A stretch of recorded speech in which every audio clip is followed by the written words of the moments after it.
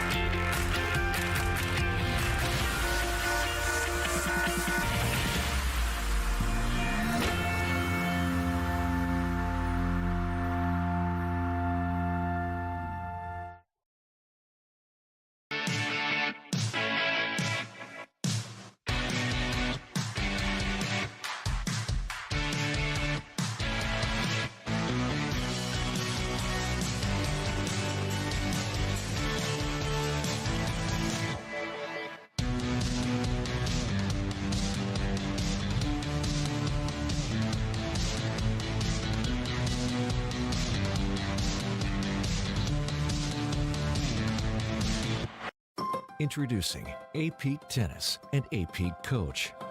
Everything tennis players need to become mentally tough, both on and off the court.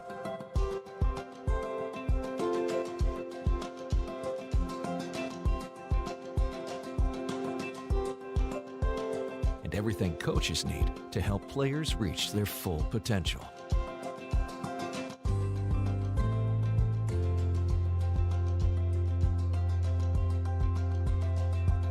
Because we are extremely confident that APEAK does work, we are offering free 1-month split testing to validate APEAK's effectiveness when implemented correctly. With split testing, we'll have half your players use APEAK, while the other half does not. Then, we'll conduct pre- and post-testing to demonstrate APEAK's value. To take advantage of this offer, email us at apeak@apeak.com.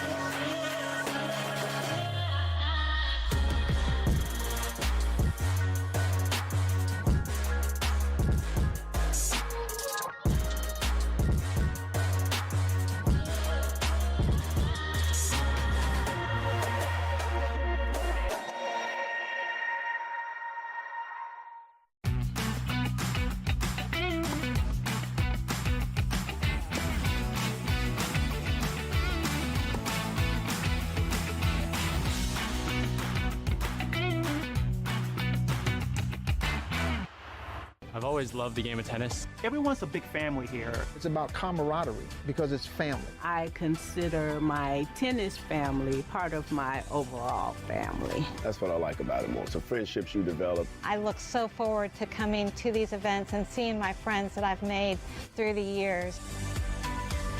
If you love the game, give back to the game. You become the calm in the storm. You can decide how much you want to work and how much you don't want to work. You never stop learning. Every time I work an event, I always learn something. It takes time, it takes experience. Find your niche. We need you, and I think you will find it very rewarding. Get out there, start trying to do it, and see if you like it.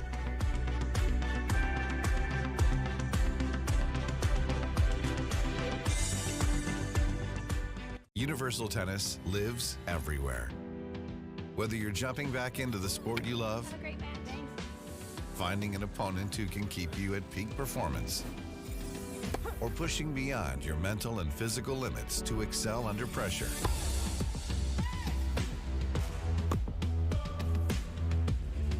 Your ideal match is out there. Universal Tennis brings you together. Download the app today and enter a whole new world of tennis. Tennis is superb. Tennis is fire. Tennis is sick. Let's go. Tennis can change the world.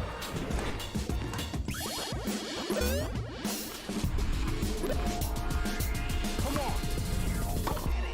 This is tennis too. Good morning. It's my first time. Not mine.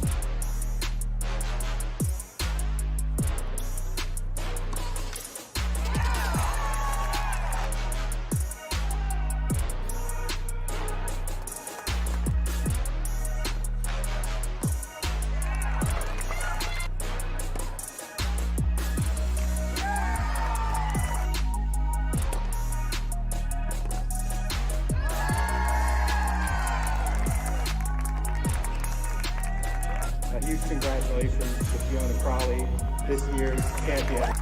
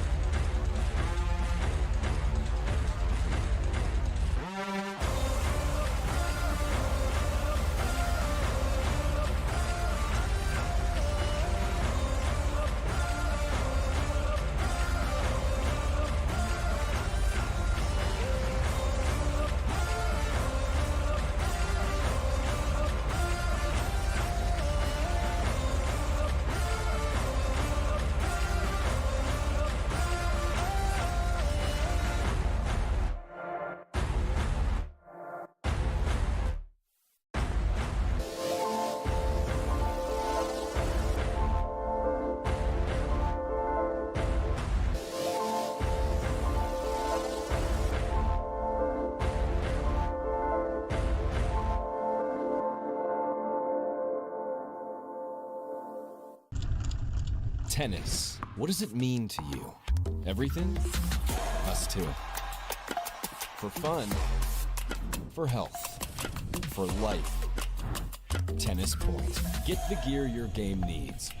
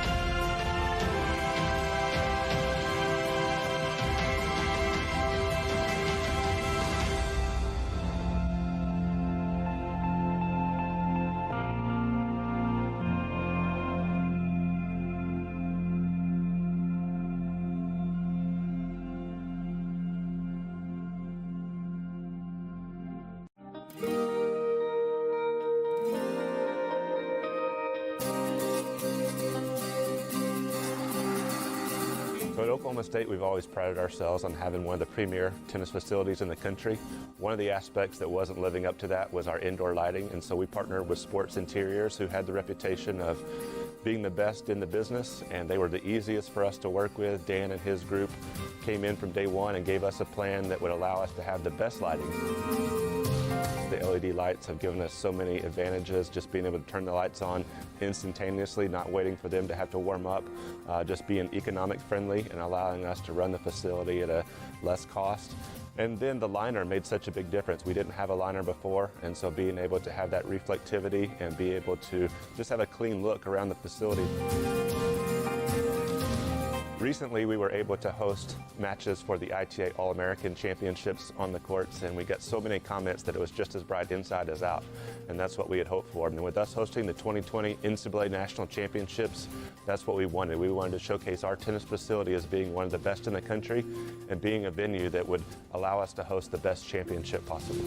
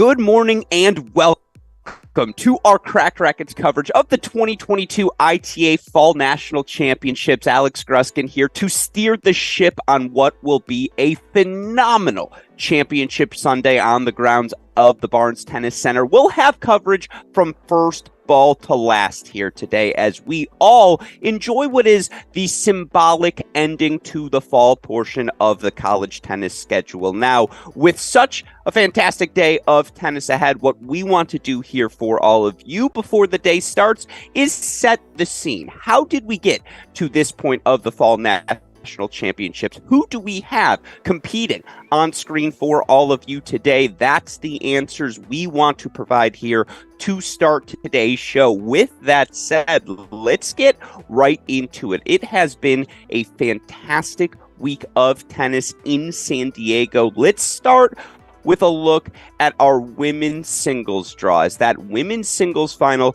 going to be one of our first matches on court today? Now, if you followed the college tennis season at all here in 2022, you know about Fiona Crawley. Crawley, the 2022 ITA All-American champion, she's looking to do something pretty special, looking to become the first player since Ohio State's Francesca Di Lorenzo over 5 years ago to win both the All-American, the Fall National Championship women's singles title in the same fall. You look for Crawley. She's been spectacular, has not dropped a set all week long. She looks to earn the title here today, and she is going to take on a player who, stop me if you've heard this before, doing something for the first time since Ohio State's Francesca Di Lorenzo. That's right, it's Daria Freeman into the women's singles final here in San Diego for the second consecutive season. If you joined us yesterday, you got to see all 4 hours of excellence from Daria Freeman. She was down 2 match points, 6-4 in that second set breaker. Freeman able to get over the hump there. Third set buster of a victory. How much does Daria Freeman have left in the tank? That's a good question for all of us to ponder, but Crawley versus Freeman doesn't get much better than that. We'll have that for you to kick off our stream here coming up in the next few minutes. With that in mind, what else do we have for you to start today's action? Let's move over to the men's doubles draw now. Men's doubles draw. Third sets have been essentially the name of the game. As you can see, 5 of the last 6 matches. And in fact, let's do some quick math in my head. 14 total. 12 of the last 14 matches, there we go, good math, Alex, have been decided by third set breakers. If you go back to the round of 16, only one team managed to advance in straight sets. And as you can see, since then, parity's been the name of the game. It's come down to those 10-set third set tie breaks, winner take all. And as such, we see a couple of big serving teams into our finals, a couple of seeded teams as well. We knew Sander Jong, Louis Maxted, 2 players coming from TCU, they were going to be good this season. And after a disappointing ITA All-American, they have rebounded in exactly the way we have expected. Jong, Maxted, straight set winners yesterday over a very frisky Utah team. Jong, Maxted into the final now, where once again they're going to take on the Ohio State Buckeyes. Feels like every year at this event we have the ITA National Fall Championship final. At least one Ohio State men's doubles team is competing. This year it's redshirt senior Andrew Luchanik, junior JJ Tracy. Fun contrast of personalities on court together, but I'll tell you what, very, very effective are these two out on the court. They're going to dip those returns at your feet. They're going to hit the big serve. They're going to employ all the Ohio State tricks of the trade that come tactically with Ohio State doubles. This is going to be a really fun final for all of you on our screen. And then, of course, coming up later today, going to do these a little more quickly as we'll focus on them later. I want to show that men's singles final coming up. Shout out to the Universal Tennis Rating based seeding. You look, it got it exactly right as it comes to the men's singles semifinals. That said, a couple third set deciders yesterday determining our finalists. It's going to be Elliot Spizzirri, a man I lovingly referred to as a one wrist wonder. Spizzirri still not exactly capable of hitting through his backhand wing, dealing with a left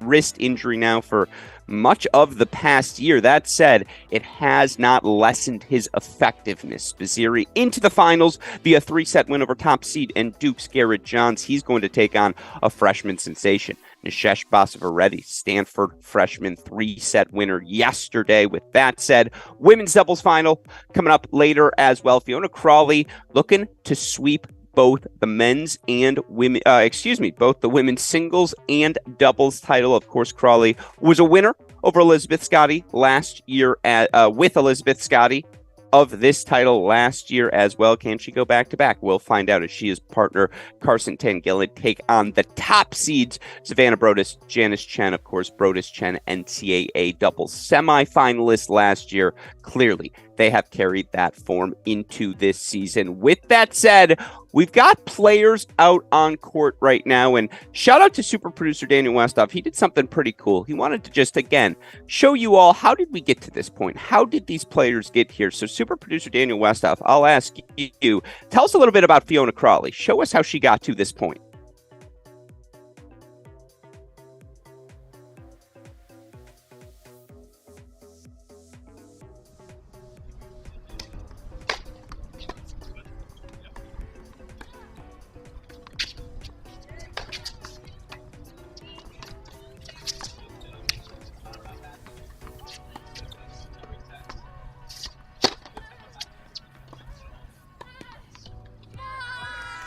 And there's the match point for Fiona Crawley, who again was just sensational yesterday. She dropped 4 total games between the singles and the doubles. Crawley into the singles final here at the National Fall Championships once again. Meanwhile, you look for Daria Freeman yesterday. What a match point. What a battle. I believe we've got that match point highlight for you as well. As you see Daria Freeman on court, you can see the fatigue certainly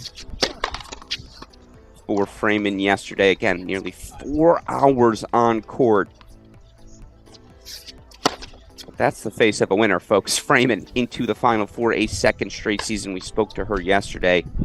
She talked about being a little bit better prepared for the final this time around. She's hoping for nerves. Wouldn't be human if you didn't experience a few championship match jitters, but I'll tell you what, folks, this is a matchup we can get excited about, and yeah, there's a little disbelief. Anytime you go 4 hours, you're ready to rock and roll. Well, with that said, we're ready to rock and roll here at Cracked Racquets. As you see players out on court, let's open things up with a split screen. Super producer Daniel Westoff, I want to go split screen here as we watch both of our matches get underway. Daria Freeman near side of.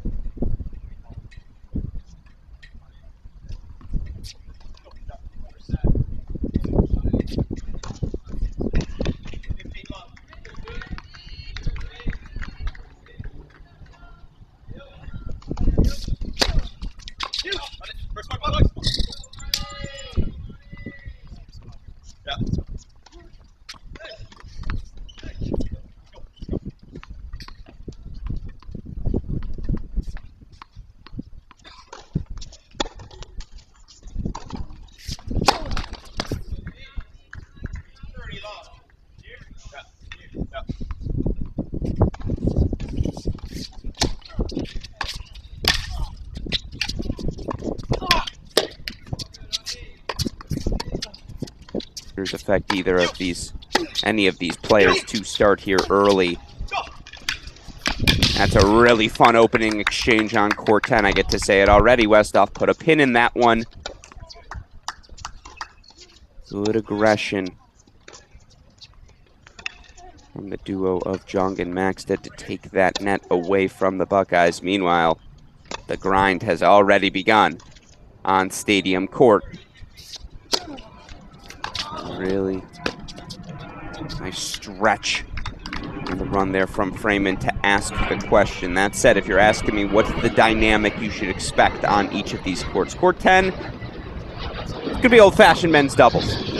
Try to get 2 up to the net. Play big through the bodies of your opponents. If you're asking me the biggest server on the court, I'd probably go Jong, then Lucianic, but both guys can absolutely crank. I don't know if I've ever seen J.J. Tracy miss a return.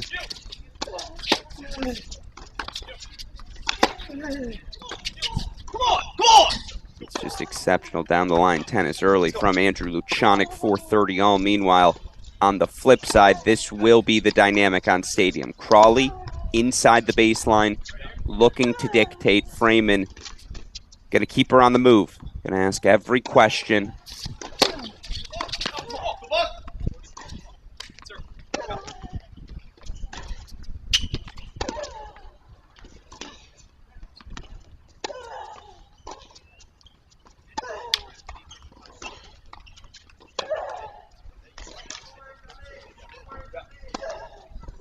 I mean, come on now.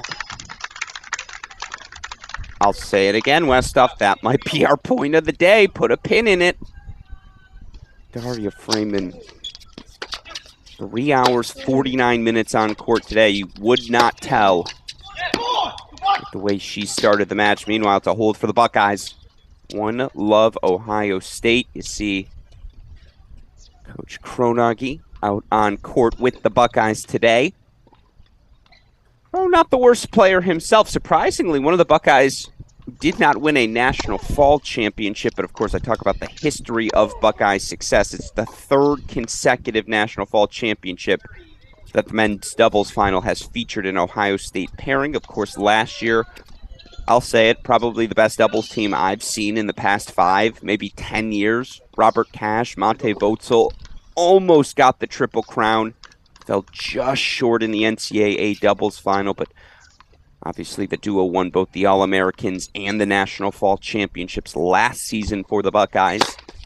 The year before that, Cash actually partnered with John McNally and played against Mate Votzel. Votzel at the time at Oklahoma State. You also have Chase Buchanan, Blas Rolla, who did win that Triple Crown. They're former champs of this event. Scott Green, Ross Wilson went back-to-back. 4:05. Meanwhile, as you see on your screen, break point chance to the left. And it's an opening break for Daria Freeman. Okay. Here is something we have not said a lot of this week. Fiona Crawley trails. 1-0 lead for Freeman. Meanwhile, Sander Jong serving first for TCU. Look for this TCU team. I believe it's the first time since 1995 TCU's had someone in the finals of this event. You'd have to go back to Paul Robinson, who made the finals 94 and 95. Have never had a doubles finalist at this event. So already a program first. Another successful tenure. Head coach David Roditi. Away from Maxted for 40-15. Game point chances coming up for TCU. It was fascinating to talk to these two yesterday, Jong and Maxted. There's a positivity they play with. They're never flustered. And how could they be? They've done a lot of winning this week. But that steadiness, that's what they bring. You're never going to see them get too high, too low. Just relentless in their approach. As you see Sander Jong, senior, game point chances.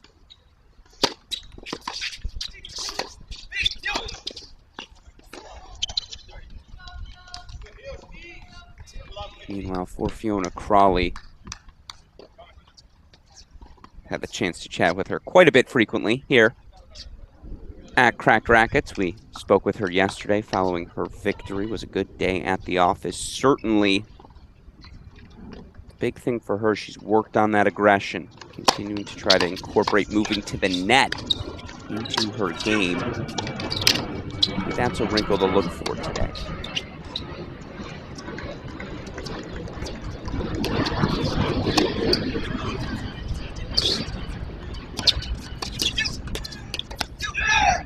Unreal from J.J. Tracy.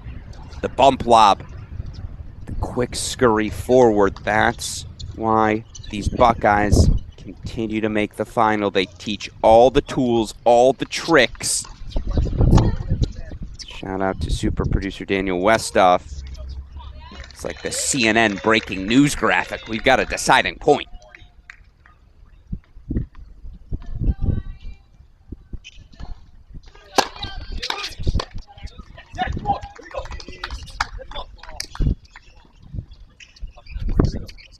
It's a deuce point hold, so 1-all.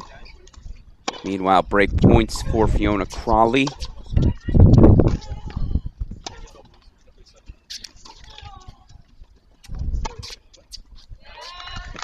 And that's why Fiona Crawley, undefeated in All-American and Fall Nats play this year, just exceptional.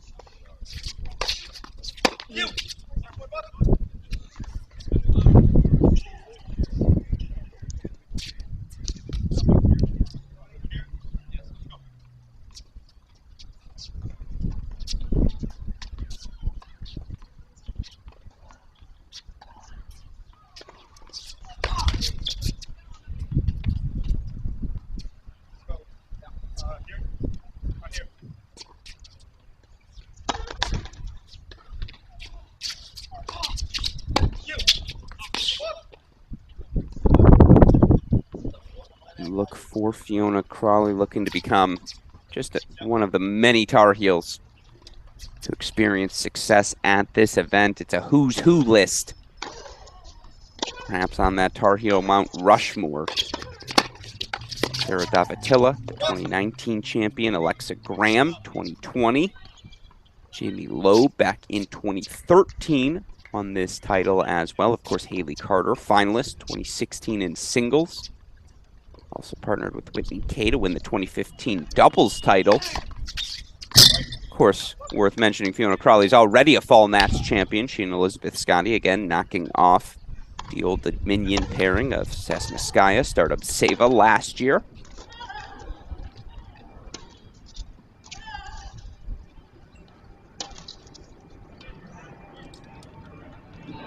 Overhead into the net, but that's the right miss, right? For Fiona Crawley in that moment, as we have the changeover over on the double. So we'll lock in here on Stadium for a moment. Again, Alex Gruskin steering the ship here on Championship Sunday. We'll have our men's singles final, Spazziri Bosforetti, coming up in a little bit. We'll also have our women's doubles final, Crawley, Tan Gillig, taking on Brodus and Chen. That'll be whenever Fiona's ready. Later on today. Certainly you make both finals, you get to set the schedule. I think she's earned that right.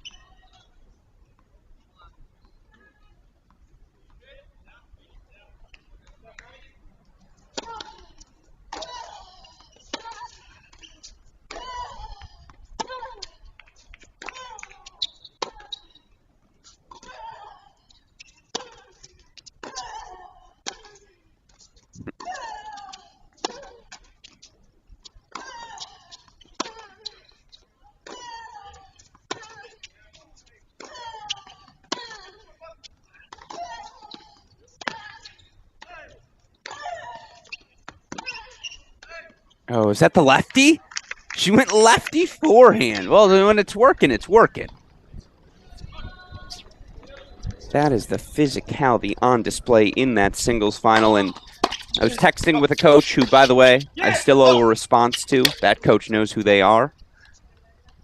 But they informed me these San Diego Barnes courts, slow as can be. Almost perfect for Daria Freeman.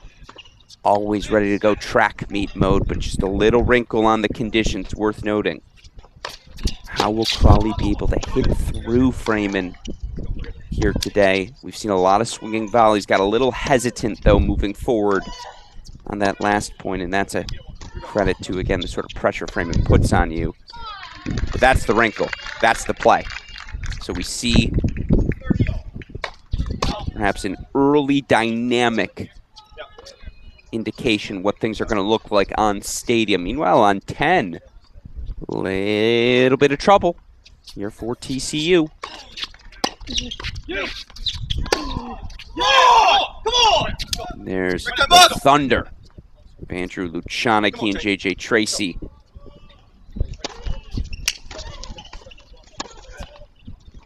Clearly their own handshake. I like it. A little high-five fist bump action. Sets up 3 break points. I think you have to have a special handshake with your doubles partner. Otherwise, you're just not doing it right. Shout out Max Rothman. He knows exactly what I'm going to him for the handshake after every point.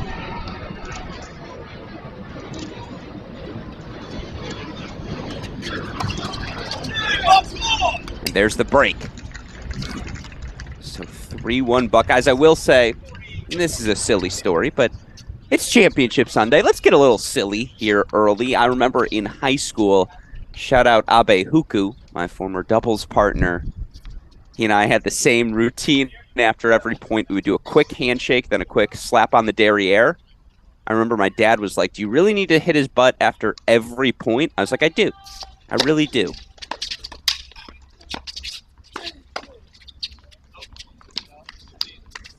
You do what you got to do to build chemistry in these moments. You see, win or lose the point, you're going to get that high five. And it was fascinating talking to Lucianic yesterday, who, if you've listened at all this week, you know my fondness, not only for Andrew as a person, but his college tennis story as well. He says, my mistakes at the net are typically footwork related. Sometimes his feet get a little bit slow up there as we see Crawley Freeman continuing to do battle. We'll check back in on that momentarily. Crawley does hold 4-2-1. But look for some interesting positional alignments for the Buckeyes today as they try to, again, work the footwork accurately of Andrew Lucianic. That said, that's just exceptional from Louis Maxted. Sophomore with the one-handed backhand flicker down the line. It's not a break till you consolidate. Buckeyes in a little bit of trouble trying to do that right now.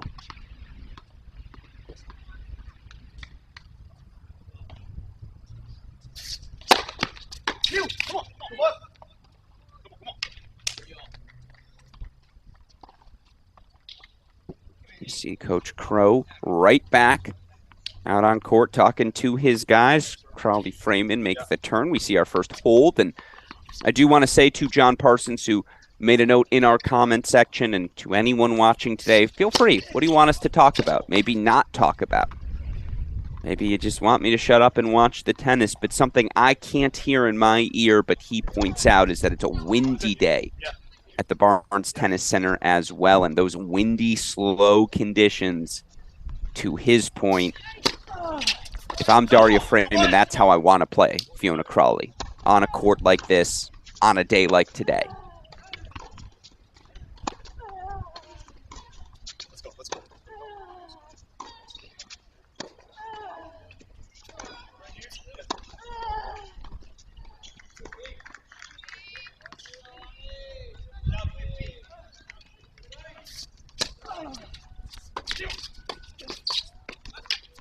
That is an exceptional kick serve from Andrew Lucianic, but a better return from Sander Jong. I got no issues with any part of that point. Sometimes great beats good. And so we have a deciding point. Another one early on 10.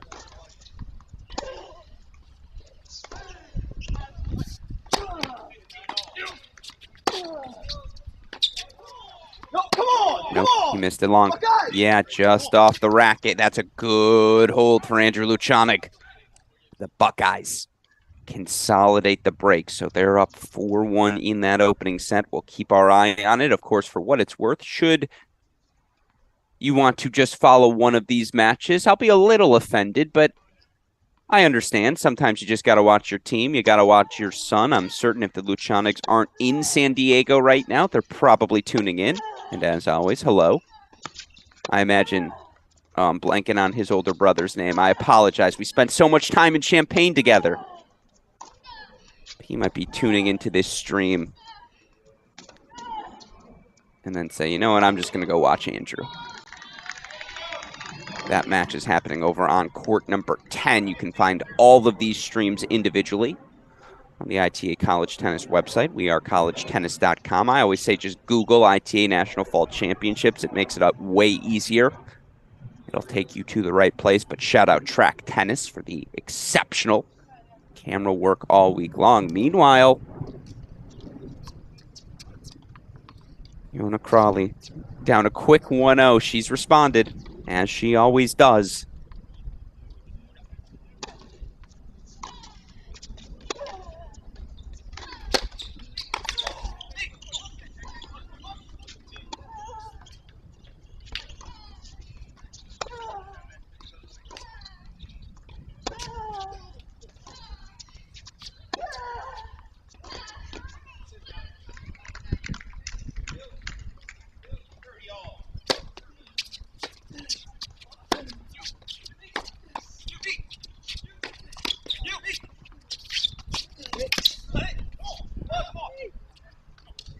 I actually like that play from Maxted. He pinched center with the very clear knowledge, as you see David Roditi now out to talk to his guys. That's where Lucianic was always going to go. Hard down the center. It's the right play. It's the high percentage play. I like that Maxted anticipated it. He just, sometimes again, great beats good. So TCU in trouble, dropping this first set pretty quickly.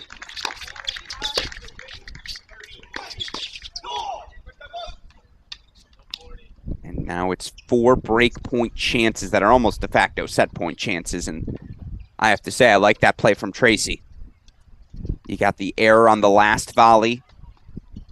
Why not attack Maxted once more? Meanwhile, break points on the left as well. The double break point chance. How about that for your 2-box start?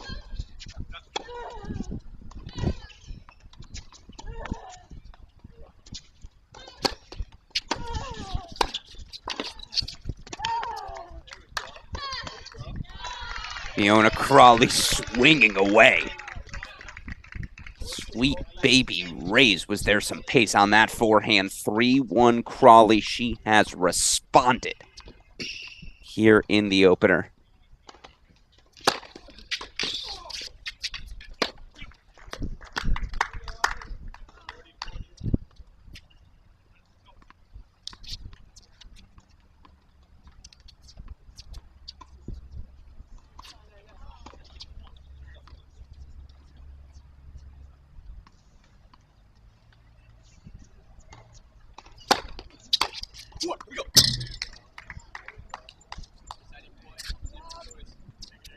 Deuce point coming up.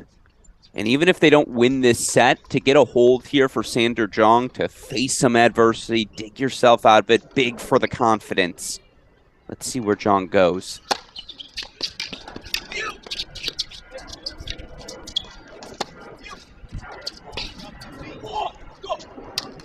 That is really good tennis. Heck of a play from J.J. Tracy to even get that return over the net. I didn't expect Jong to go wide. I don't think Tracy did either. Really, really well done. The Horned Frogs to just keep it a 1-break deficit. It's good stuff over on 10. Meanwhile, can Freeman reset herself here in set number 1. I'll keep reiterating this fact, but it's been a lot of tennis for Daria Freeman over these past 24 hours and really all week long.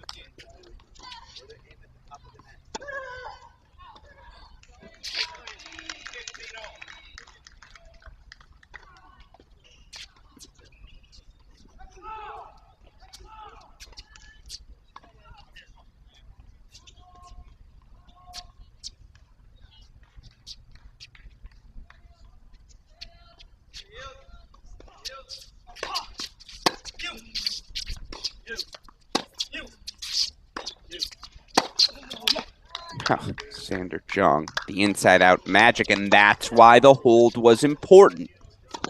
5-1 love 30 doesn't really mean much. Up a single break, love 30. Now you get a little jittery. This is a run. 6 straight points here for the Horned Frogs.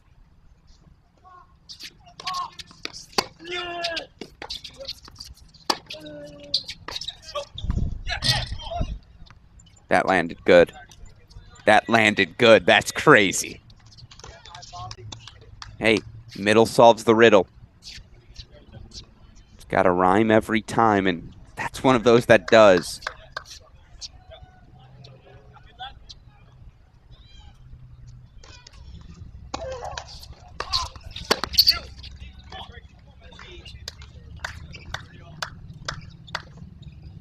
By the way, I want to make a quick note, as I know there's some other fans, schools out there. If you're looking for the Charlton, Van Castile, Benson, Milanovic match, that's on court 11.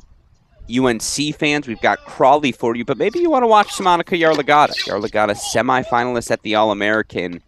Down a very quick 5-love deficit, though, to Chloe Beck of Duke. Who doesn't like a little Blue Devil Tar Heel action early in the season? That match over on court 17. Again, all these individual links available on wearecollegetennis.com. How about this, though? Deuce point, break point. Wouldn't have it any other way as we see Crawley 4-1. Can we quickly go full screen on 10, super producer Daniel Westoff? If you can do it before this deuce point, I trust your judgment. No, we're going to leave it 2. Let's just leave the 2. Right side of your screen. No, just kidding. He's the best.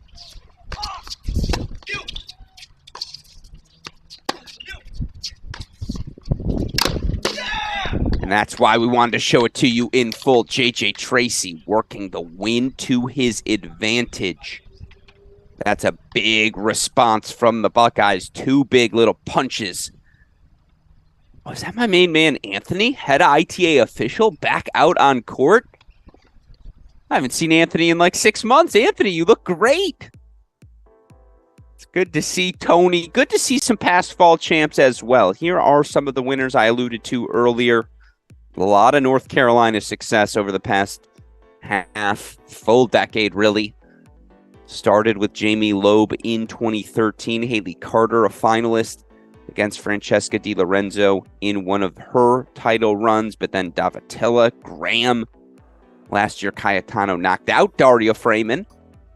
But it's really a who's who of college tennis on this list. You see former Miami standout, now Oklahoma women's tennis head coach Audra Cohen on the list. I know Michigan women's tennis head coach Ronnie Bernstein, a former doubles champion at this event.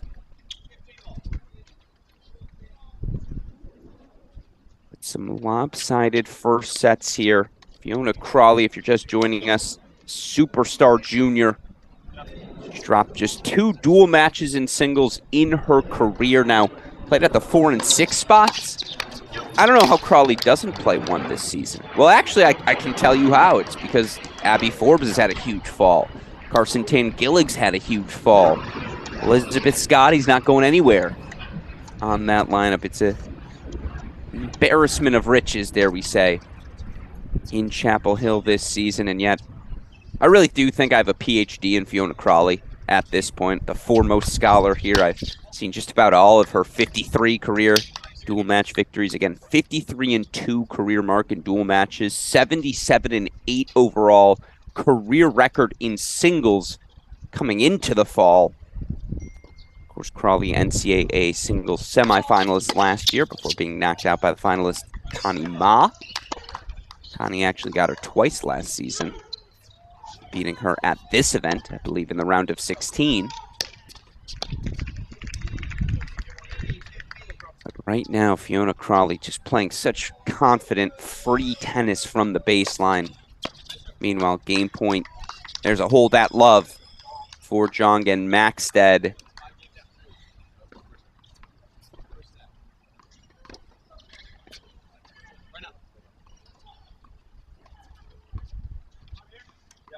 All right, here's what we're going to do. Super producer Daniel Westoff, let's go full screen for Ohio State TCU. Let's watch the ending of this set, then we're going to go full screen Crawley Freeman through the end of their first set. But I want to watch this one. Let's go full screen court 10.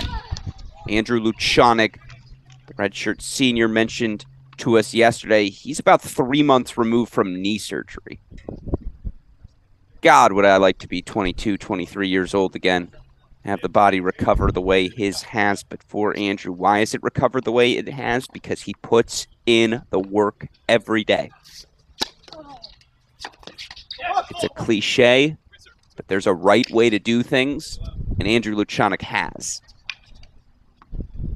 By the way, J.J. Tracy has also, much like Crawley, kind of only experienced success early in his college career. I don't mean to sell him short because Tracy's been nothing short of spectacular his first 2 seasons, and now we've got 4 set-point chances for the Buckeyes.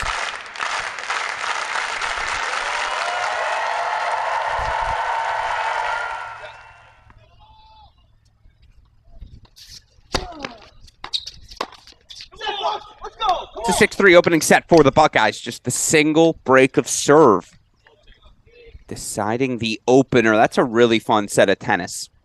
And Ohio State halfway to another ITA Fall Nats crown. Let's go back over to center, or excuse me, Stadium Court here at the BEA beautiful Barnes Tennis Center in San Diego. Fiona Crawley 4-1 lead.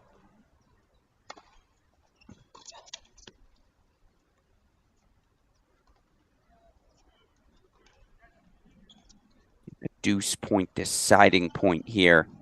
Dare I say a de facto set point.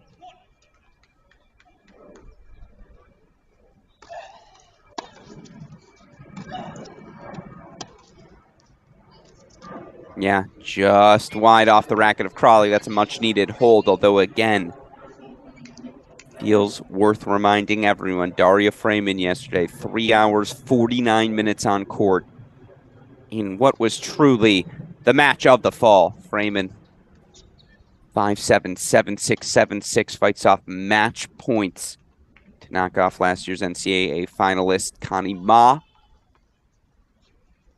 That backhand landed a little short for Freeman, and that would be my question. How much juice is left in the tank for Daria Freeman?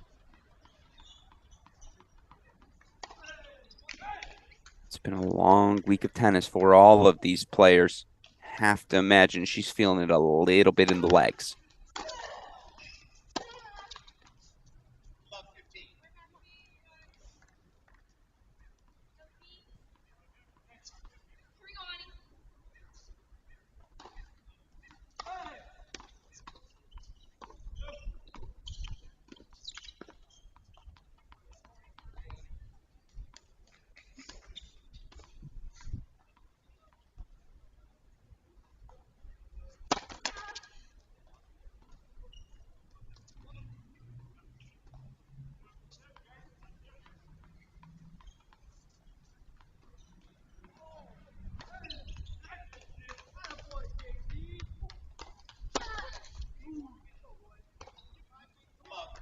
All right, it's a little bit of an opening.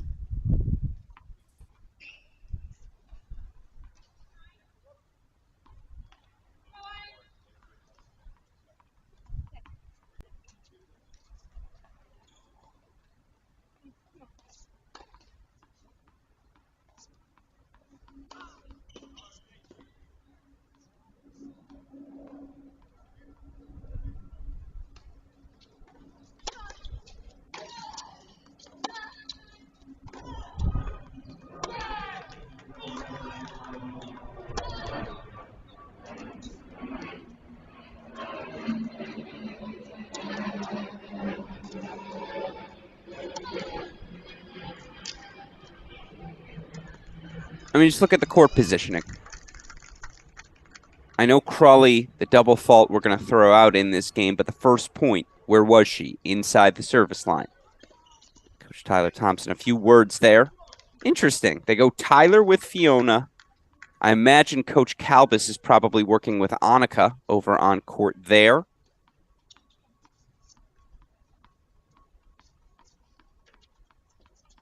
Just a little wrinkle, maybe something to think about as we move towards the dual match season. Who's going to be working with who?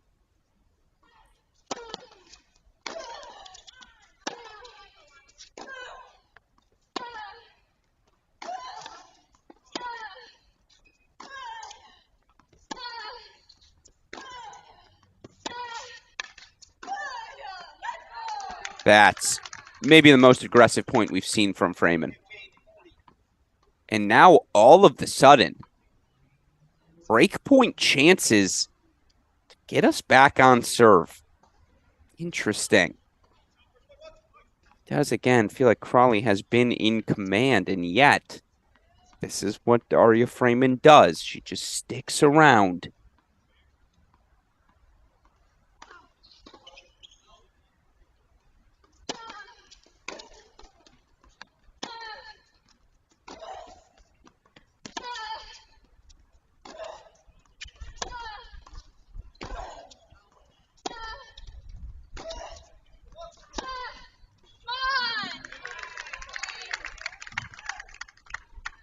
Yeah, that's pretty good.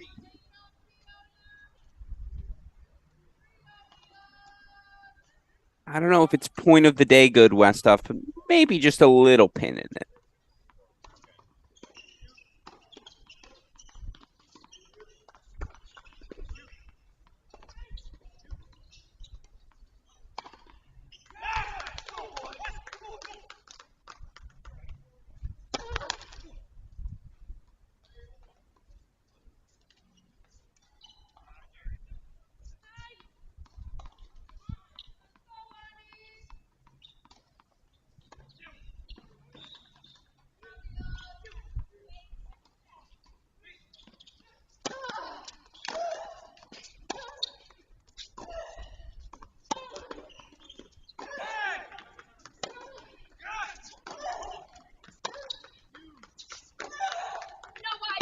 No, she missed it wide.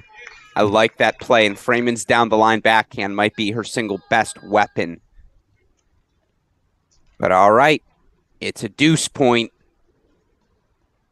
And this feels like this might be the inflection point of the first set here. Big moment of opportunity for Freeman. Big moment for Crawley to perhaps close the door and say, no, no, no, not this set. Add side the choice. Princeton's Daria Freeman.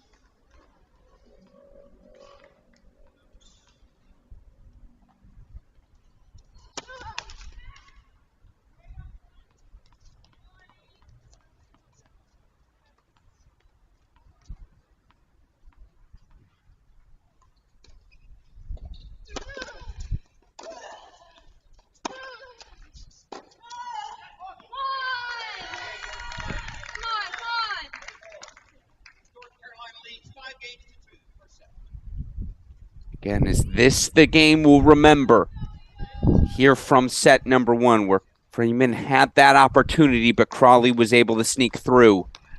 Maybe so. Fiona Crawley, 5-2 lead. Let's keep that up on the left side of your screen, super producer Daniel Westhoff. I don't mind it at all, but it's a deuce point deciding point early. We're Jong and maxed that out. Sandra goes for the big backhand cross. Trying to get JJ Tracy. Catch him with his hand in the cookie jar, unable to do so.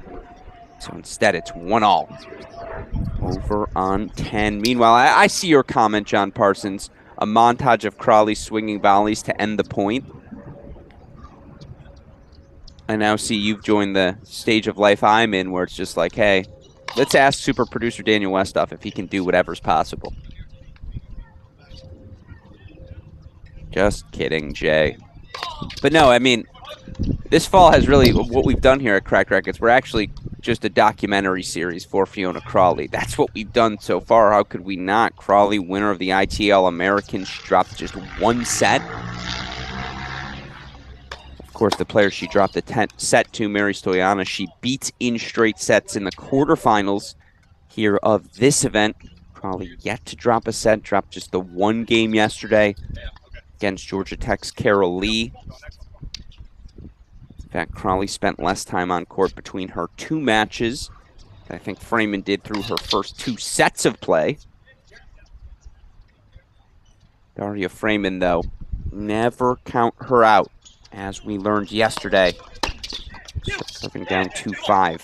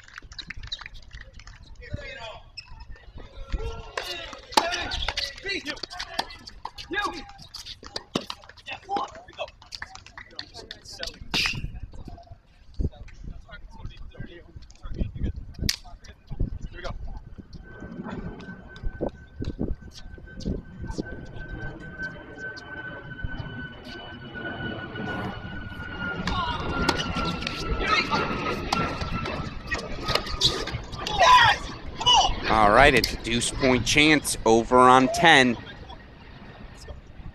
Meanwhile, again, Freeman trying to just stay alive in set number 1. Let's see if she raises her aggression. I like what she did in that last Crawley service game, taking the ball a little bit earlier inside the baseline.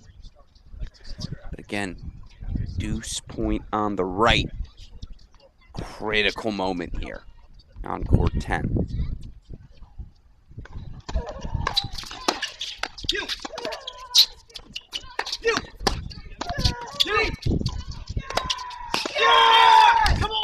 That's exceptional. And again, JJ Tracy doesn't miss. That's been the book on the junior since he walked on campus in Columbus. Did such a good job of keeping that ball low and getting that lob deep enough to make it an uncomfortable overhead. Buckeyes setting a break lead on 10. Let's go full on stadium. Game point chances here for Freeman.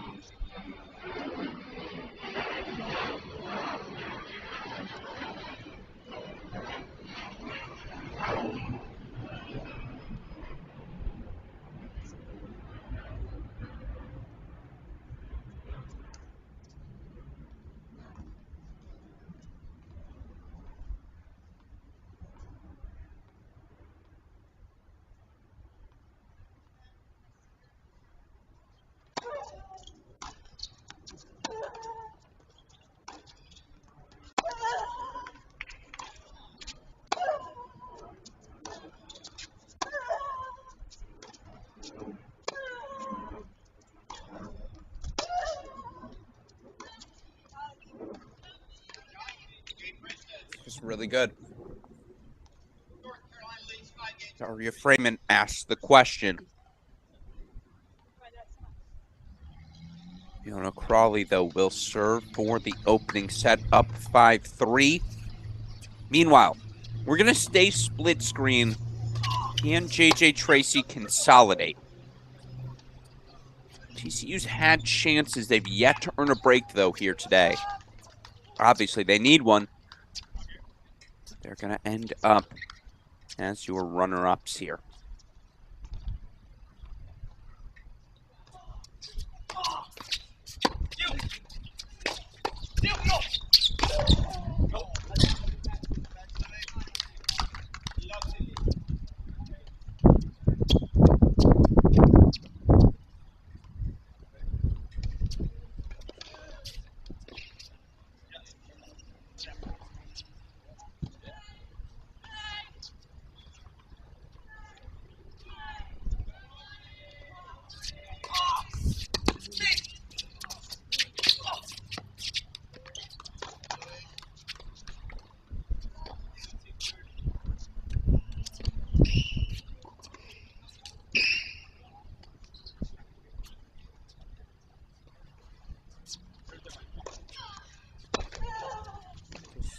Window of opening for TCU. Meanwhile, look at Freeman inside the baseline, turning into her backhand. I like that aggression from Freeman. I love the aggression from the Horned Frogs. It's not a break until you consolidate, and right now TCU 3 breakpoint chances on 10.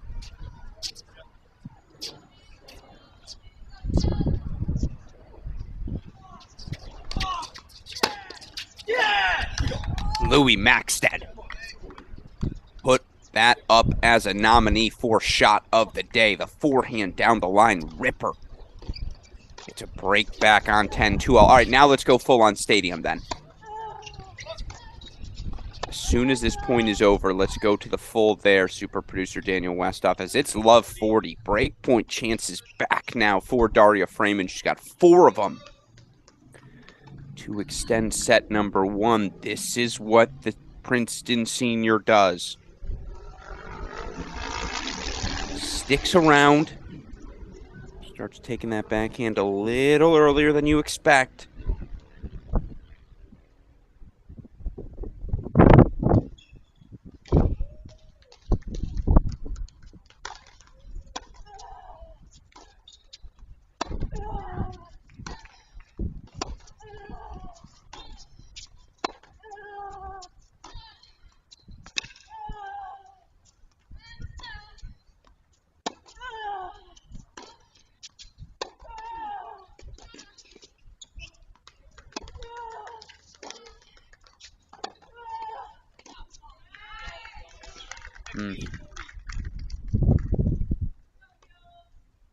A little long there off the racket of Daria Freeman.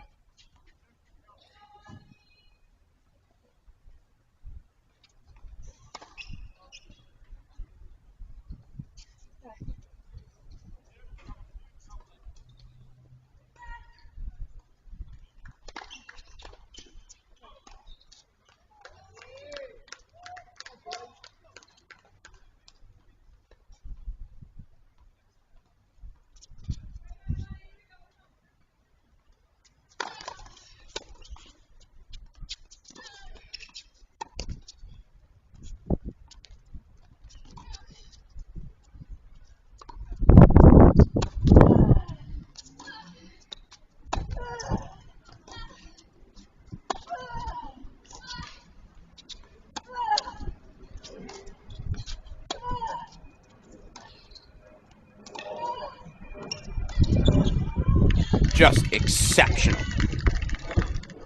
All the way around.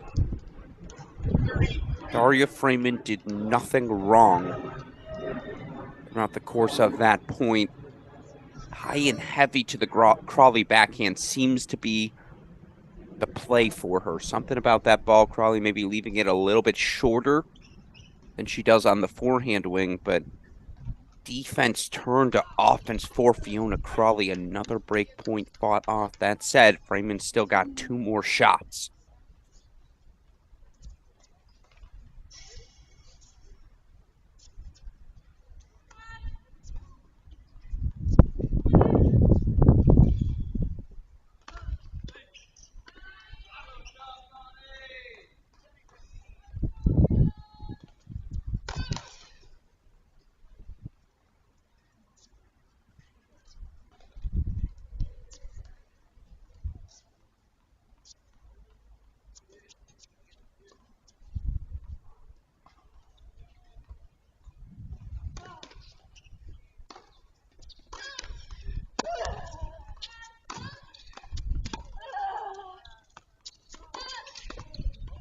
Well, that's why she's been so good this fall.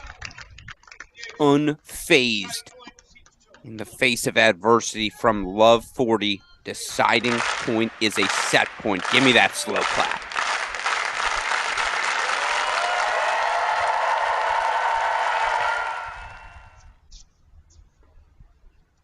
Raymond goes right back to that ad side once again. I'd say watch for the serve forehand body.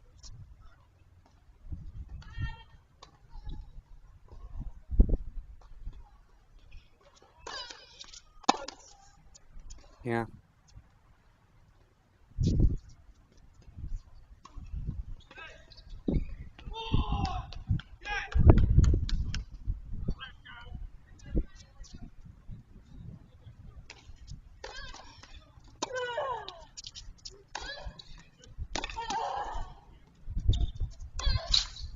First set, Crawley.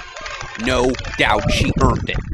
6-3 for the UNC junior. She is halfway to joining some historic company. As Crawley looks not only to sweep both the singles and doubles titles here in San Diego, also looking to become the first player since Francesca Di Lorenzo to win both the All-American and Fall Match singles titles in the same fall season. Meanwhile, back over to court number 10. Andrew Lucianic, JJ Tracy up a set. We're up a break, now down but on serve 3-2 here in set number 2. And guess what? Louis Maxted has found that down the line. That's now a couple of times.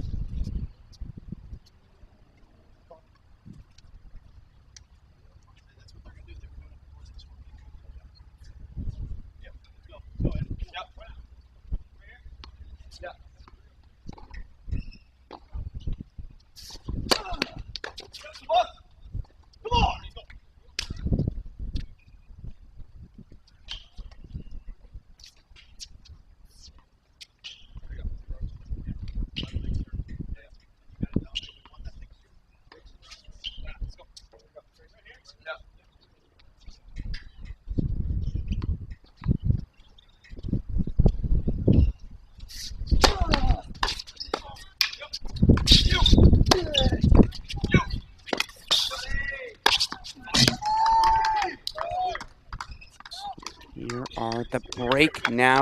All the momentum in the hands of Jongan Maxted. From 2-1 down, they have flipped the script. 4-2 lead here for the Horned Frogs. I talked about this early, this duo of Jongan Maxted. They never get too high, never get too low. And that steadiness has been rewarded here.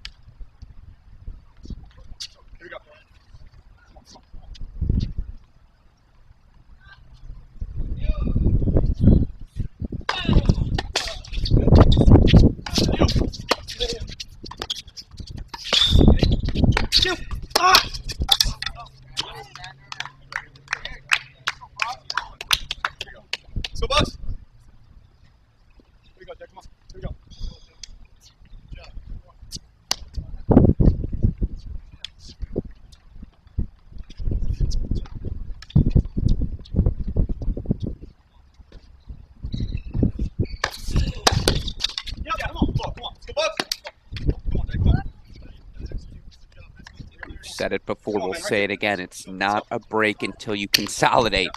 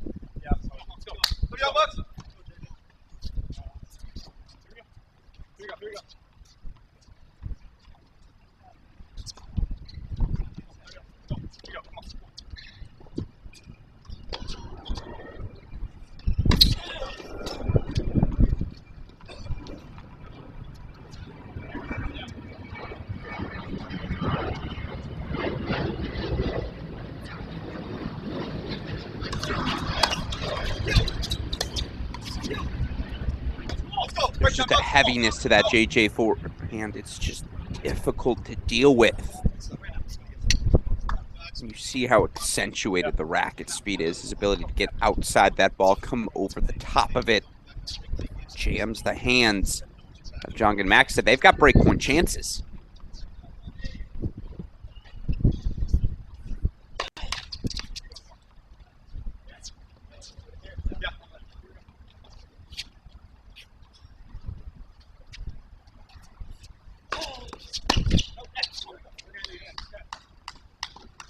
Shonik went big. I like the attempt. JJ, a little slap of the hands as if to say, I get what you were doing there. But now it's a deciding point. Put the graphic on the board. JJ Tracy to take the return once again. Maxted serving. Far side of your screen.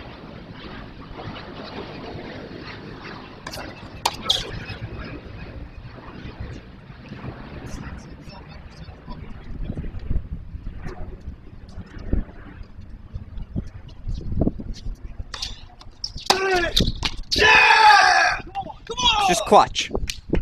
No ifs, ands, or buts about it. Dipped at the feet. JJ Tracy, an exceptional forehand.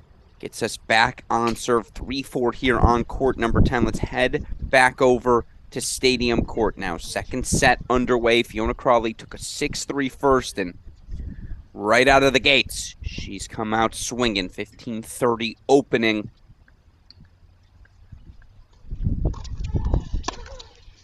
Like this. Let's stay split screen for now.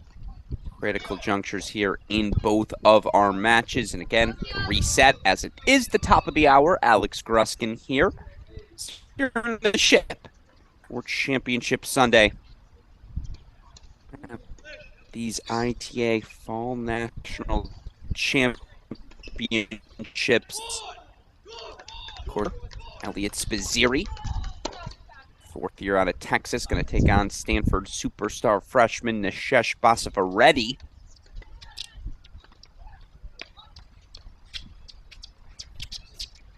Of course, coming up later today, as soon as she's rested, Fiona Crawley come back on court with Carson Tan-Gillig.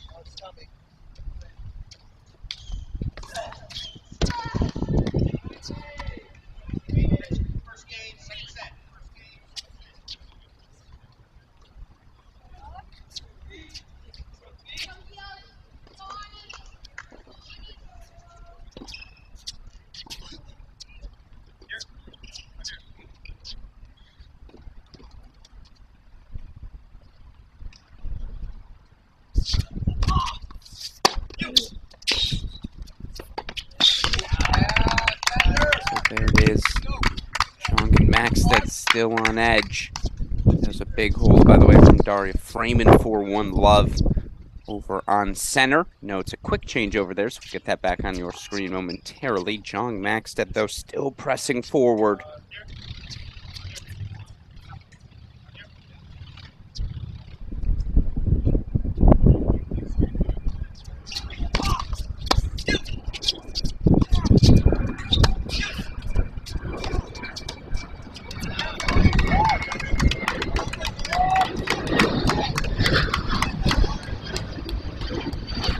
Now it's breakpoint chances here for TCU's Jongan Maxted. Yeah, let's stay here through the breakpoint chances.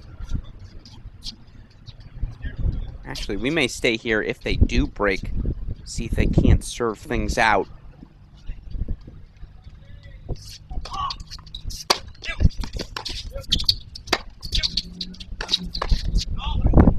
There's the break. Jongan Maxted will serve. Wait. I'm sorry, what's the discussion here?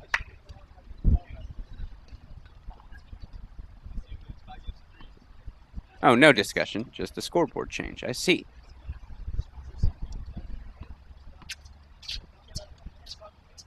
Oh, no, there's a discussion.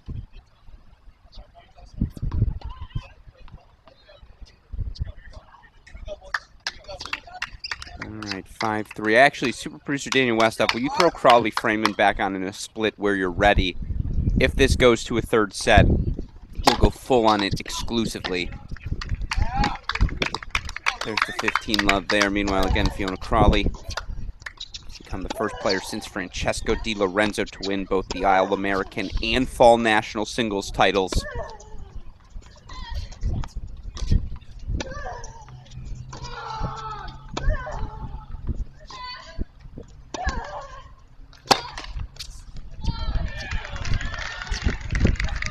Play like that has her in a position to do so.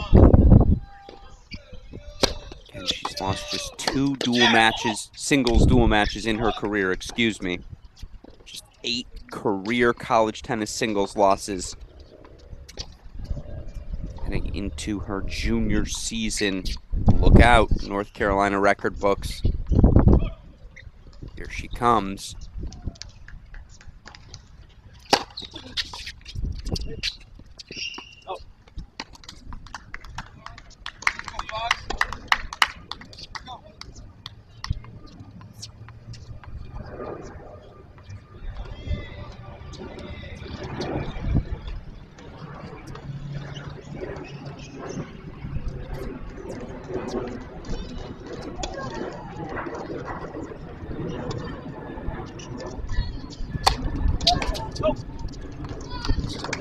Set points, Jong Maxted. And they force the split.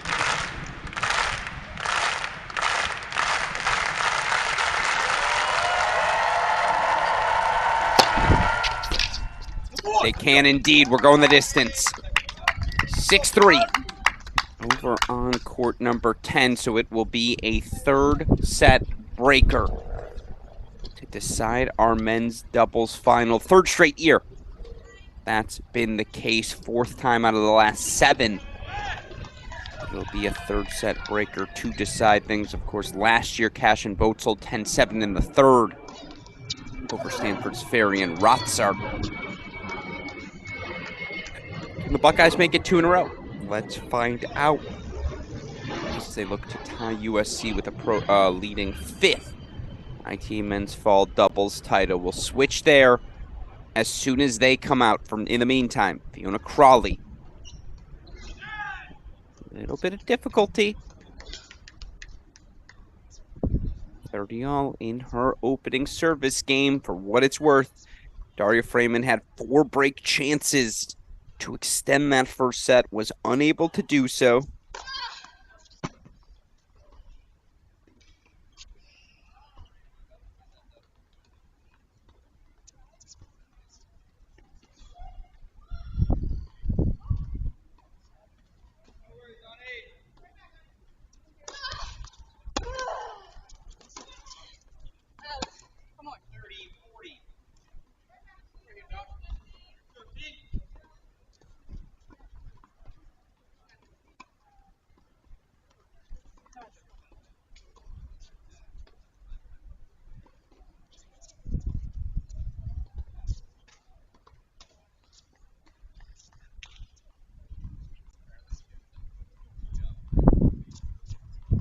Here's a break point chance now for Freeman, 2 of them.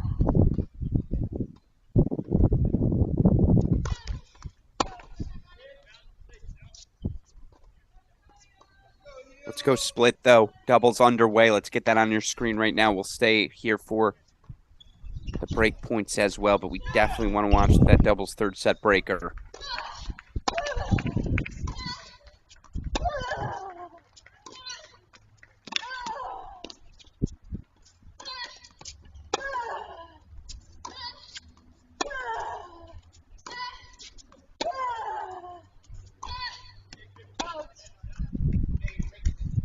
Crawley broken. 2-love Freeman. Come on! Over on center court. Meanwhile, 3rd set breaker underway.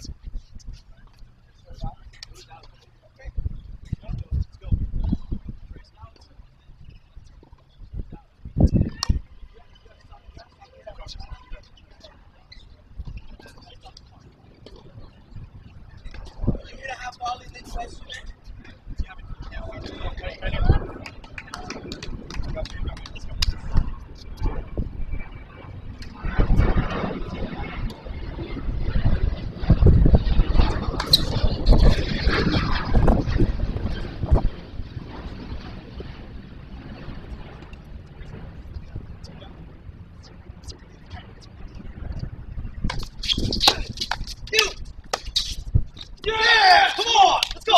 Tracy with the sneaker. Definite pin in that. It's a potential shot of the day. It's a double mini break lead.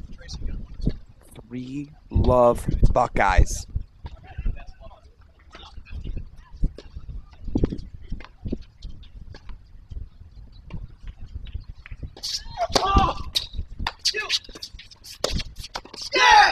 Good poach. But he was a little indecisive. Come on, JJ. Let's go. That indecision had that volley a split second late. 4 love Buckeyes.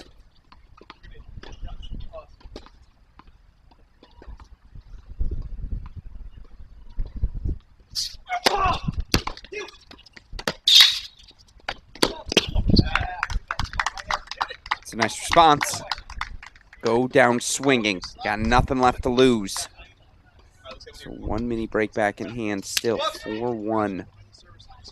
Here for the Buckeyes, Andrew Luchanik returning on the ad side of your screen. I believe that's Louis Maxted serving on the far side. Indeed it is.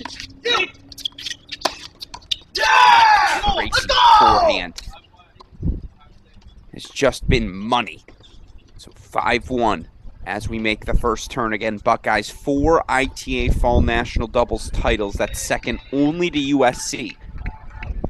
USC's got 5. Last of which, of course, came via Yannick Hanfman, Roberto Quiroz in 2014. Ohio State, of course, the defending champs in men's doubles last year. Cash and Votzel. Getting the job done.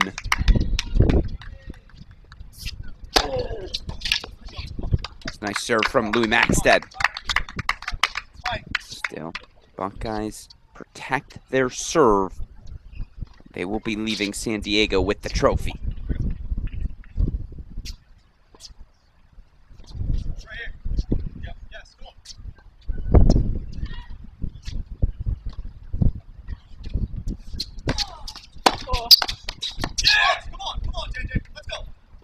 It's really good. Great serve. Honestly, Jung did well to just get a racket on it, but Tracy too quick at the net.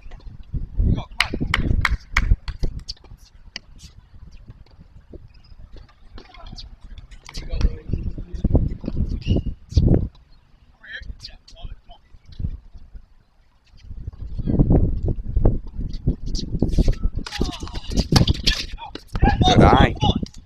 7-2 Buckeyes in command. Of course, going on right now, Daria Freeman, 2-love lead in the second set. She dropped the first to Fiona Crawley. Crawley's got some break point chances. We'll get back to that match as soon as we're done here.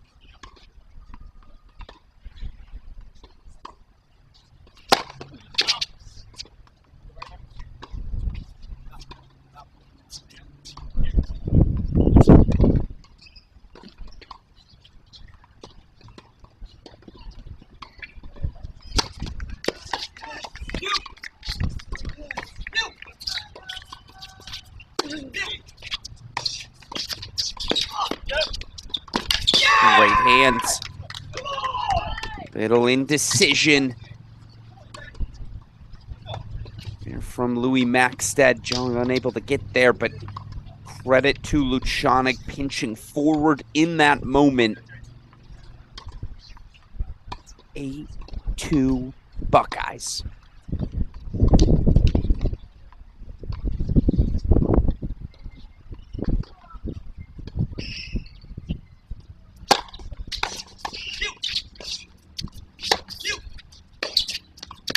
Just missed it. Oh, he's going to miss eventually, right? Great attempt from JJ Tracy. TCU, though, hanging on. Need to make some magic happen right now.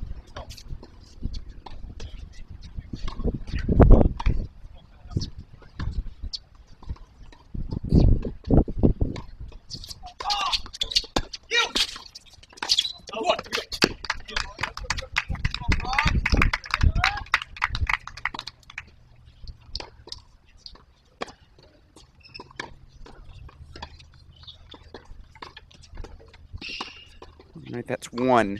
Again, 8-4 here on the turn. And For what it's worth, Fiona Crawley did get the break back. So we're back on serve 1-2 over in set number 2. Of course, we're keeping an eye on that one. I do believe I see out of the corner of my eye. Is that Nishesh Basavareddy? I think that is Nishesh warming up on court. To our left now, are they? Is he warming up with Elliot Spazzeri or a teammate? I can't tell. I only see that top left, but I'd recognize that forehand backhand combination of Basavareddy anywhere, so I do at least see him warming up. Freshman sensation going to take on Spazzeri in our men's singles final. 8-4, JJ Tracy serving.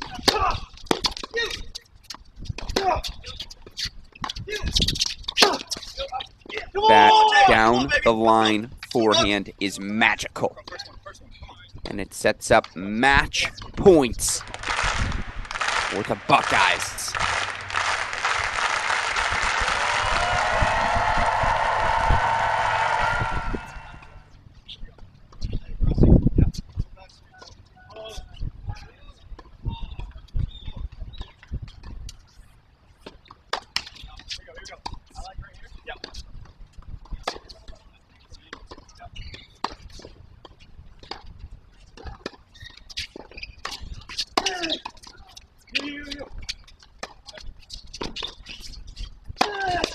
Your 2022 ITA Fall National Champions, JJ Tracy and Andrew Luchanik. The Ohio State duo, 6-3, 3-6, 10-4. Heck of a performance from the Buckeyes.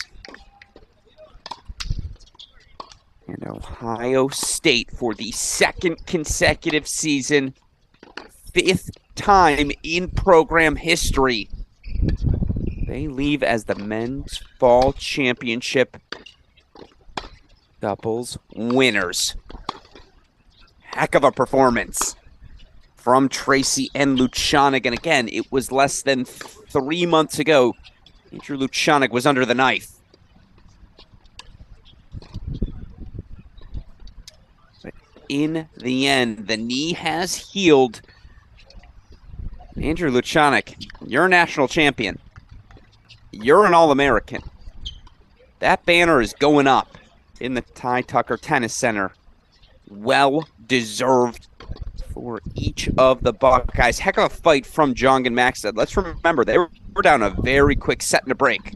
Went down 2-1 in set number 2, immediately flipped the script, were able to force the third, but once again, Ty Tucker, Coach Crow, the Ohio State Buckeyes, your men's fall Nats doubles champions. All right, with that said, we've got tennis going on here at the Barnes Tennis Center, so let's get back over to the action on Stadium.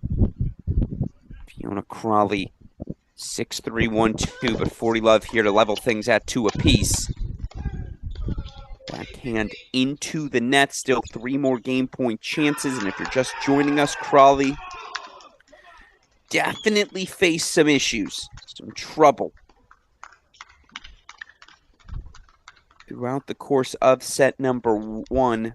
Multiple breakpoint deficits fought off.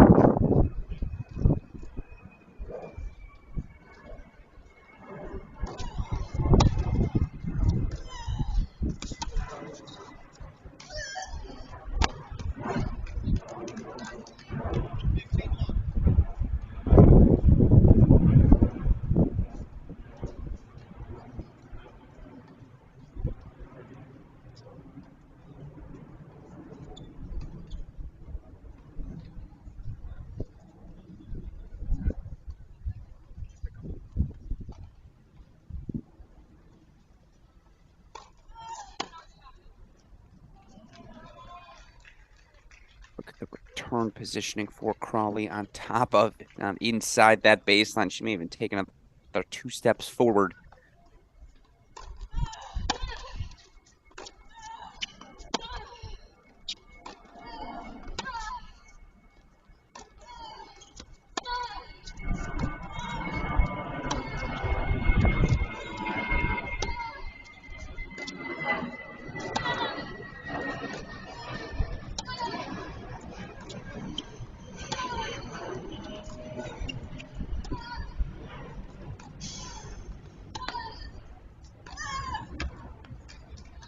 That's exceptional. And credit Daria Freeman, who has taken a few steps inside, or at least closer to that baseline, to just make it a little bit less easy for Crawley to dictate the way she has.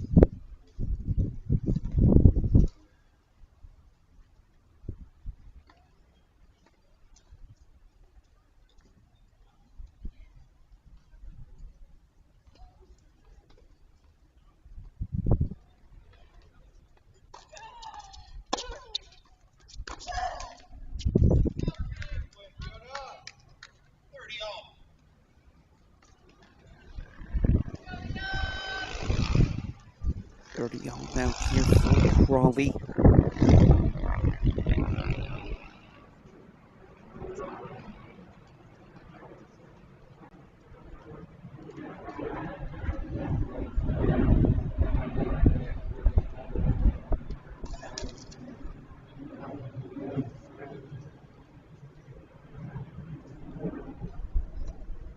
And this is where you begin to wonder for Freeman, those 3 hour, 49 minutes on court yesterday. At some point, they have to start to feel that, right?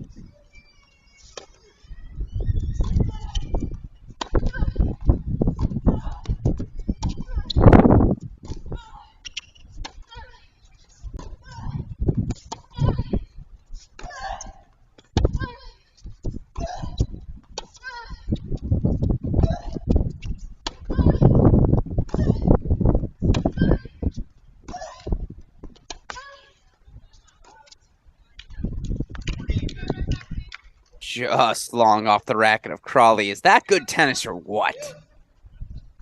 Absolutely outstanding. And sometimes, again, Freeman connects perfectly.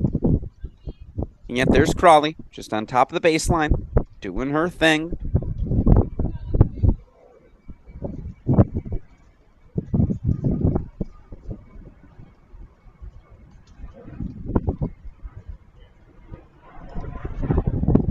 Still, clearly Freeman has raised her aggression, and I have to be impressed by that.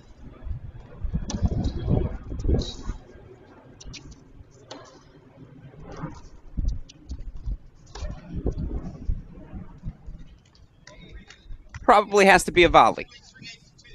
Nevertheless, Daria Freeman will take it.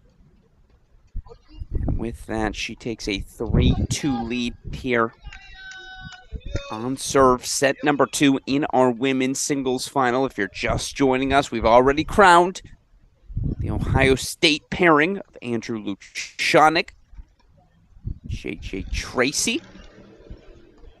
That duo, 3-set winners over TCU's Sander Jung, Louis Maxted. Very fun match to start our day. Of course, coming up next, we'll have our men's singles final action start to get underway. It's going to be Elliot Spizziri, 4th year out of Texas, taking on the superstar freshman, Nishesh Basavaredi. Shout out to the photo choice there for you, super producer Daniel Westhoff, on that Nishesh take. That is a determined-looking Nishesh on the board there. By the way, do we have an official start time for that men's singles final, super producer Daniel Westhoff?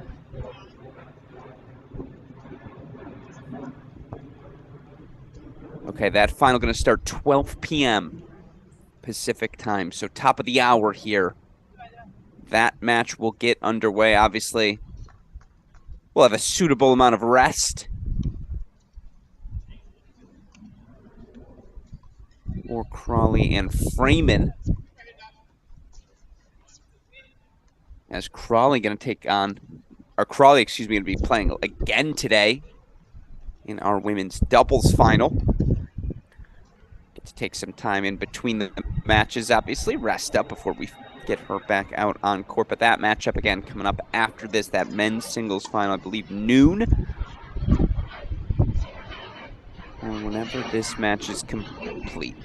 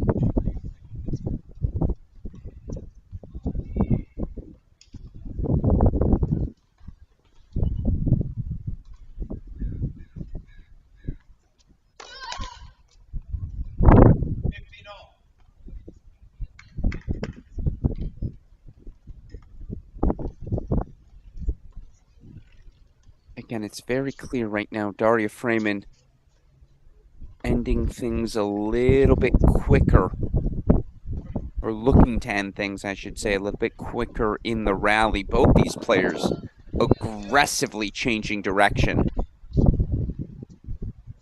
whenever the opportunity, the space presents itself. It's led to very fun, physical tennis.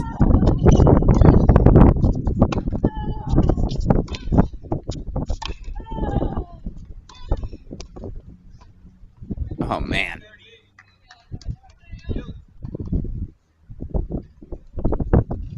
Credit to Crawley. She got down like Saturday night for that one. Low, tried to keep the momentum through the court, but I mean, again, that's the pressure Freeman puts on you. You do feel the need to, well, I got to go big at some point. She's not going to give me something for free. This is a fun one, folks.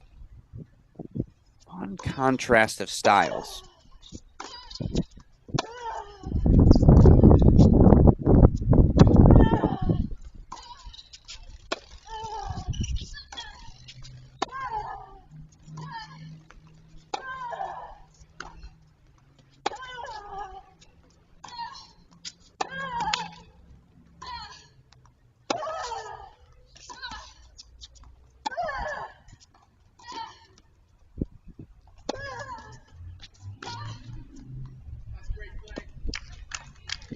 All right, and once again, we've seen this a couple of times where Daria Freeman has had chances.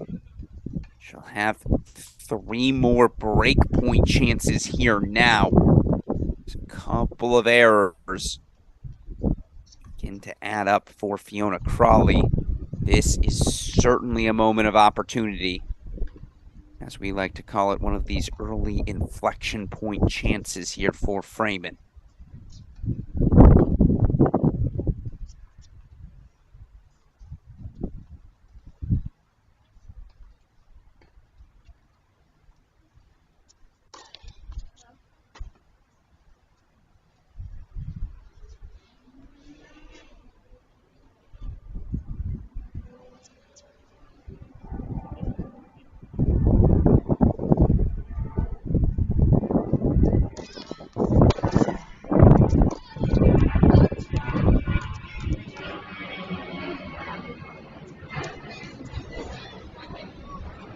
All right, Daria Freeman.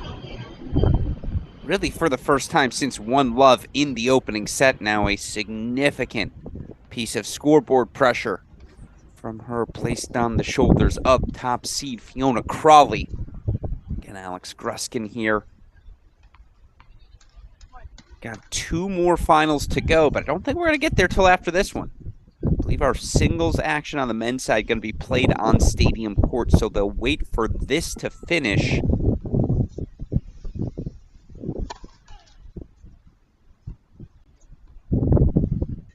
Of course, we can't play our women's doubles final until we have Fiona Crawley rested and available, as she and Carson Tangillick will take on top seed Savannah Brodus. Janice Chen of Pepperdine.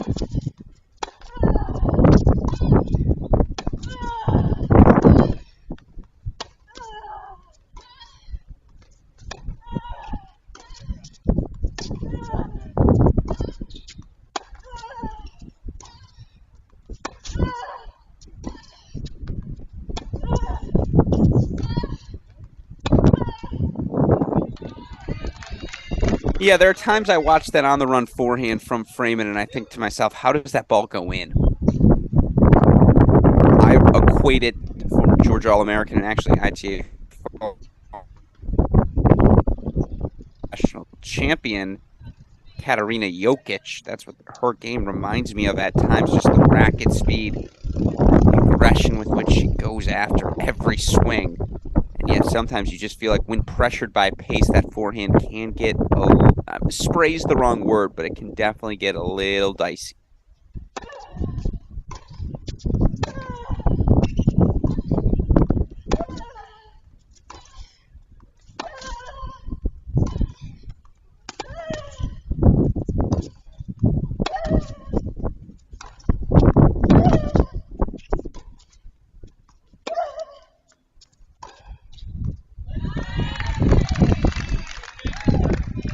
That is just spicy off the racket of Fiona Crawley.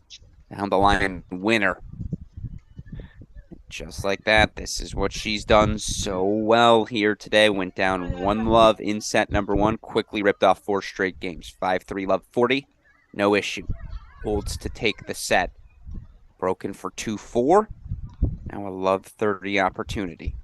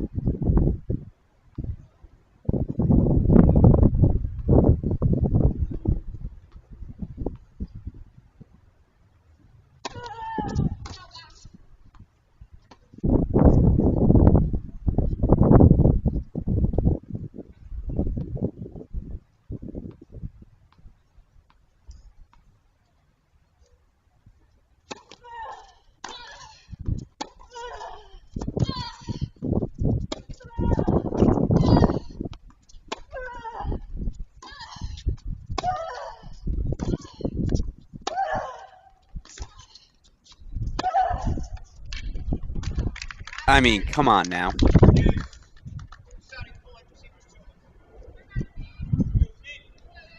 Not going to get much better than that. These two turning so aggressively into every ground stroke. It's a deciding point with all sorts of connotations here.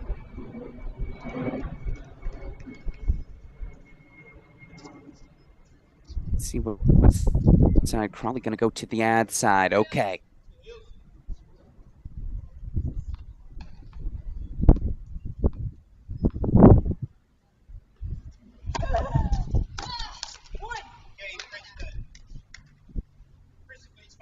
Now that is one heck of a hold for Daria Freeman. 5-2 lead now for the Princeton senior. Are we going 3 sets? Maybe so here. It's a set and a break lead now.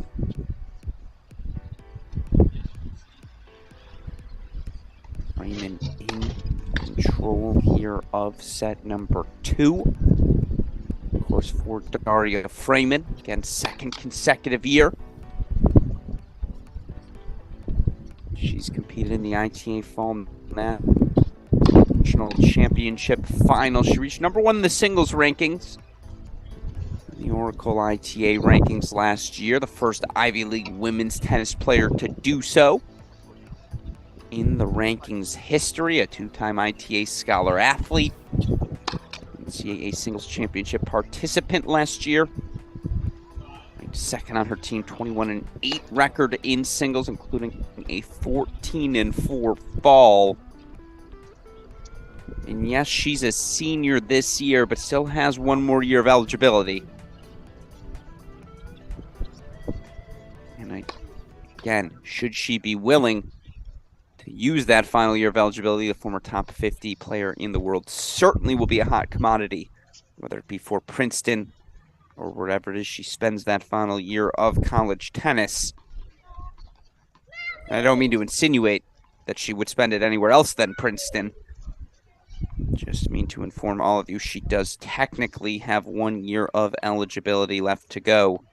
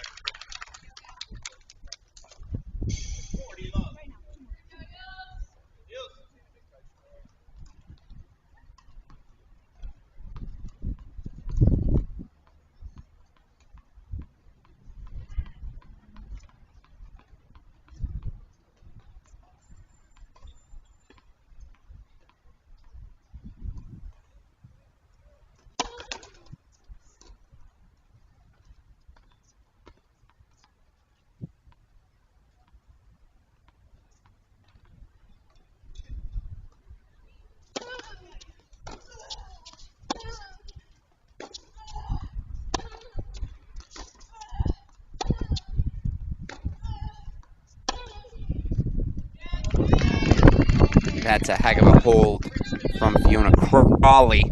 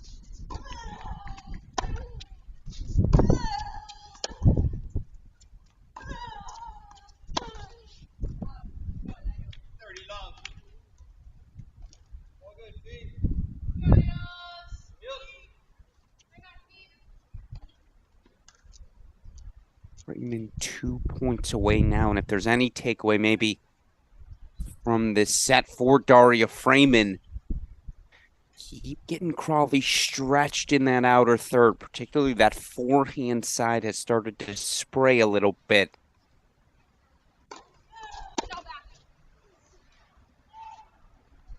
That said, it's a long journey between now and the next 2 points.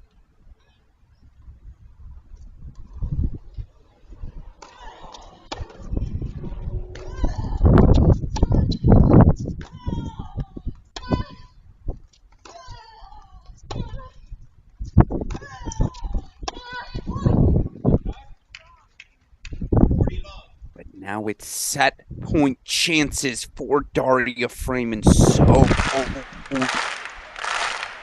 impressive. He's the Princeton senior been since Daria Freeman Tech, 2 years of eligibility left. I have this as her third. Oh, you're right. I included 1920. She does have 2 left. Also has 3 set points left.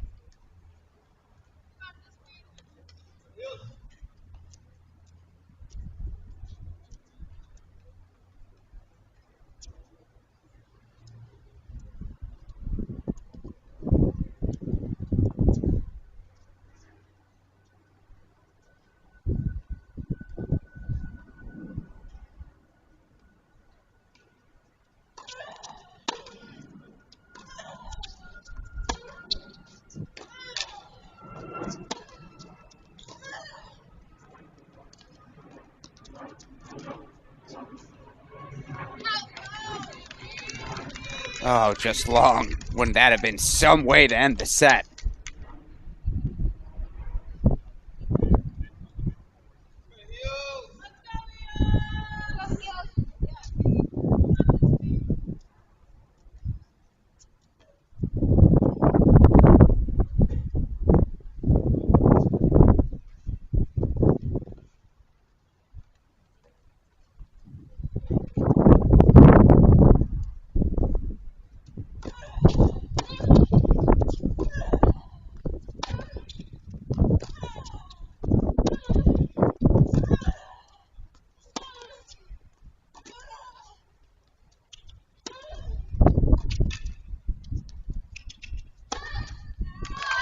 Not over yet.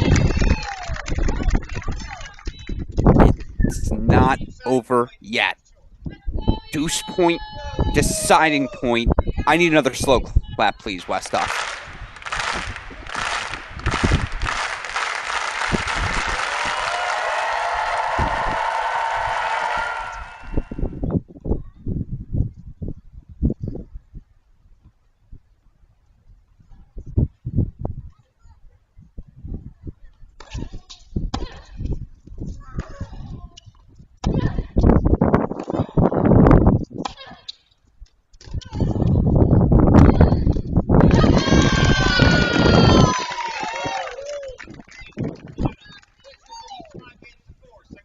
After all of that, we play on here in set number 2. Fiona Crawley, 6-3, 4-5. Now she'll serve.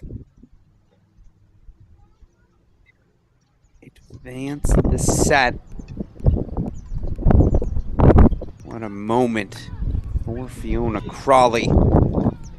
See here on your screen a little highlight from her victory yesterday. I believe we have the match point video playing for all of you now.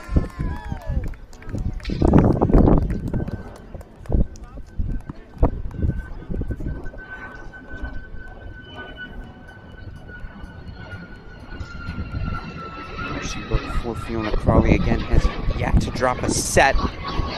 This week wins over Daria Kutzer of Tennessee, Taylor Melville of Denver. The second win over Texas A&M's Mary Stoyana, this time straight sets in the semifinals, 1-0, in the quarterfinals, 1-0 yesterday for Georgia Tech's Carol Lee in the semifinals.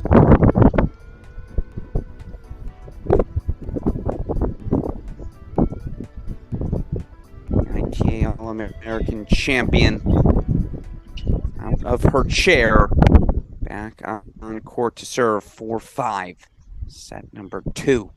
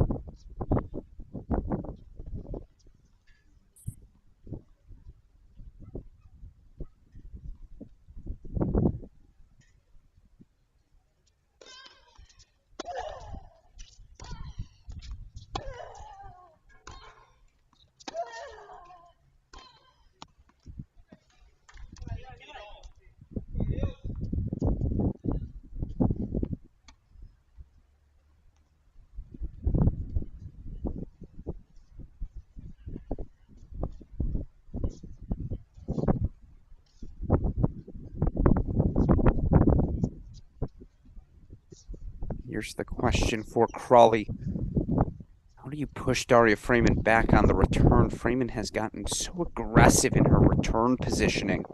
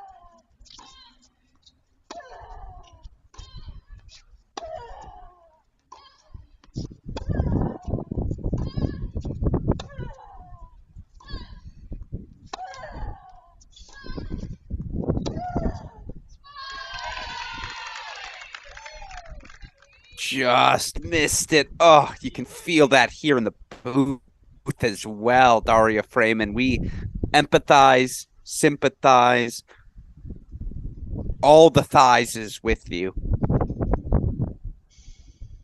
And that's been every point here in this match. You want to know whose terms we're playing on now? I think it's Freeman's. Yes, Crawley's still inside the baseline doing her thing, but the longer the rally, the more you like the way things are going for Freeman.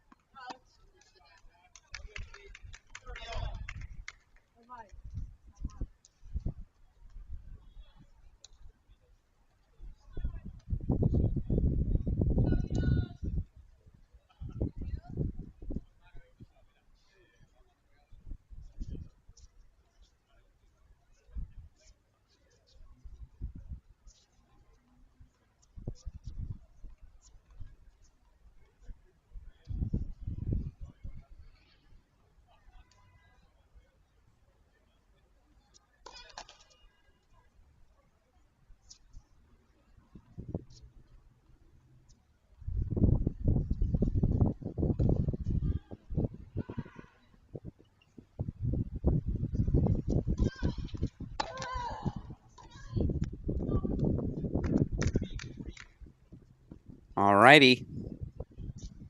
Let's try this again. Set point chances here for Daria Freeman, who's just, again, hitting the return so well. The consistent depth she's able to generate.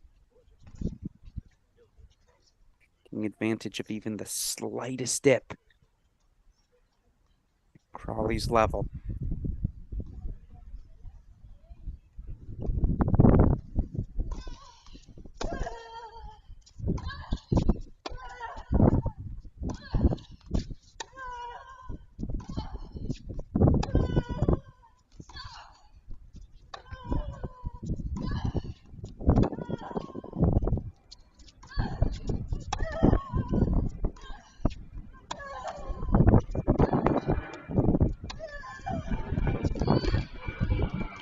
So good.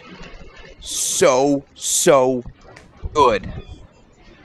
From Princeton senior Daria Freeman, and folks, we're going the distance at the Barnes Tennis Center.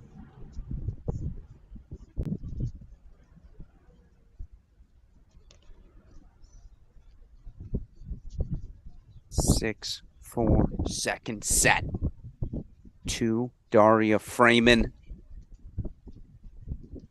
Again, 2 more finals to come. After this one, Shesh Basvaretti, Elliot Spizzirri.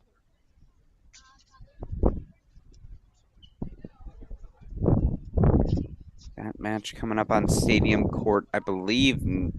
It'll be after this. So buckle your seats, folks. We got some time. Of course, Brodus Chen going to take on Crawley Tangillig. That match come up after suitable rest for Fiona Crawley. But for now, third set. We'll get ready for it here at the Barnes Tennis Center. We'll be back with more right after this break. Tennis is superb. What does it mean? Tennis is fire. Tennis is sick. Let's go. Tennis can change the world.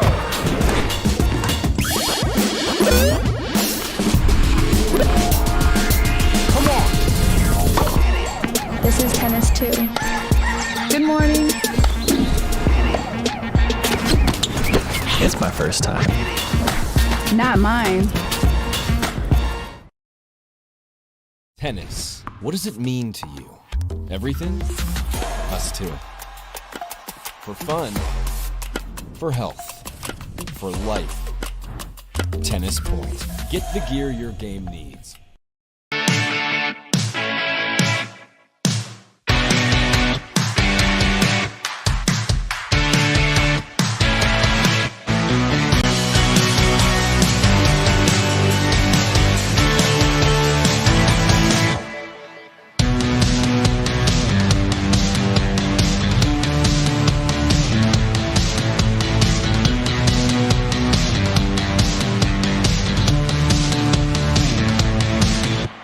Universal Tennis lives everywhere.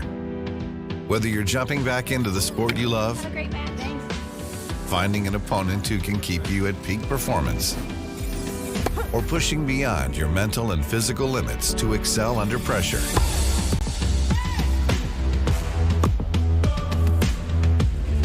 Your ideal match is out there. Come on! Universal Tennis brings you together. Download the app today and enter a whole new world of tennis.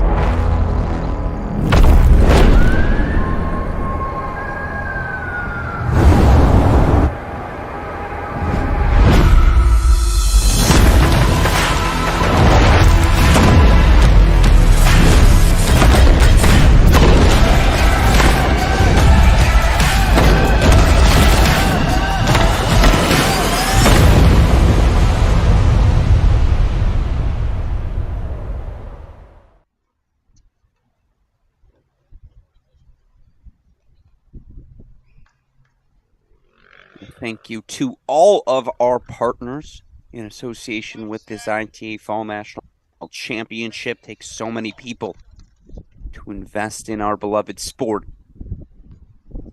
Provided the platform you see it has today. Meanwhile, you know what it's provided? Outstanding drama so far.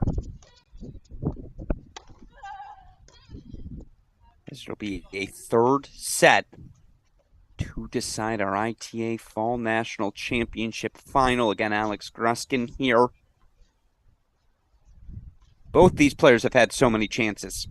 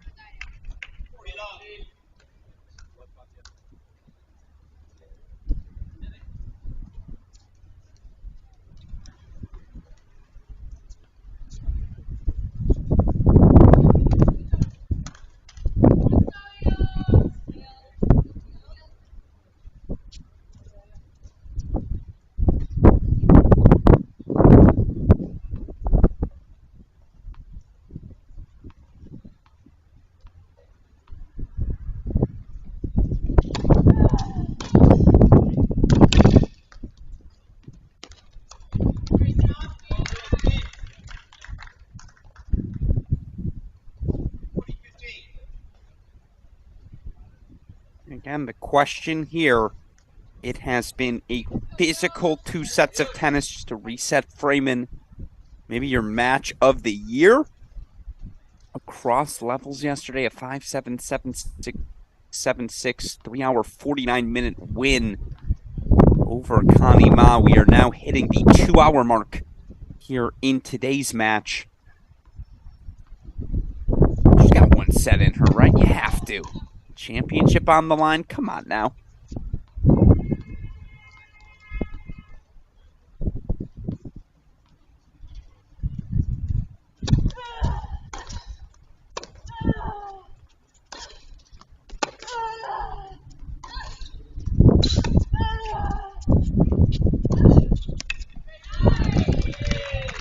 That's better.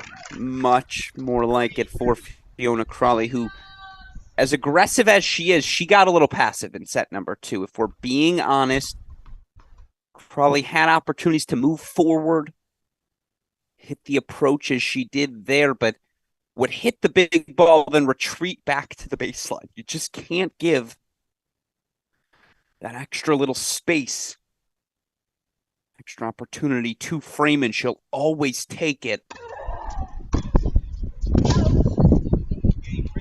And Daria Freeman holds 4-1 love here in set number 3. Now, again, on the flip side for Crawley, what does she got to get back to doing? Stay aggressive, keep swinging. Yes, there will be some errors. You're going to get past. Daria Freeman's that athletic, that fluid, that creative in terms of her improvisational defensive skills.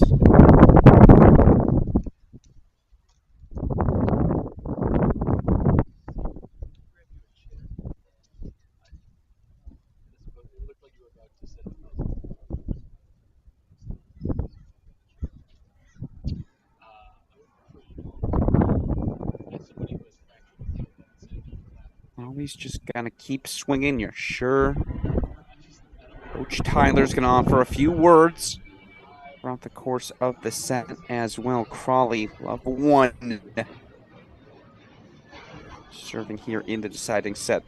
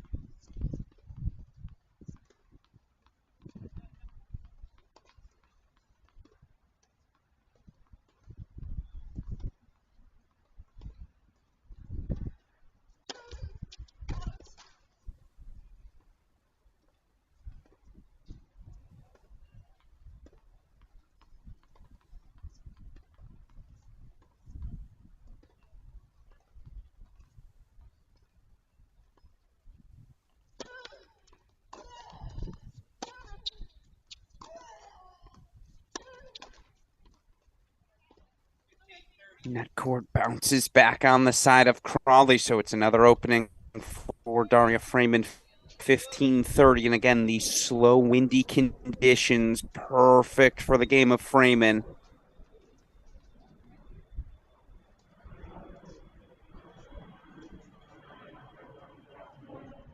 She's done such a good job of absorbing the first strike, preventing Crawley from playing free tennis from the center of the court. It's been really impressive.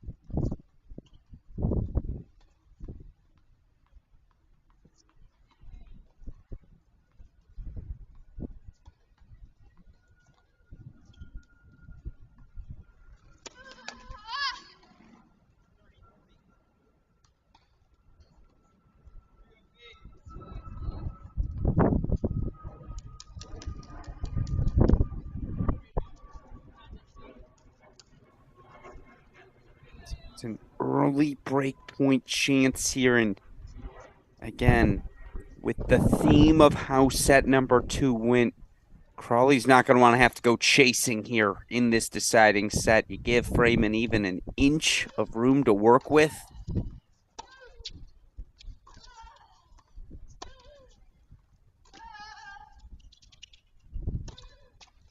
That's a response. Dare I say a response of a national champion. The All-American winner.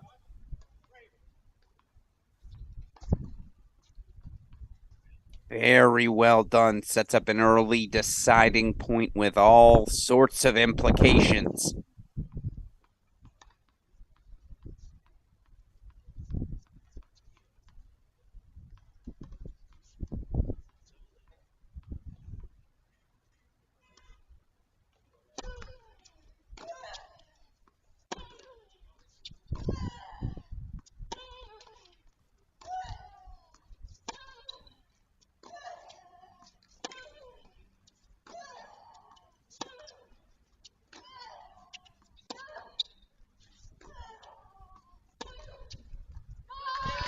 Now that's clutch. Inside out winner from Fiona Crawley. You win and live by the sword. You die by the sword. You love to see that.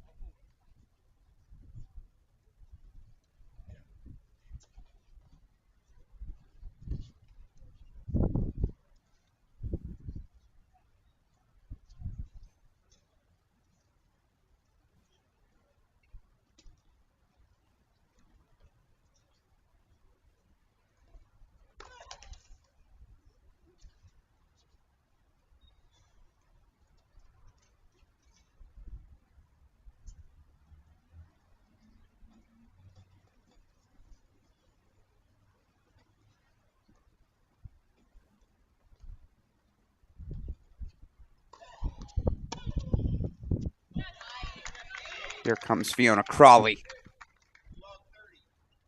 And this is always the issue. When you run up against Crawley, if she gets hot, you're in trouble. Inside out forehand. It's really been that forehand wing. The forehand was what left Crawley in set number 2. That's why the deuce point inside out winner, how validating that must have been.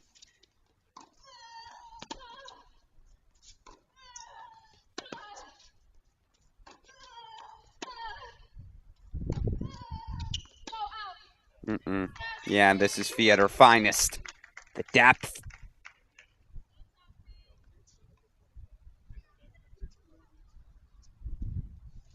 Springiness, and dare I say, the positive energy. That's the top seed we've seen all week now.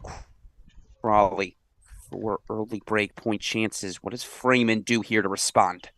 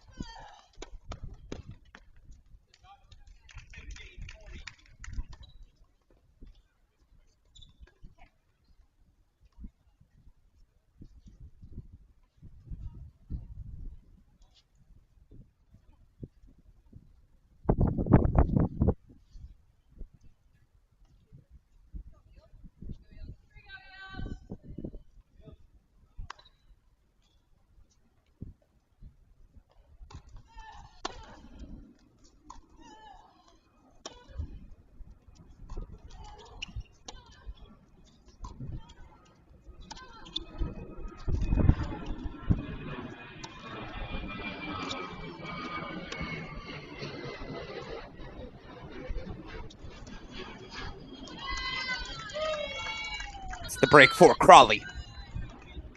2 straight games.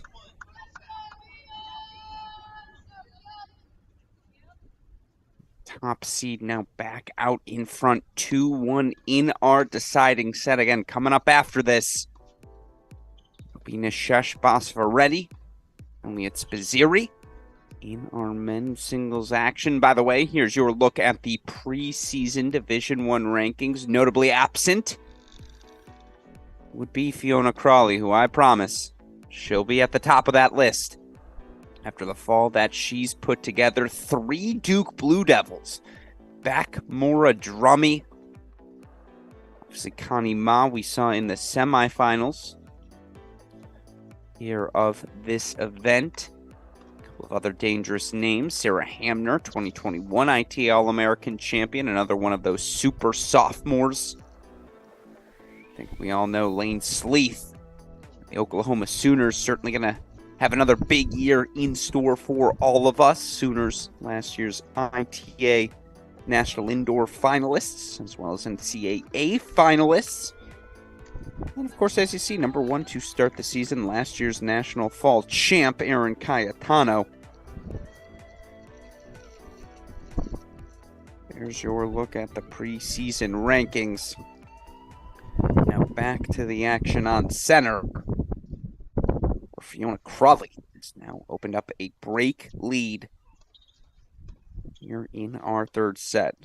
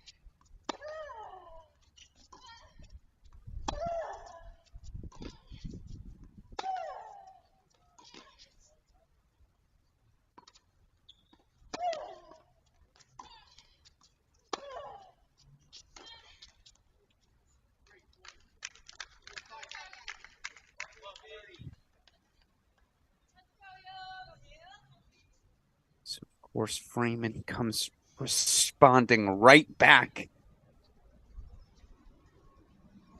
And it does seem a little bit easier from a wind perspective to be playing aggressive tennis when you're on the bottom side of our screen. Feels like things are sitting a little bit shorter on that far side.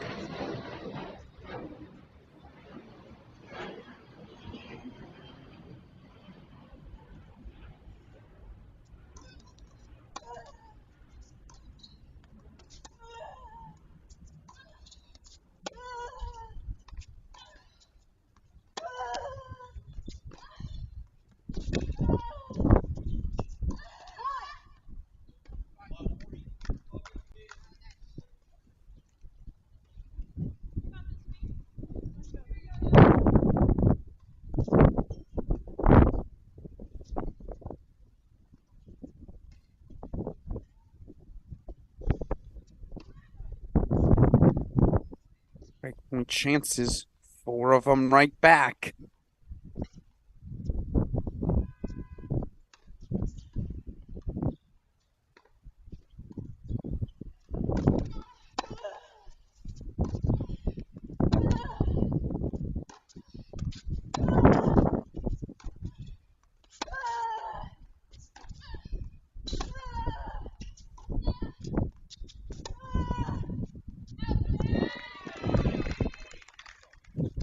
Number 1 goes to Crawley.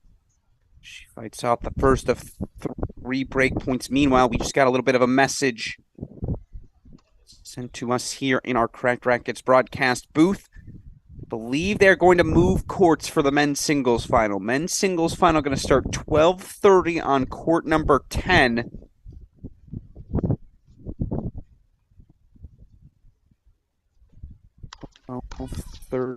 On court number 10.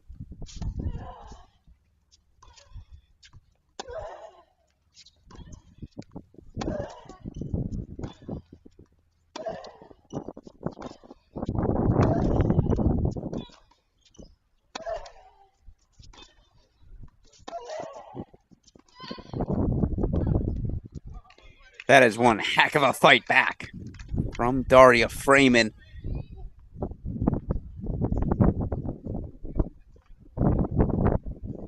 Immediately gets that break back, folks. Expect anything different. You have not been paying attention. 3-all now.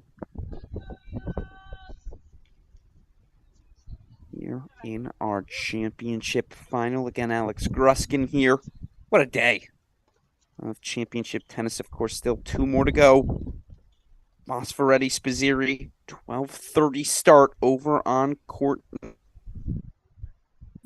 10. Meanwhile, we've also got the women's doubles final coming up on your screen.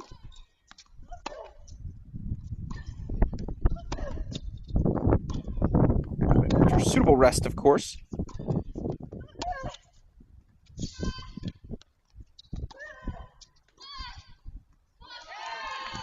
Put a pin in it. That might just be your shot of the day. A little cross-court backhand flick of the wrist.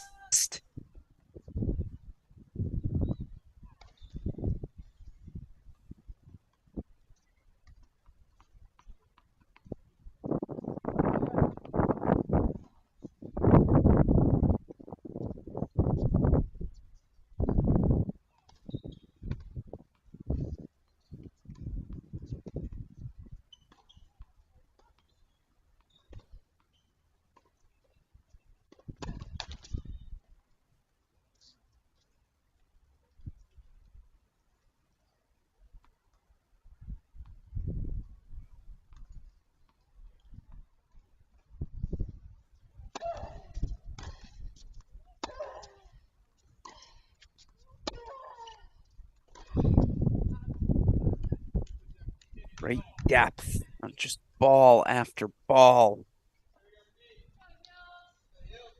Being struck by Daria Freeman, has not given up an inch, and the thing she has done so well, it's a term I stole from a former college tennis standout, Bradley Klon.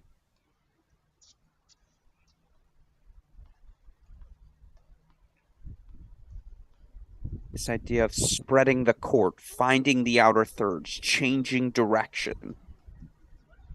Sorry, Freeman does it exceptionally well.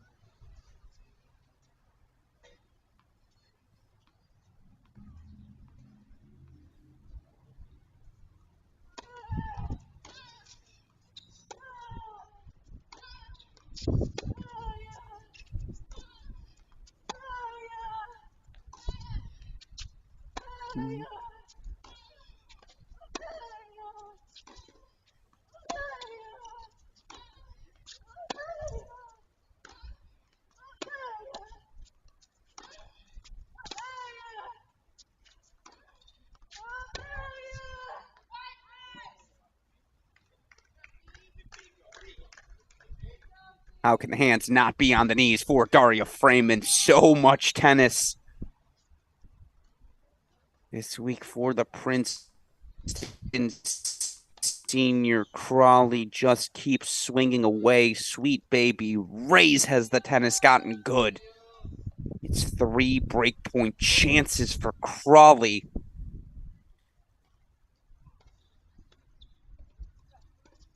Just give me more of this, please.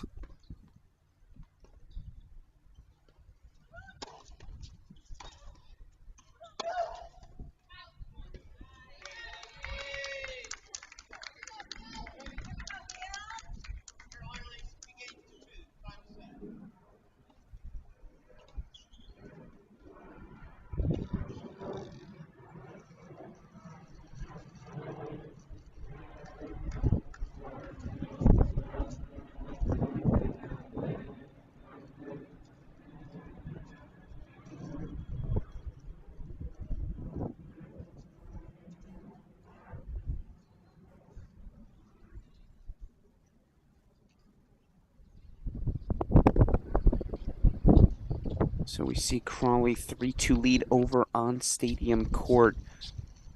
Meanwhile, on Court 11, you do have other action going on. It's Columbia freshman Michael Zhang, junior Wimbledon finalist, a 2-love serving 4-3-love lead on Hugo Martins.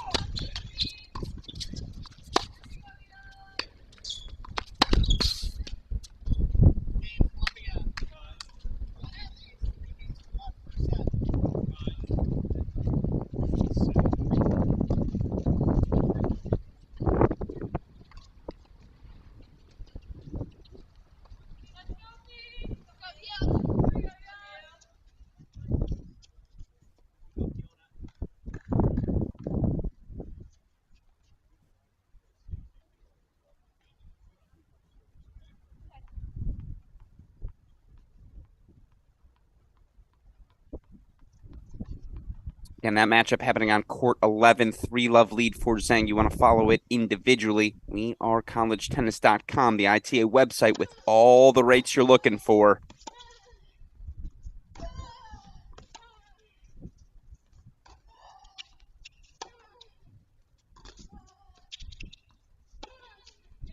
Meanwhile, Fiona Crawley.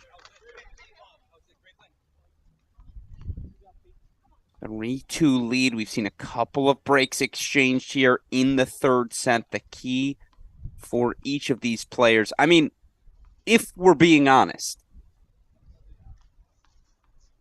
when Crawley has played her best, that best has been the best of any player in this match. The problem is Freeman just asks so many questions of you that we've seen runs of errors begin to pile up for Crawley, particularly in set number 2. When she goes back and watches the film, I think it'll be a Ooh, I got a little trigger happier. Maybe I should have moved forward to the net. Maybe a little more frequently than I did. That said, she has recovered so well here in the third. Closing in on a break consolidation for the first time.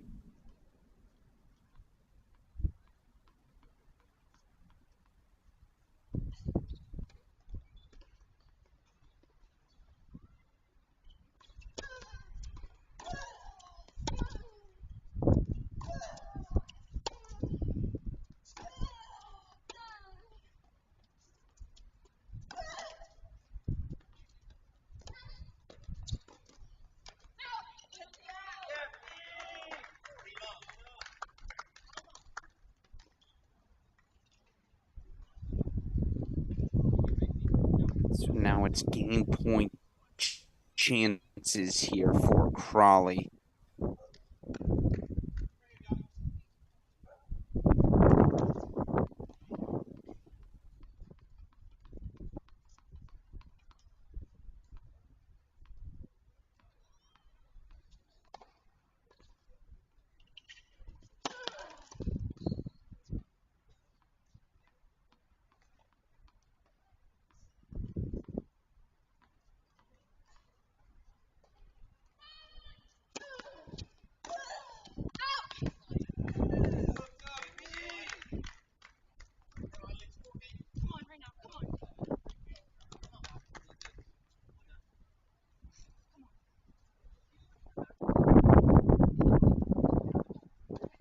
So Crawley does indeed consolidate.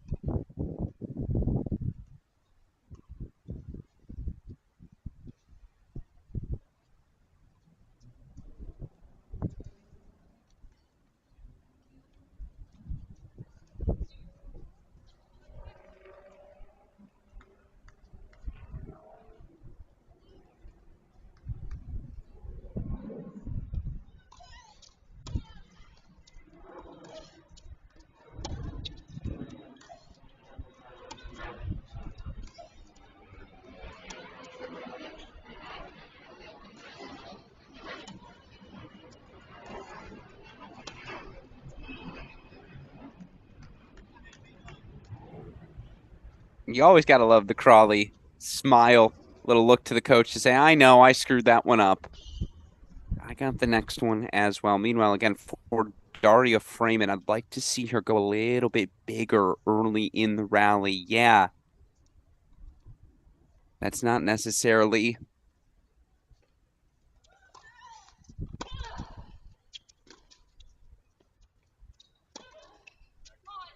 her MO, but that pattern there is just not going to do it.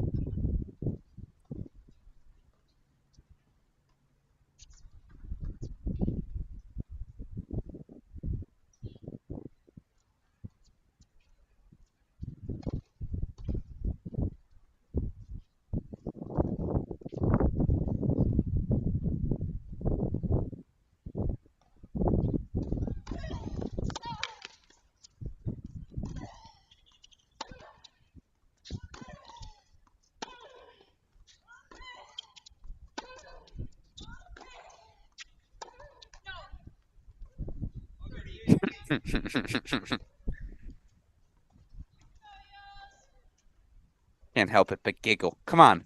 It's 4-2 in the third. We're getting twirls after the miss. Wouldn't have it any other way.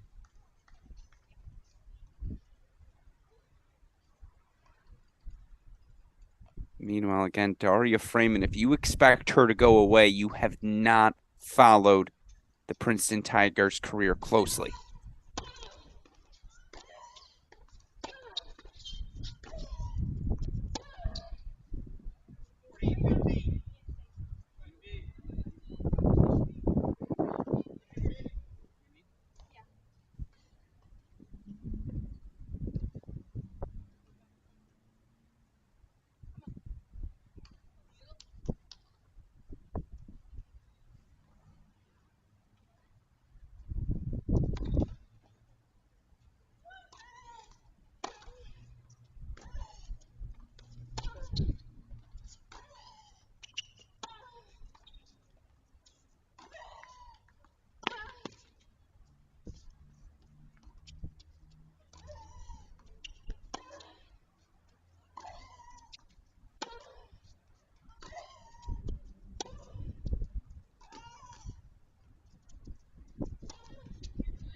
And that just can't be the dynamic.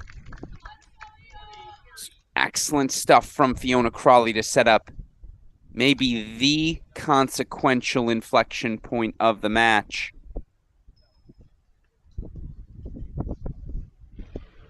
I think they're going to still stick with Spazziri.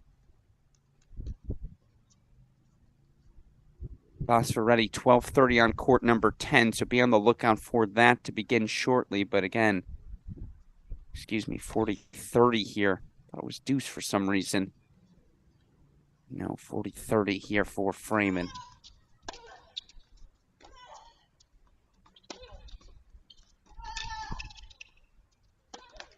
That swinging volley, oh no.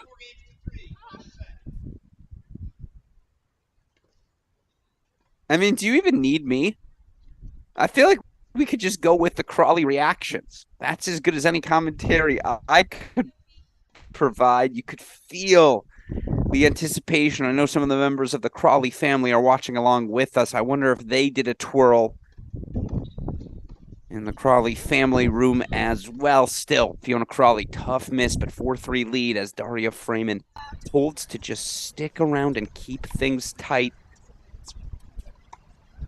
And Alex Gruskin here. Not only do we have that Michael Zhang match on court, Zhang, the freshman, up 5-love on UCLA's Alexander Hugemartins. Hugemartins, Zhang, 5-love first set. That's court 11 here on 17. ITA All-American double semifinalists out of Arizona State, Turkovic and Spaka. Taking on the Cal duo of Alsola and Wiersholm. That match available over on court 17. Do we have players out on court 10, super producer Daniel Westhoff? I think we might indeed. And if we do, perhaps we can show that all to you. Okay, they're warming up now. We don't want to show them the warm-up, just out on court, over on court number 10.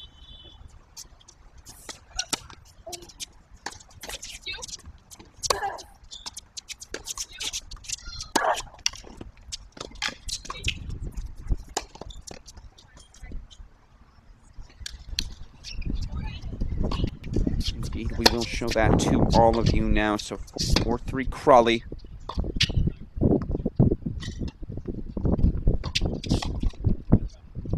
Third set in command, but there they are on court, near side of your screen. It's fourth-year Elliot Spazziri.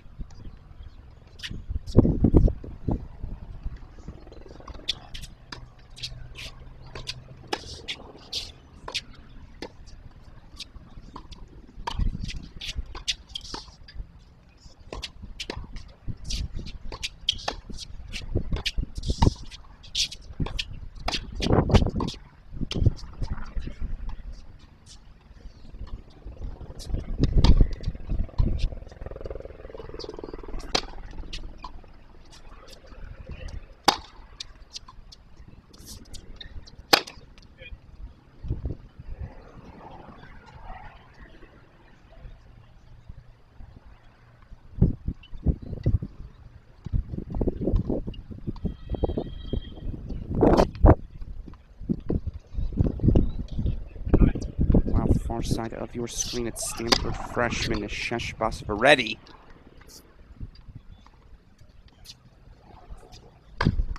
Bosfaretti, reset winner yesterday. Second seed Antoine Kornad-Schobink. Spazziri, the 3-set win over top seed Duke's Garrett Johns. That match again coming up shortly here on our Cracked Racquets YouTube channel. Meanwhile, we'll go back to the full screen coverage of center court. 4-3. Crawley up a break.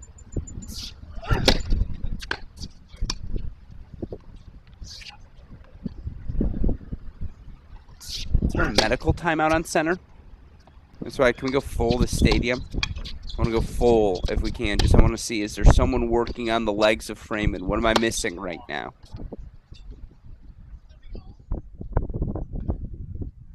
I don't think I see the trainer out on court. Oh, wait. Yes, we do. Is that not the trainer right there working on the leg? of Daria Freeman on the near side of your screen. Believe it is. And again, justifiably so, right? Can completely understand how things might be a little bit sore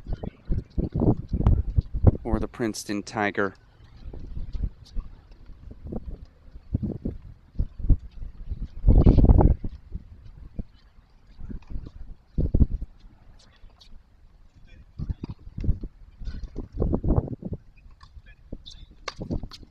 Three. Again, Crawley up a break in the third. Meanwhile, Michael Zhang, 5-love. Drops his first game, actually, does the Columbia Lion. Martin's on the board for 1-5. And warm-ups underway on court number 10. Spizzirri, Fosforetti.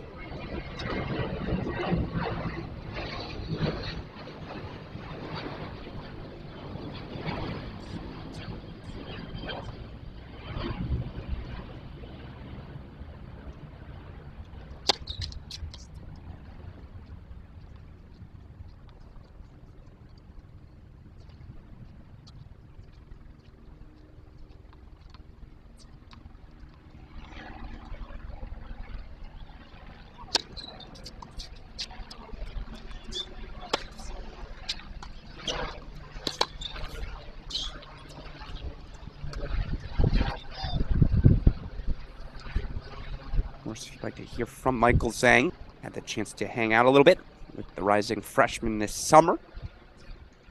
An exhibition event, our Cracked Racquets team works. So if you want to hear from Zhang, go check out the Cracked Interviews podcast. I will say this, very, very kind kid. Gotta love the teenager, but let's go back full screen stadium.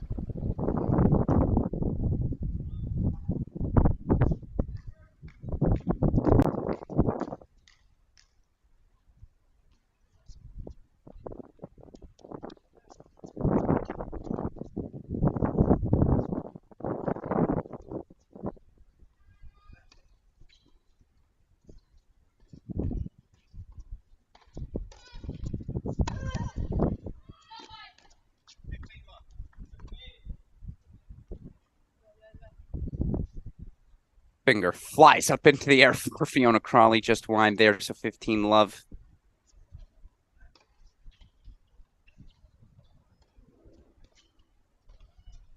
See any additional tape on those legs for Freeman? Maybe it's more cramping prevention than anything else. That ball did spray for Crawley, so 15-all here early.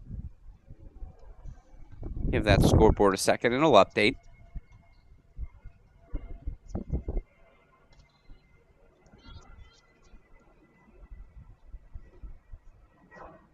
It is indeed 15-all here in the 4-3 service game of Crawley.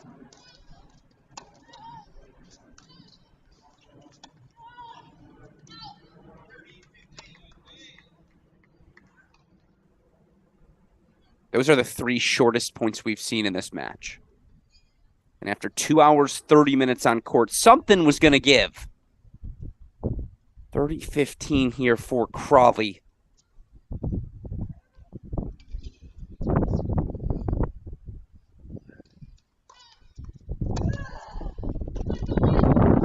Yeah, I think she just missed it. No. Let's see. No, I think Crawley corrected herself. Because that didn't appear to be an overrule. I can't hear, I apologize, whether it was an overrule or a correction. Either way, 30-all Freeman. And again, our 4 quickest points of the match.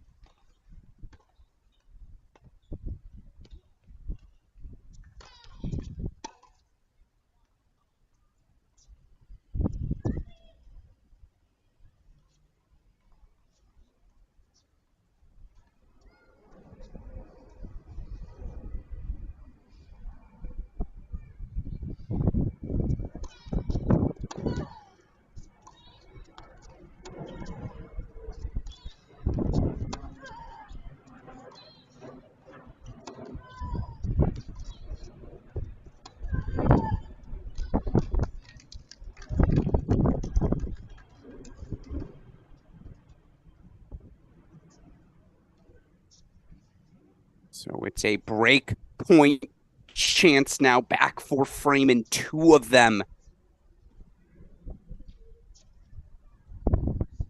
Rhythm for Fiona Crawley a little disrupted here in this game.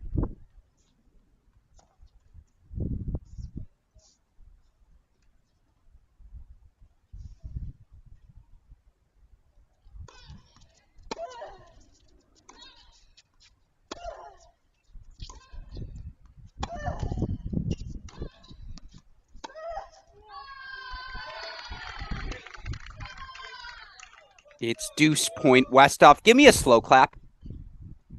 Build the moment here. This is one of those times. Get on your feet. Let's get excited.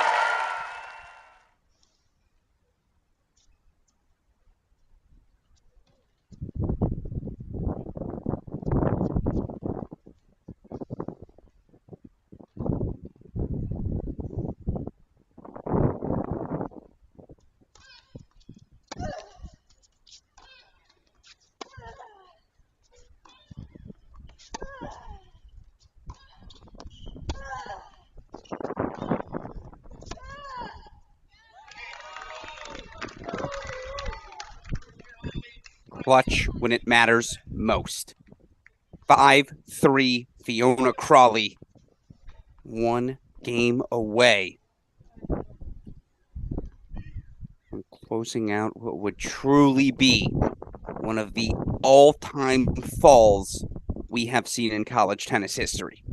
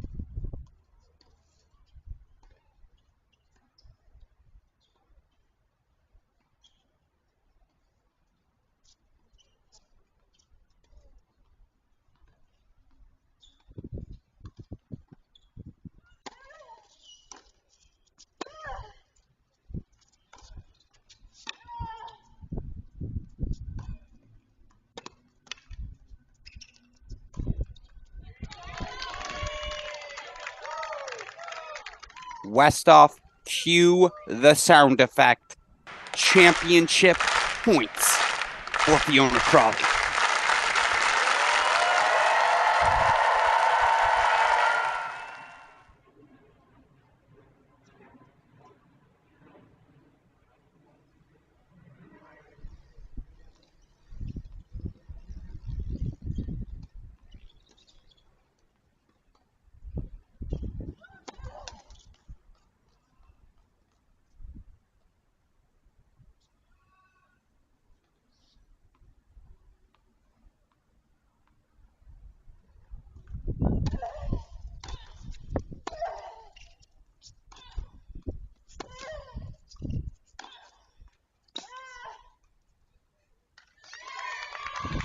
History. History, history, history. For the first time since Francesca Di Lorenzo.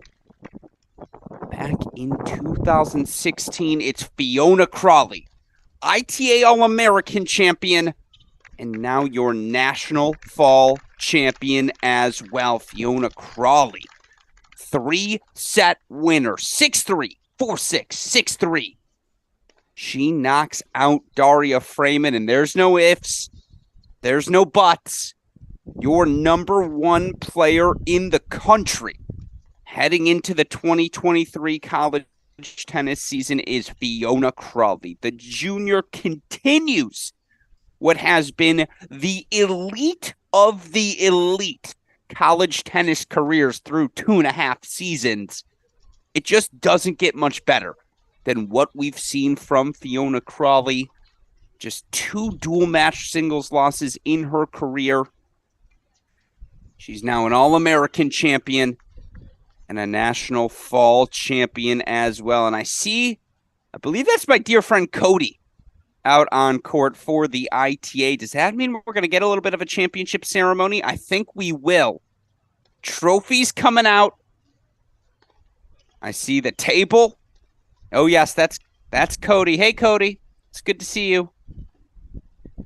Maybe he's listening in one ear and he'll wave to us on camera, but just what a match. Now, on the flip side, I need to give 2 seconds on Daria Freeman. And super producer Daniel Westhoff, can you pull up our men's singles match on a split screen as I do this? I want to leave this trophy ceremony on your screen for a second, but men's singles final is underway, so let's put that on for all of you now. Don't want to waste another moment. That said, can we all please? Westhoff, I know it's the slow clap sound effect. Can you play it one more time just for Daria Freeman? Can we do a slow clap send-off here for Freeman? In what has truly been just an exceptional run for the Princeton Tiger. 3 sets yesterday. Could have easily gone away at the start of set number 2 today. She did not. And just, again, to be anything but immeasurably impressed by the fight, the game style in general of the Princeton Tiger. She just epitomizes everything that college tennis is about. And so credit to Fiona Crawley. Absolutely exceptional. Meanwhile,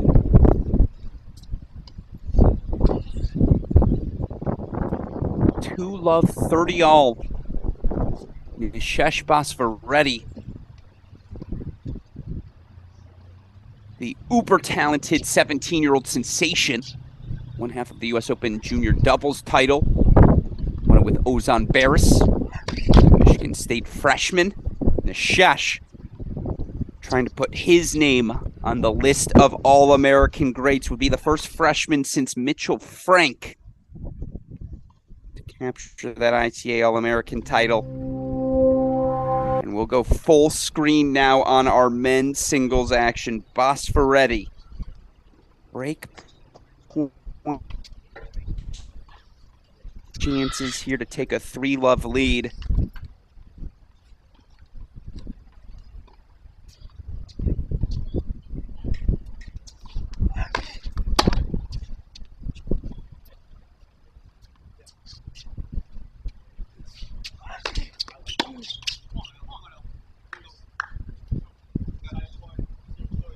All right, deuce point coming up. Early, consequential, dare I say, deuce point.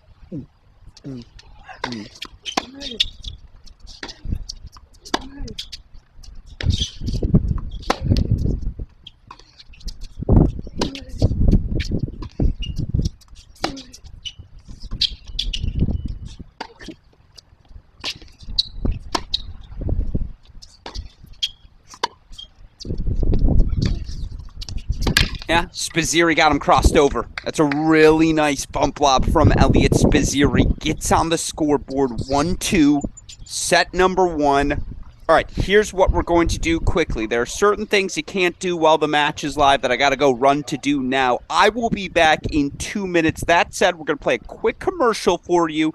Then we're going to keep this action on your screen. Don't go anywhere as our Cracked Racquets coverage of the ITA National Fall Championships continues here on Championship Sunday. Universal tennis lives everywhere. Whether you're jumping back into the sport you love, finding an opponent who can keep you at peak performance, or pushing beyond your mental and physical limits to excel under pressure.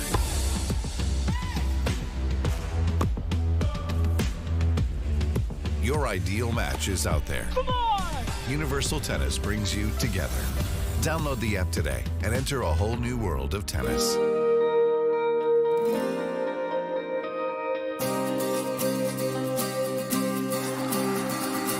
So at Oklahoma State, we've always prided ourselves on having one of the premier tennis facilities in the country. One of the aspects that wasn't living up to that was our indoor lighting, and so we partnered with Sports Interiors, who had the reputation of being the best in the business, and they were the easiest for us to work with. Dan and his group came in from day one and gave us a plan that would allow us to have the best lighting. The LED lights have given us so many advantages, just being able to turn the lights on instantaneously, not waiting for them to have to warm up, just being economic friendly and allowing us to run the facility at a less cost. And then the liner made such a big difference. We didn't have a liner before, and so being able to have that reflectivity and be able to just have a clean look around the facility. Recently, we were able to host matches for the ITA All-American Championships on the courts, and we got so many comments that it was just as bright inside as out, and that's what we had hoped for. And with us hosting the 2020 NCAA National Championships, that's what we wanted. We wanted to showcase our tennis facility as being one of the best in the country and being a venue that would allow us to host the best championship possible.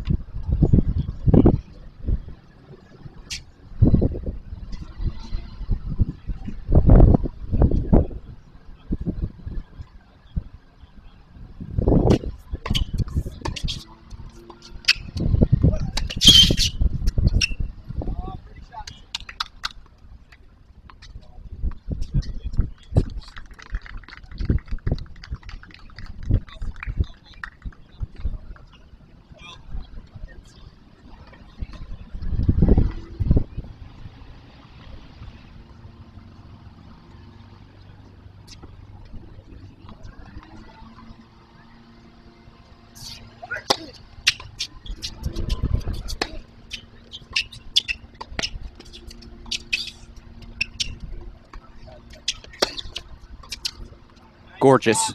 Absolutely gorgeous. Lob over the head of Spizzirri. Volley knifed off.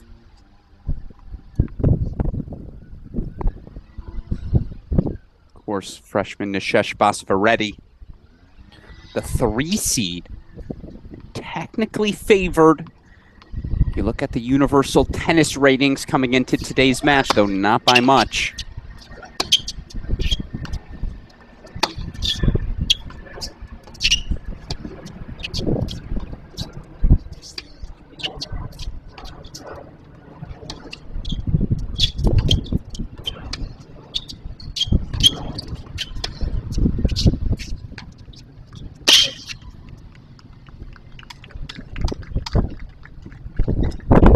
course, Basavaretti, I know he's 17 years old, but if you asked, hey, can we use your backhand as a textbook example of what a backhand should look like, he would already qualify.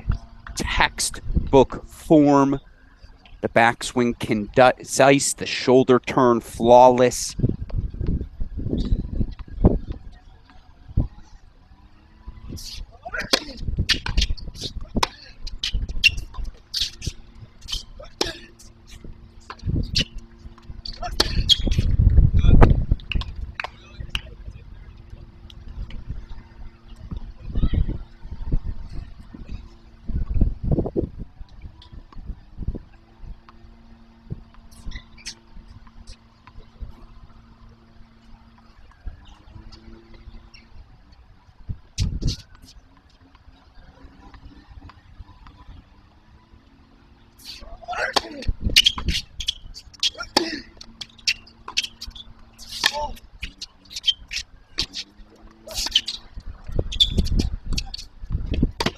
That's what you have to do if you're Nishesh Basavaretti. Again, I've alluded to this, Elliot Spizzirri, that he's made the finals essentially with a serve, a forehand, and a will unbeknownst to mankind. It's a testament to him as a competitor. But he can't hit backhands. Elliot still has that left wrist issue. If he's going to slice that wing, that's a lot of chances for Basavaretti to play the offense. He's so adept at playing.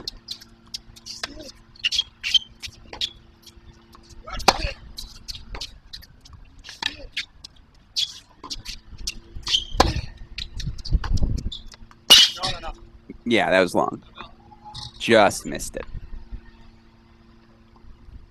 I know it's tough for me to play judge on calls, be the arbiter, given, of course, I'm not sitting courtside for this match, but near side of our stream, I do think that one missed by oh so little.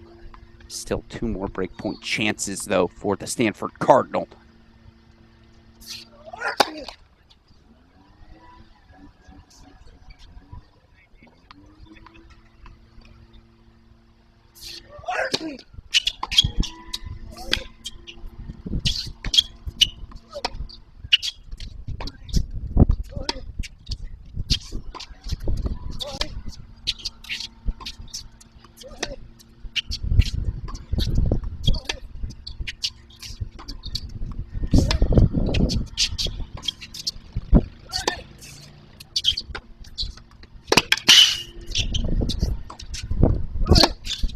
Oh, if Elliot makes that, we're submitting it to Sports Center. That's exceptional tennis on both sides.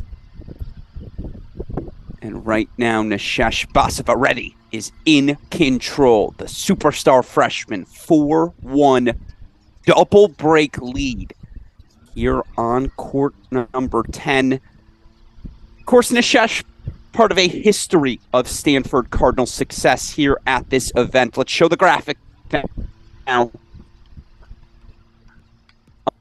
On your screen, here are some of the singles champions in the pen, knocking out perhaps Basavaretti's future teammate, Arthur Ferry, in the final of this event. You look at some of the Stanford Cardinal success. Jeff Salzenstein back in 1996, Alex Kim, 2001. Of course, Kim goes on to an NCAA singles title as well. Kim, part of what some scholars have argued is the greatest men's college tennis team in history, the 98 Cardinal. The Bryan brothers, Paul Goldstein, Alex Kim, the nucleus of that team. Of course, some of these guys are now in the top 100, right? You look at guys like Nuno Borges, Dom Kopfer, both top 100 singles players. Stevie Johnson, of course. He was pretty good in college, right? That's what some people say. There's plenty of Stanford success at this event. You know who else has been successful? The UNC Tar Heels, delivering another singles champion here this year in UNC's Fiona Crawley, who is ready to join us now. Let's bring Fiona Crawley onto our broadcast, super producer Daniel Westoff.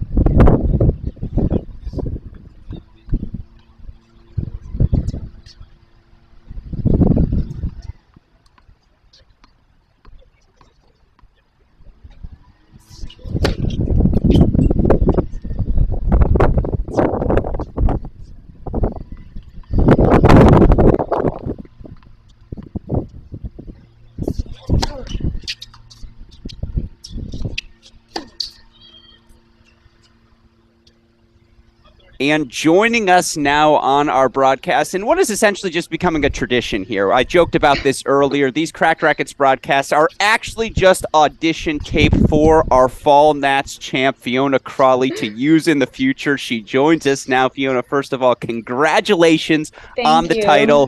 2.5 hours. How are you feeling? Well, it definitely felt like a lot faster than 2.5 hours. When you're on court and you're just going, it feels like I just blinked, like I was just warming up and now I'm off. And yeah, it definitely doesn't feel like 2.5 hours, but honestly, there were moments in that match, even when I was down in the second set. I mean, Dasha is just an incredible player, an incredible competitor, where she would hit an amazing shot, winner, come in, and I couldn't help but smile because it was a really fun match to play. I really thought I was going to lose. I'm not going to lie. I felt it. No, I mean, well, joke's on you. You felt incorrectly. That's the only thing you got wrong, I guess, all week long as you end up in the winner's circle. And I will say there are a few things that bring me more joy than it's, 3-5 or 5-3 deuce point. You miss a backhand in the net and we get the full twirl from you as if I to know. say, That's when you know I'm flustered when I start spinning.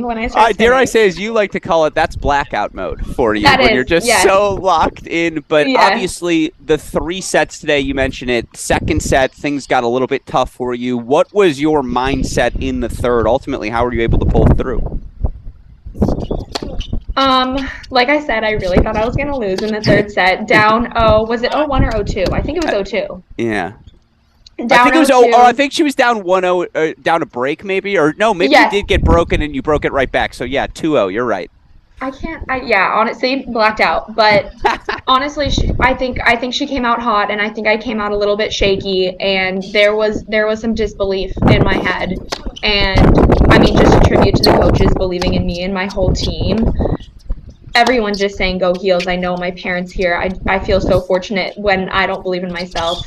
Everyone else can kind of pick me up and carry me through, and I just keep going back to the go heels. And you're playing for something bigger than yourself, and I told myself that I was going to go out every single point, and when your body's numb, you can't feel anything, and you're in pain. But, we're both in pain. She played a 4-hour match against Connie Ma yesterday, so I told myself that I may not be the fastest, I may not be the strongest, but I'm going to fight the hardest, or as hard as whatever I have. Yeah, no, it worked. I'm going to disagree. I think you're pretty fast. I think you hit the ball pretty hard as well. But obviously that fight in the end gets you through. And, I mentioned this earlier, whether it was Jamie Lowe back in 2013, Sarah in 2019, Alexa in 2020. Tar Heels have had success at this event. You're able to have success here as well. What does it mean to you for this fall? Again, first player since Francesca Di Lorenzo 2016 to win the All-American and the Fall Nats. What does that mean to you? What does that mean to the program?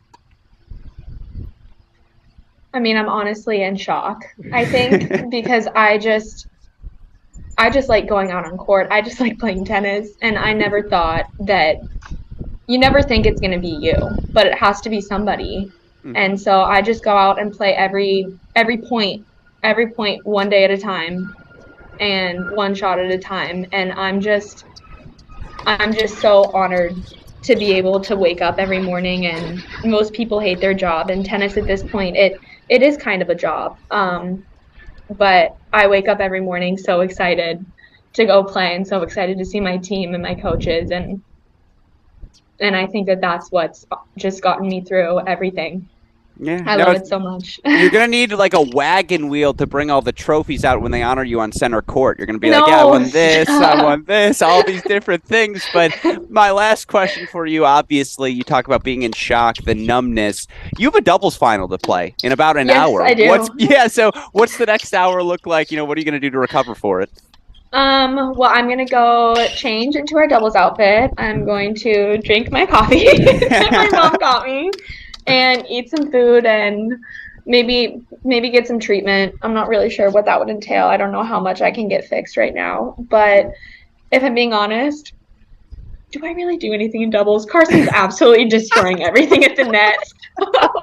Yeah, you have to make about. I'm just kidding. No, I'm ready. I'm ready. You have to make like 20 serves and 20 returns total. That's all you have to do. Carson will do the rest for you. Set her up, and then she just. Yeah, exactly. That's the job. Well, Fiona Crawley, 2022 ITA National Fall Champion. You obviously a doubles champion last year. We're just checking off boxes as we go along. So congratulations to you. Well deserved. And obviously look forward to seeing you back on court in about an hour. Thank you. Thank you so much, Alex. Yes, of course. Fiona Crawley, our champion, who we will see back out on court in just a little bit. Meanwhile, speaking of out on court, Nishesh Basavareddy, 5-1 in the lead. In command right now, taking on Texas's Elliot Spizzirri. By the way, not only does she win every time she steps out on the court, is that the best interview in college tennis right now, talking to Fiona Crawley? The answer's not no. I'm not saying it's yes, but the answer's not no, for whatever it's worth.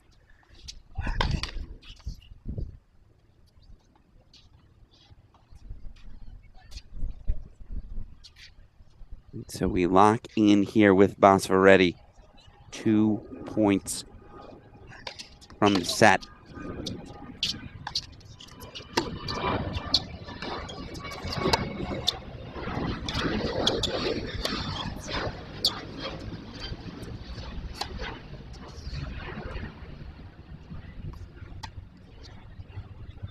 And now we can lock in again on this match. Elliot Spizzirri game point chances here.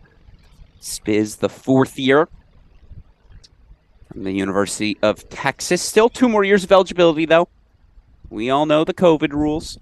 And of course, his Texas team promises to be in the hunt for a national championship once again this season.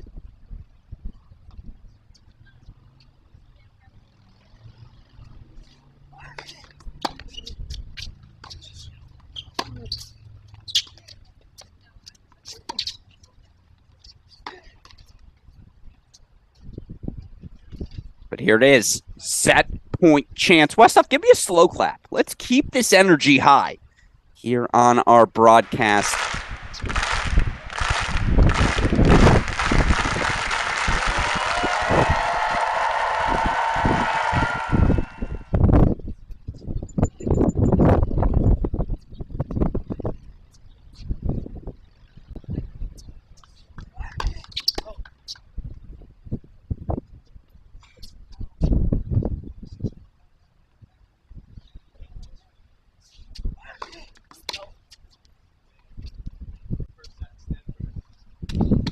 And so it's Nishesh Basavareddy, all business for the 17-year-old freshman. 6-1 opening set over Elliot Spizzirri. How about that? For the Stanford Cardinal, who will show some photos to you of here on your screen at this set changeover. Again, Alex Gruskin here. It's been a heck of a week for freshman Nishesh Basavareddy. Even if Elliot Spizzirri manages to flip these next 2 sets, ultimately take this title, Basavareddy is going to be a top 25 player come the start of 2023, one of the top newcomers in college tennis this season. Here's who Basavareddy's beaten on his way to this final. Straight set win over Nate Hahn of Oklahoma, which he followed up with a straight set win over Finn Bass out of Baylor. Then for Basavareddy, 2-3 victories, whether it be over Andrew Fenty of Michigan in the quarterfinals. I believe he fought off 7 break points in the third set to earn that victory. Basferetti also an impressive 3-set victory yesterday. Dropped the second set pretty quickly to Florida sets Antoine Kornut-Shovink, but ultimately a 6-2, 1-6, 6-2 win. And how can you not smile? As you see on the screen, if you're Basferetti, the action shot as well. Nishesh has just been excellent so far here in San Diego. And there are your new preseason newcomer rankings. And wouldn't that be something? Ethan Quinn, ITA All-American singles champion, did not play this event, went to Charlottesville to play the challenger there. He wins the All-American. Maybe it's Basferetti winning this event. Michael Zhang currently leading in the ITA consolation final. As of right now, Michael Zhang 6-1, 4-2 lead, actually, over on court number 11. We'll try to catch that match point for all of you. Why not here? Have some fun. Down the home stretch, still waiting, of course, on our women's doubles final to begin. That match is scheduled for not before noon. Well, it's not before noon, I'll tell you that. I imagine we'll get about an hour from now. Probably 2 p.m. if one had to guess, maybe 2:30. Start of that women's doubles final.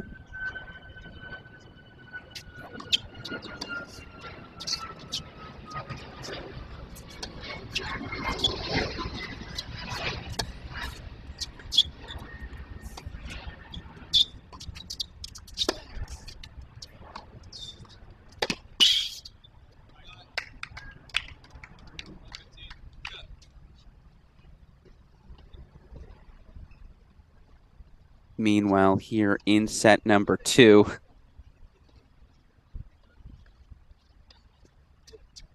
what can Elliot Spizzirri do to change the pace of this match? He has struggled to hurt Nishesh Basferetti really at all here today so far.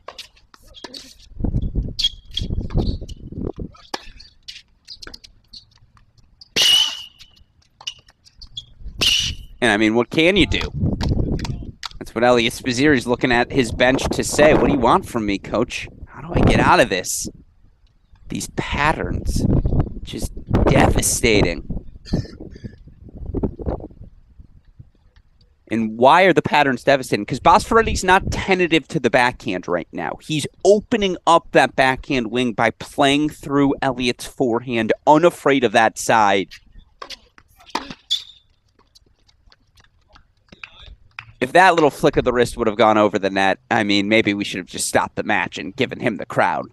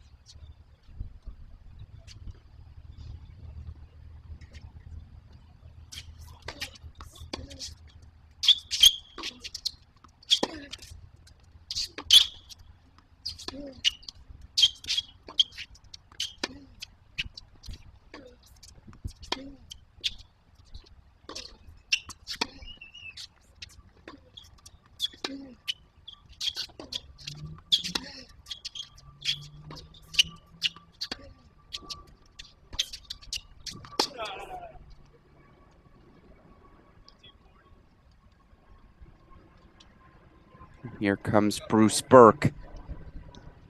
A couple of words of encouragement. Spizzirri now. Break point chances. I'll say this, Bruce Burke, he's got tennis coach legs. Shout out to those calves. That's how you know you spent a lot of time out on court in your day. Break point chances coming up for Spizzirri. First fought off by a good serve into that forehand. Meanwhile, for what it's worth, Michael Zhang, 6-1, 4-3, 40 love. This year's Junior Wimbledon finalist. Columbia freshman up on Alexander Hoogmartens. Also a 6-2, 5-2 lead for Spaka and Turkovic over El Sola and Wiersholm.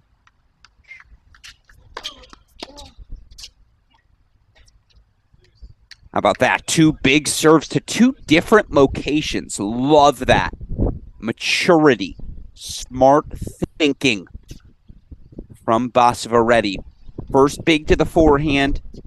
Outside goes to the backhand. Does he go body here on this early inflection point, deciding point here for Nishesh?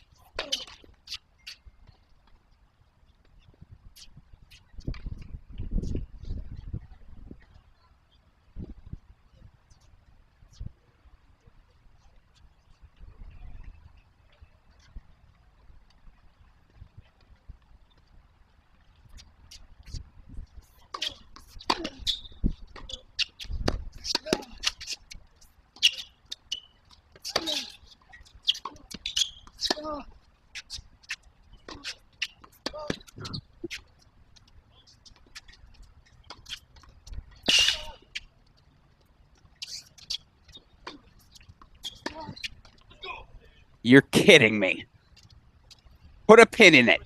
That could end up your point of the day if Nishesh Basavaretti holds on. 6-1, 1 love for the Stanford freshman. We got to go quickly to 17. Super producer Daniel Westhoff. I know Michael Zhang's in a winning position, but can we make court 11, court 17 instead as Spaka and Turkovic 6-2, 5-2, 30 all with Wiersholm and El Sola. So they're 2 points away and on serve right now as they try to close things out. Again, Alex Gruskin here. Still one more final to go after this as well. Fiona Crawley going to come back on court.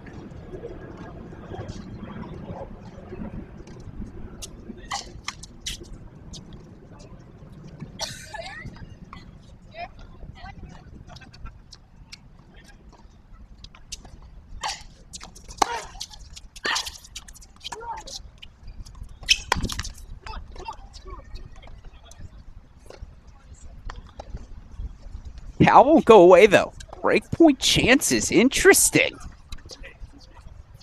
Meanwhile, super producer Daniel Westhoff, the moment this court 17 game ends, make that 11, please. As Michael Zhang is very, very close. Oh, how quickly can you make 17-11? Can you do it now? If you can do it now, Zhang's got match points. And in our order of operation, match point trumps break point. Cracked Racquets fans will know we please excuse our dear Aunt Sally with our order of operations here. Michael Zhang, match point chances. 6-1, 5-3, love 40 as Cal does get the break 4-3-5.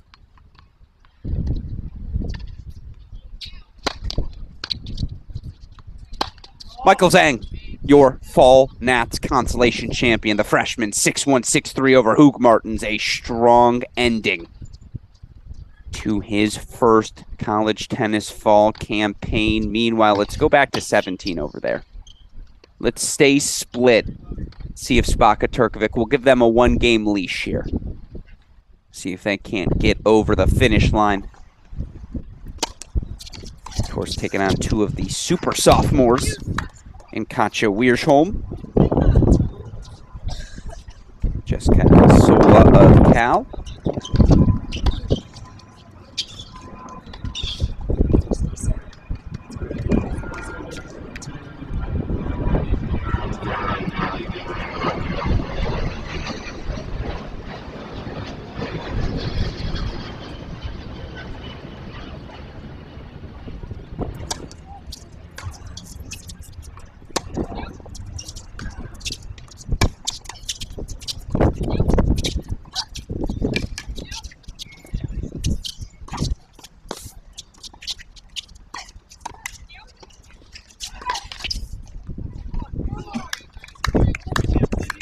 The hands from El Sola and Wiersholm. How about that?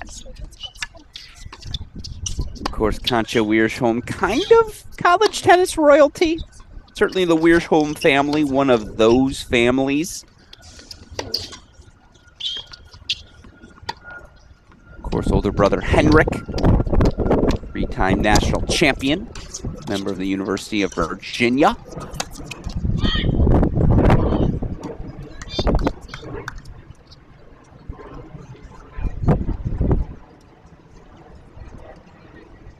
Fantastic fight going on.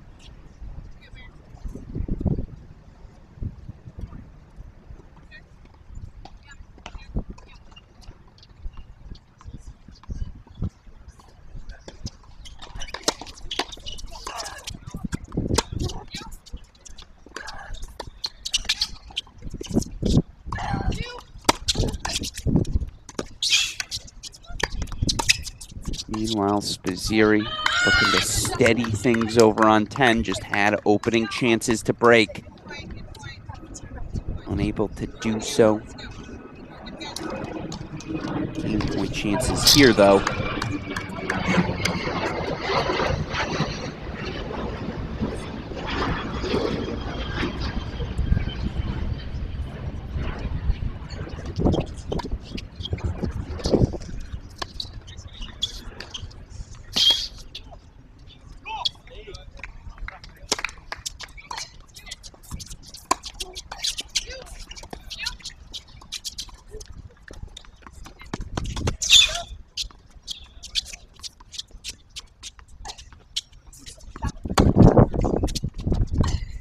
So it is a hold for Spazzeri for 1-all.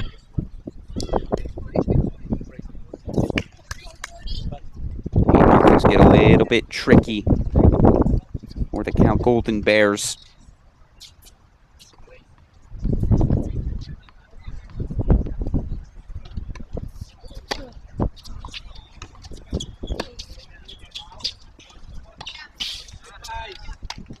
Now it's match point chances for Spaka and Turkovic.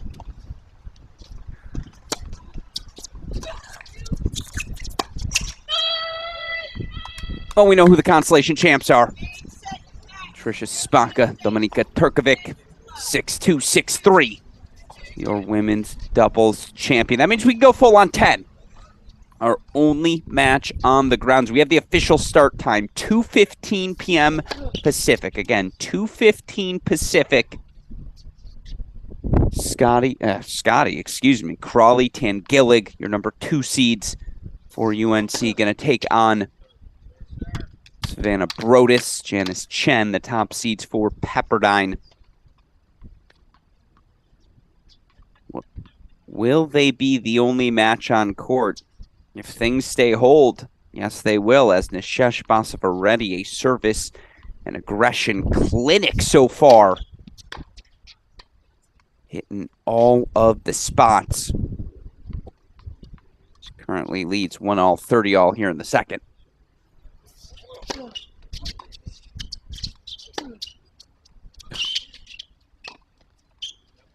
Come on. I don't say this lightly. That's pro tennis.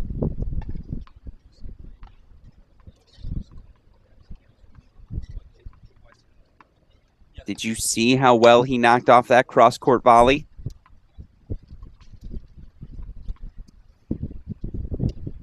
It's pro stuff.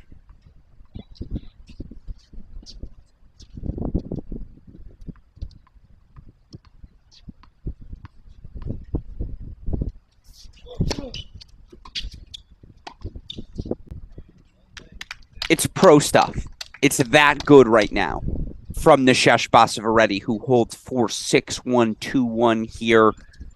That said, with no other action on court, let's talk about some of the people who helped make this event possible. Westhoff, should be some of the sponsors supporting us here in college tennis. Tennis is superb. Tennis is fire. Tennis is sick. Let's go.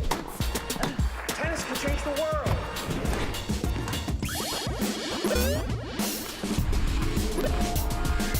Come on. This is tennis too. Good morning. It's my first time. Not mine. I've always loved the game of tennis. Everyone's a big family here. It's about camaraderie because it's family. I consider my tennis family part of my overall family. That's what I like about it most. The friendships you develop. I look so forward to coming to these events and seeing my friends that I've made through the years. If you love the game, give back to the game. You become the calm in the storm. You can decide how much you want to work and how much you don't want to work. You never stop learning. Every time I work an event, I always learn something. It takes time, it takes experience. Find your niche. We need you, and I think you will find it very rewarding. Get out there, start trying to do it, and see if you like it.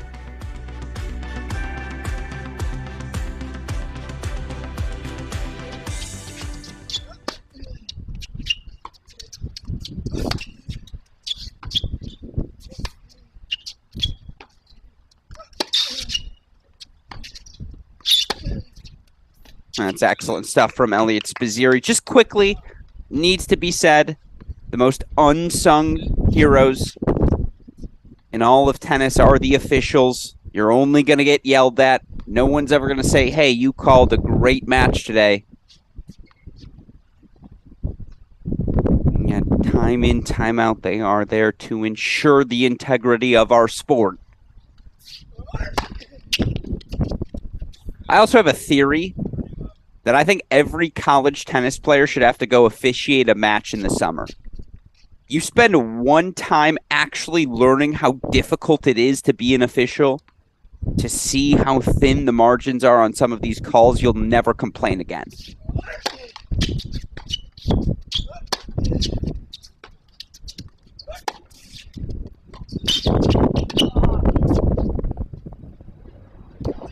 Really nice ball there from Nishesh Basavareddy behind Spizzirri to jam him with that backhand slice.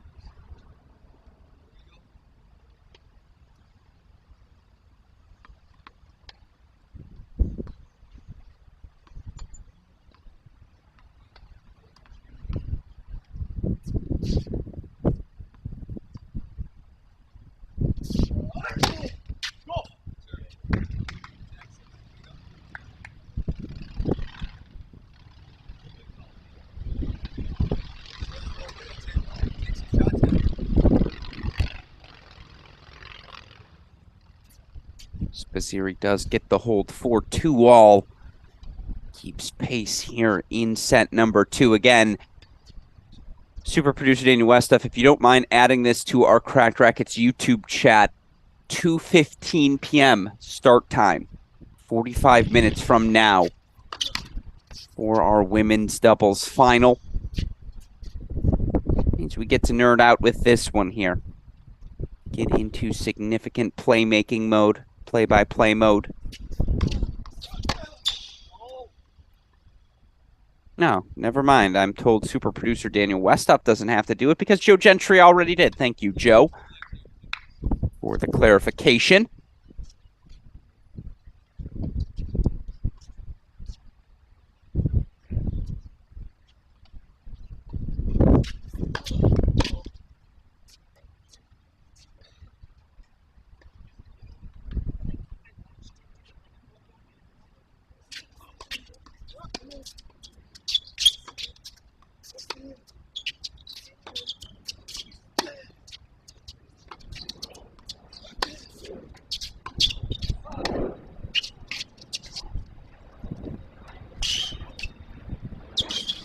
Oh, misses that one in the net. All right.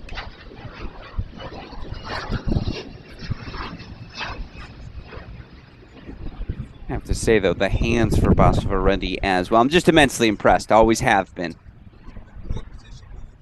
The Stanford freshman. That said, if you're asking me coming into this one, who did I think have the bigger weapons? I'd have gone with the serve, the forehand of Spizzirri. And yet we really have played on Basvaretti's terms so far. That's a credit, again, to the freshman's performance here today.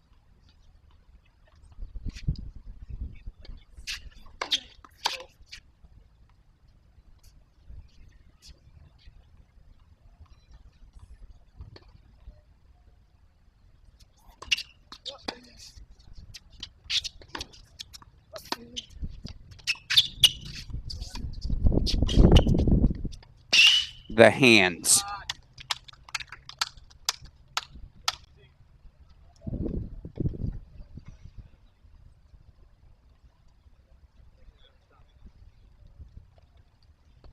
Laughably excellent.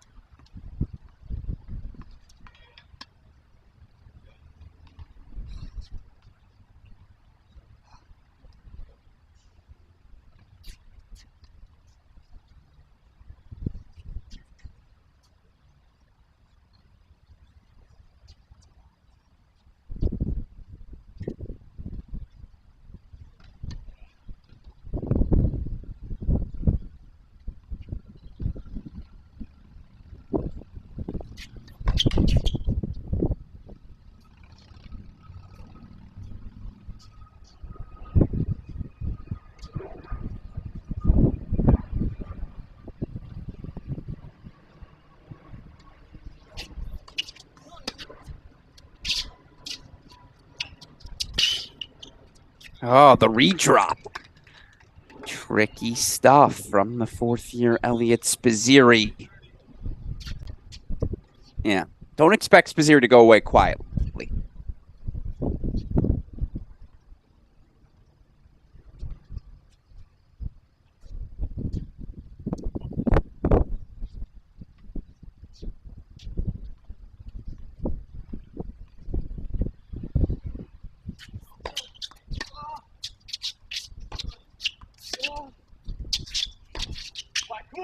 He missed that wide.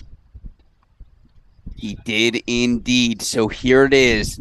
Another opening for Elliot Spizzirri.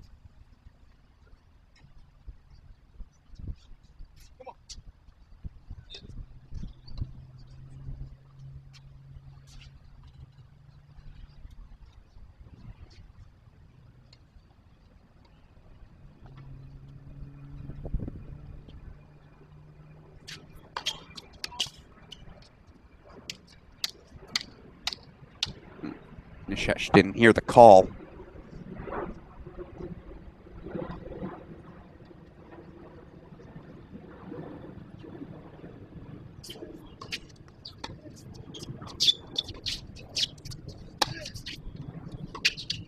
Get out of here. That backhand is elite from Nishesh Basvaretti. Holds on the deuce point 4-3-2. I'll tell you what, if you're Elliot Spizzirri,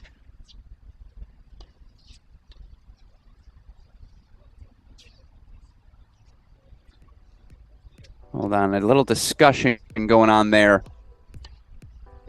Looking at a spot on the line. I think Bruce Burke was saying, do you think that one was wide? I don't think so. So a little conversation there, but you see Elliot Spizzirri getting the fourth-year All-American for the University of Texas. Don't let his record last season fool you. Went 11-6 in singles, 15-5 in doubles, but again, has been playing without a backhand for pretty much the entirety of this 2022. That left wrist not allowing him to swing through that ball. That said, his ability to work his way into the elite of the elite ranks in college tennis. Just a testament to his will, his competitive nature, and then the athleticism he brings on the court. Spizier about 6'1", 6'2". Obviously does not lack in strength, extraordinarily quick around the court as well.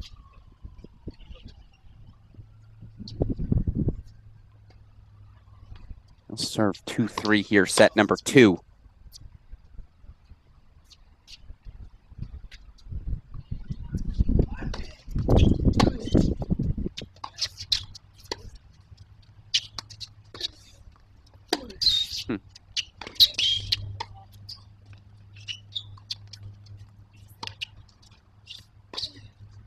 Cut the clip. Nishesh took that forehand half volley because of how well Spizier hit it. He's like, I'm just taking it on the rise. I'm getting it back in the court. Beautiful backhand slice as well on the chip in charge, but Spizier says, I see your cross-court pass. I raise you my own.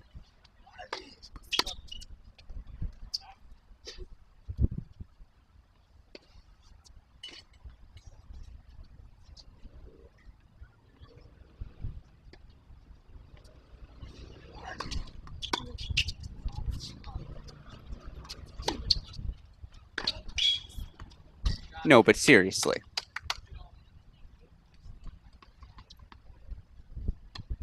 What would you give up to have that Bosvaretti backhand? If you put that Bosvaretti backhand on this Elliot Spizier, that player might be top 100 already.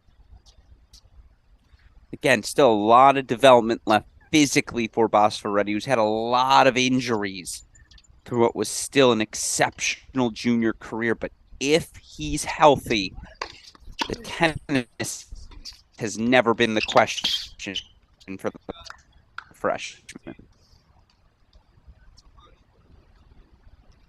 That did not go in. Okay. I was going to say, come on.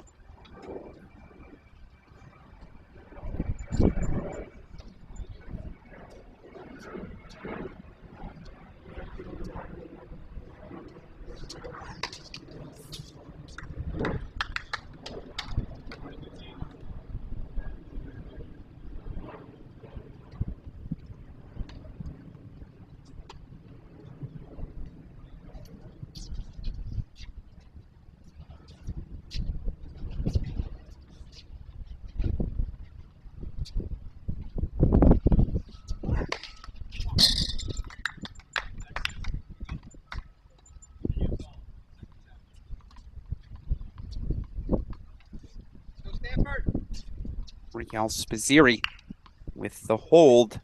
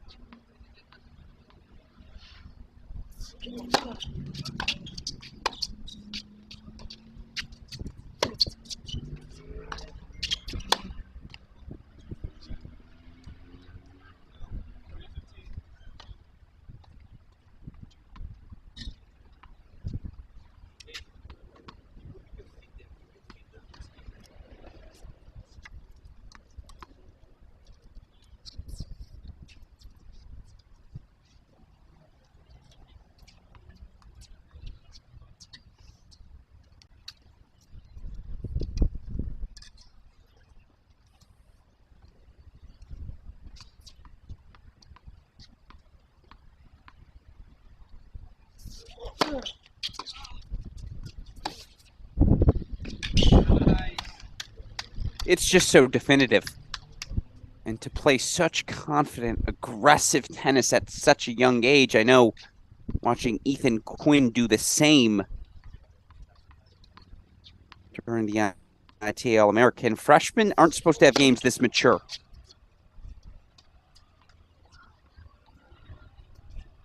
And honestly, I could watch him just try to catch the ball out of the server. Anytime he's clearing a ball as well, the hands are just precise.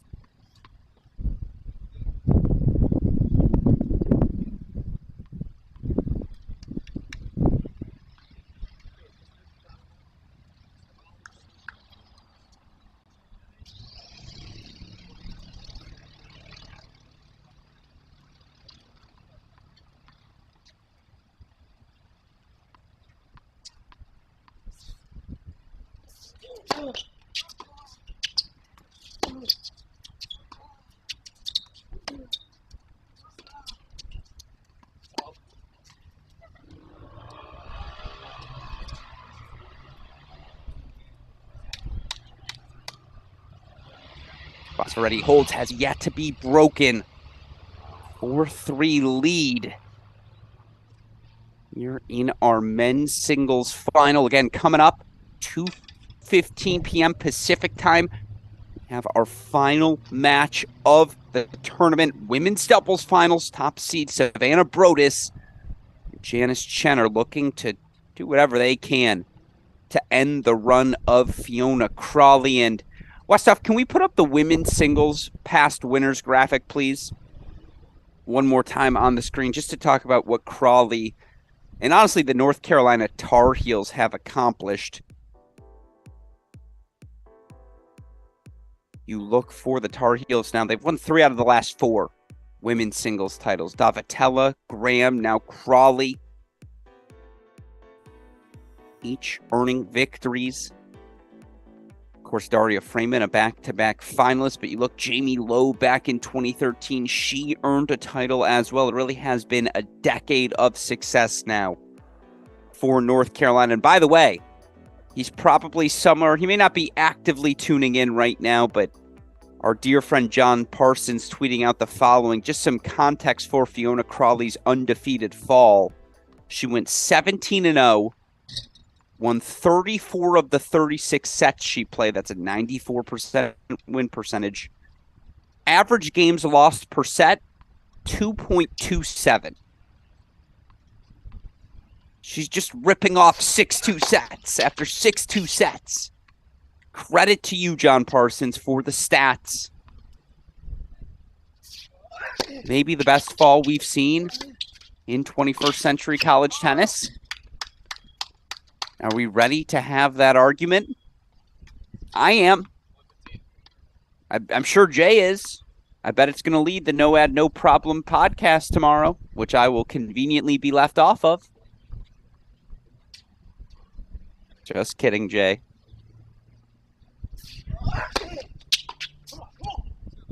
As we see, big serve needed. That one did Spazieri.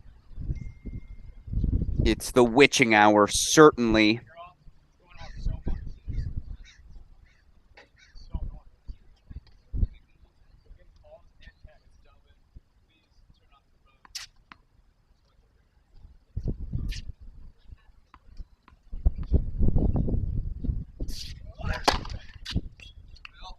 Woo! Gonna say 117 down the tee there. That was juicy.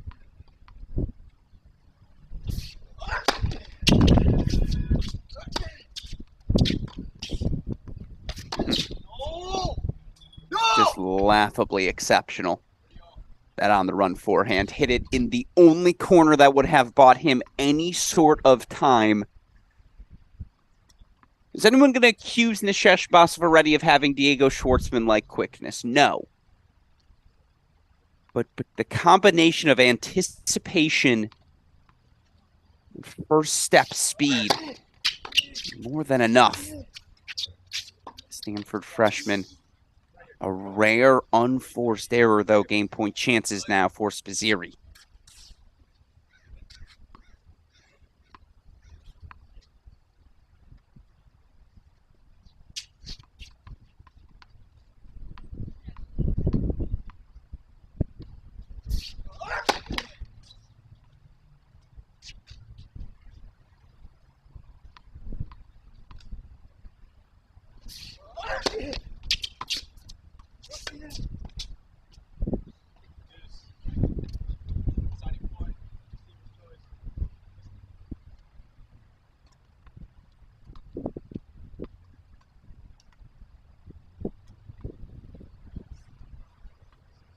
Throw it on the board. Deuce, point. Do we get a slow clap here? No. But it is the deciding point.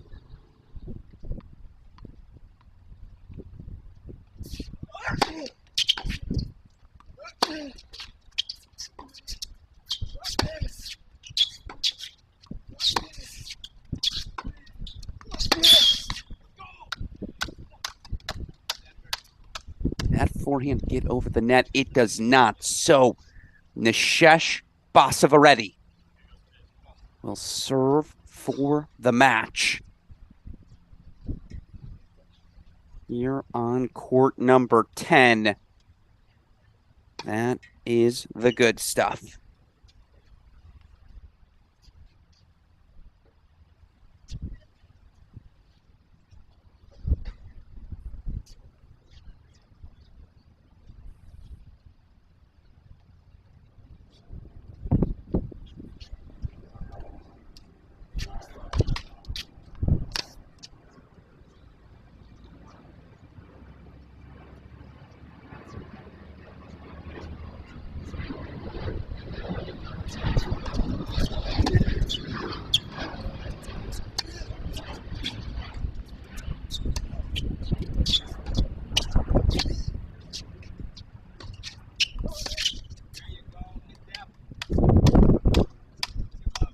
It's the aggression.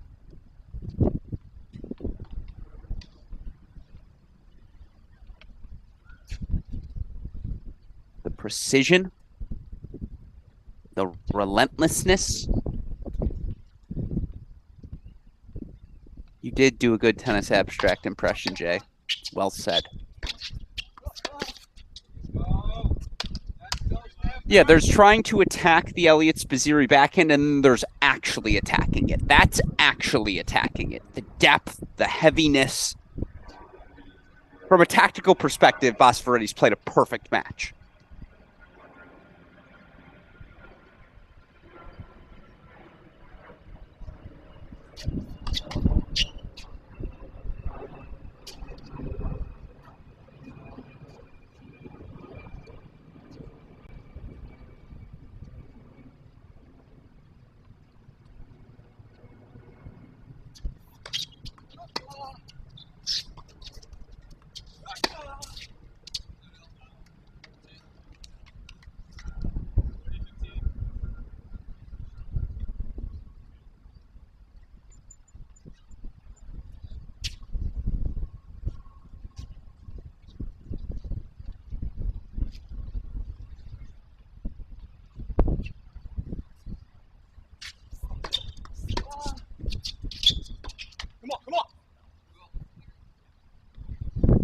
But we're not done yet.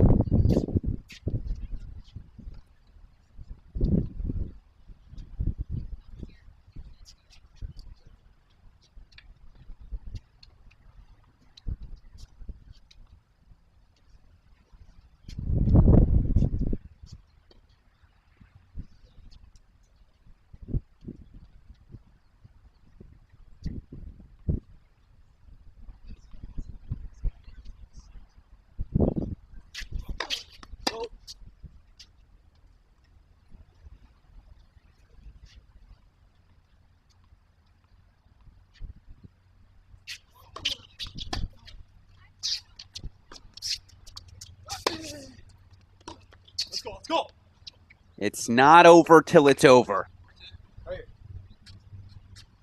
Elliot Spizzirri will make you earn every single point you win. Just like that, seemingly out of nowhere. Nishesh Basvaretti has not been broken today. But now Spizzirri, 2 breakpoint chances.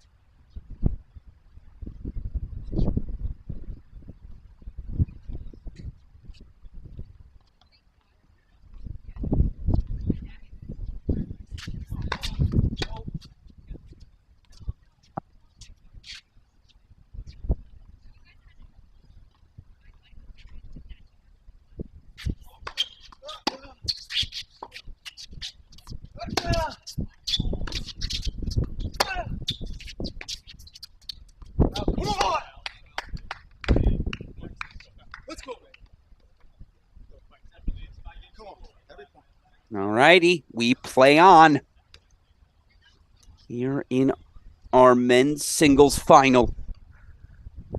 You love to see if we were a tennis and certainly singles winners. Just a reminder, some of what the men have accomplished, or some of the accomplished men, I should say, here on this list. Let's go, if we can, super producer Daniel West, up to those past men's singles champions. Again, it was August Holmgren winning in front of a home San Diego crowd last year. You see some of the other names: James Blake, 99 in Harvard, Stevie Johnson, Nuno Borges, top 100 players. Last Stanford Cardinal to win the title, Alex Kim, back in 2001, though Arthur Ferry did compete in the final last season. Last freshman to win it, Mitchell Frank, University of Virginia, 2011. And then, fun fact, Yuya Ito, the last Texas Longhorn, of course, back in 2019 for Ito. Obviously, that fall was coming off of Ito and Texas's men's national championship team run. Certainly something Spizzirri and the Longhorns would like to replicate this season. Spizzirri still alive, serving here 4-5.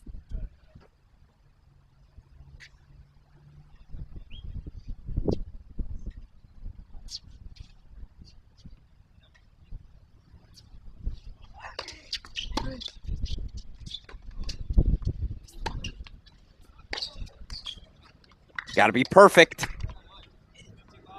Otherwise, Elliot Spizzirri will get you.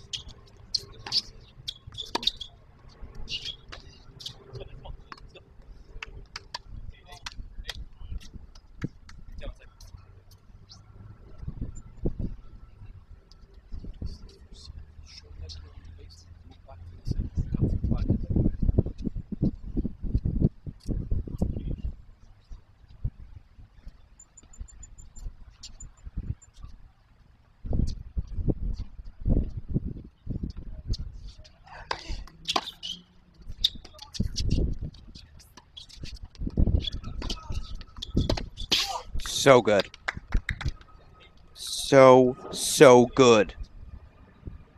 From Elliot Spizzirri on the inside in forehand there.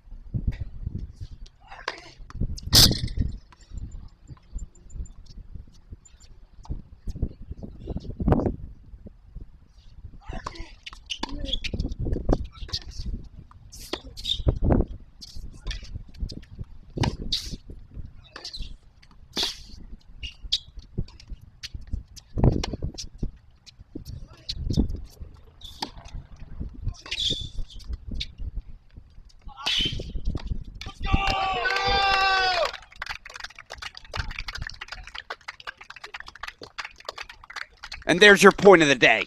Nishesh Basavareddy, the first freshman since 2011 to capture the 2022 ITA National Fall Championships. Basavareddy, broken serving for the match, breaks back on the deuce point. Did you see the quality of that match point? Are you kidding me? And what an effort from Elliot Spizzirri of Texas. Deserves all of the love in the world. Again, can't really hit the backhand. And yet, semifinals of the All-American, finals of the Fall Nats. Heck of a fall for Elliot Spizzirri, but are you kidding me, Nishesh Basavareddy? Wins a junior U.S. Open doubles champion. Now he is your 2022 Fall Nats winner. Show me the graphics. Super producer Danny Westhoff. I know we've got them for both. On the women's side, your singles champion, Fiona Crawley. Men's champion, Nishesh Basavareddy. There it is, folks. Your winners here at the Barnes Tennis Center in San Diego. Trophy ceremony about to get underway on court number 10.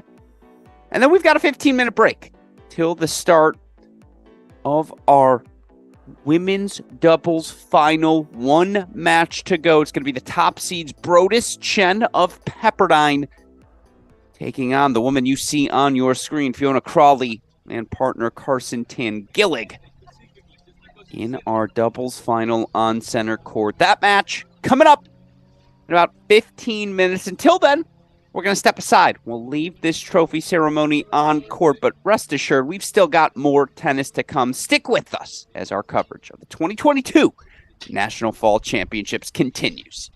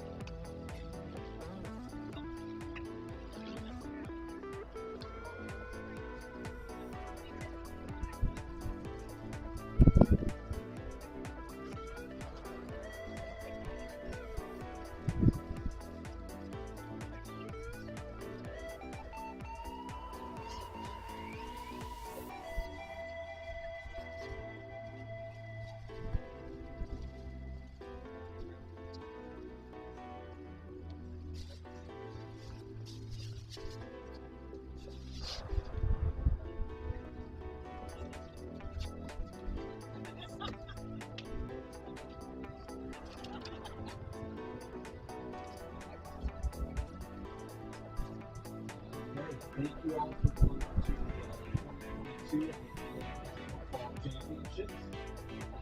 We get a quick round of applause for our two finalists. Before we get started, just a couple quick thank yous I want to make. Number one, first and foremost, to Ryan Donovan with the Barnes Tennis Center. They've been a phenomenal host of this event for a couple of years now, and definitely say on my end, we are hoping to come back here in the future, so hopefully we'll see you guys all out here next year as well. Also, to the officiating staff, our head referee, Anthony Montero, who's been here all week, and our chair umpire for this match, Alan Tan.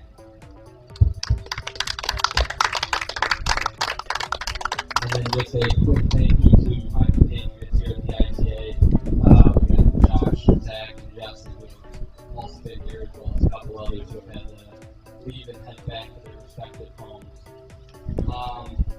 So what can I say about these two finalists? First and foremost, I've watched both of them play throughout this fall.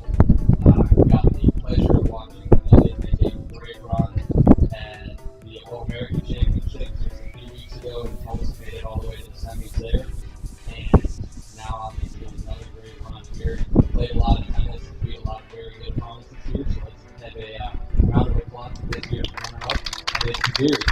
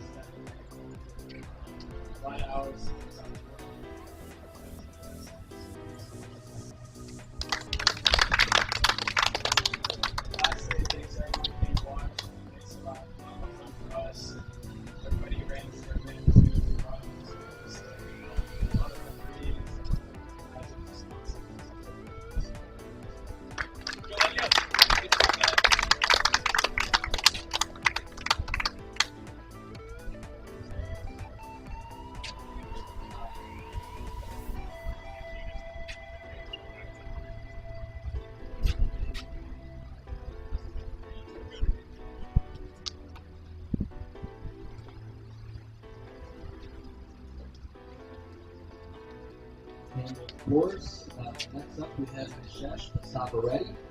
I got to first watch him also in Tulsa. He came all the way through qualifying, ended up winning the back draw there, so I got to hand him the trophy at the end of that one.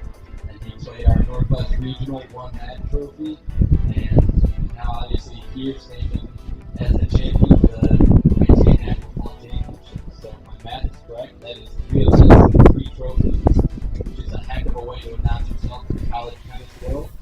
So a huge round of applause to this year's champion, Mishesh Sabaretti.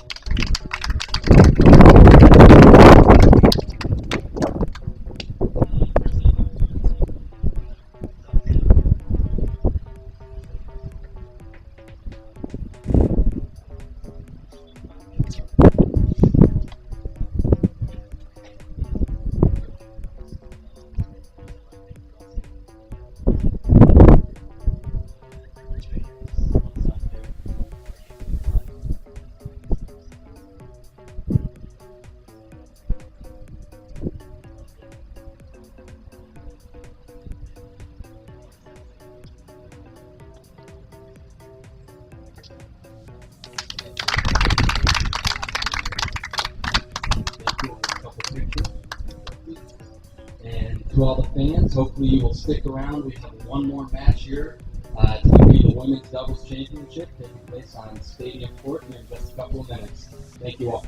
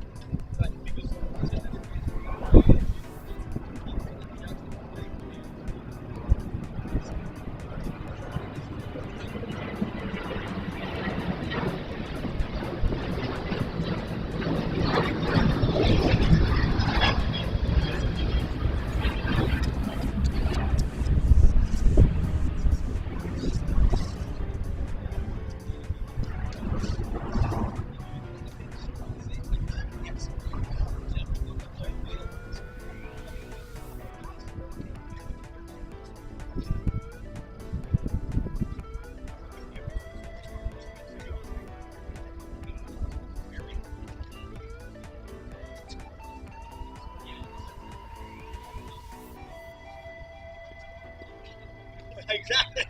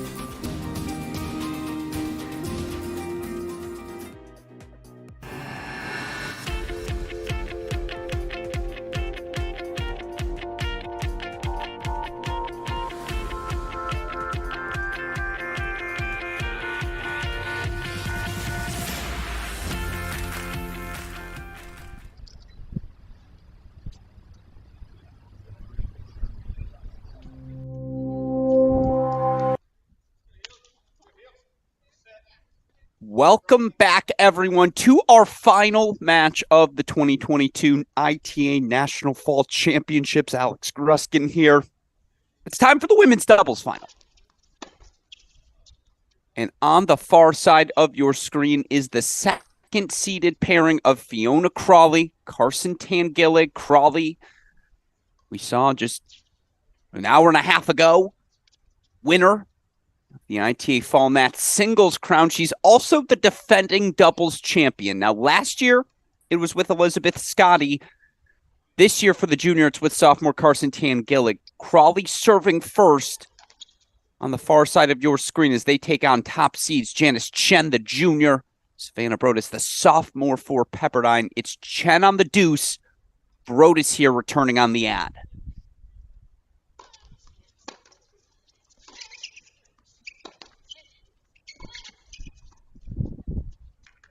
And honest to God, as excited as I was for all of our action here today, this is the match I had circled when the day began as your most exciting match of the day. So if you stuck around, the payoff will be worthwhile. Top two seeds, only draw where that's the case.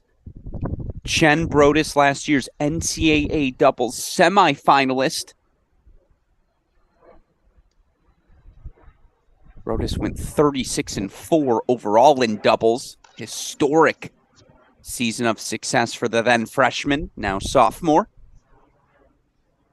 See her pinching forward there here on the second serve.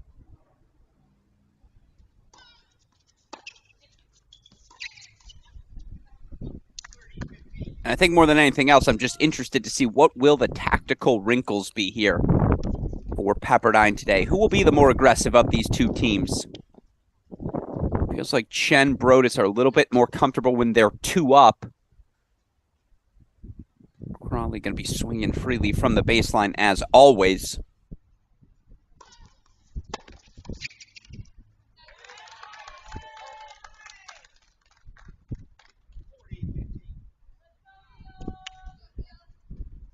It's too early. 3 early game point chances, excuse me. Coming up for Crawley and Tangillig. We also should have Nishesh Basavareddy, your ITA Fall men's singles champion, coming up momentarily.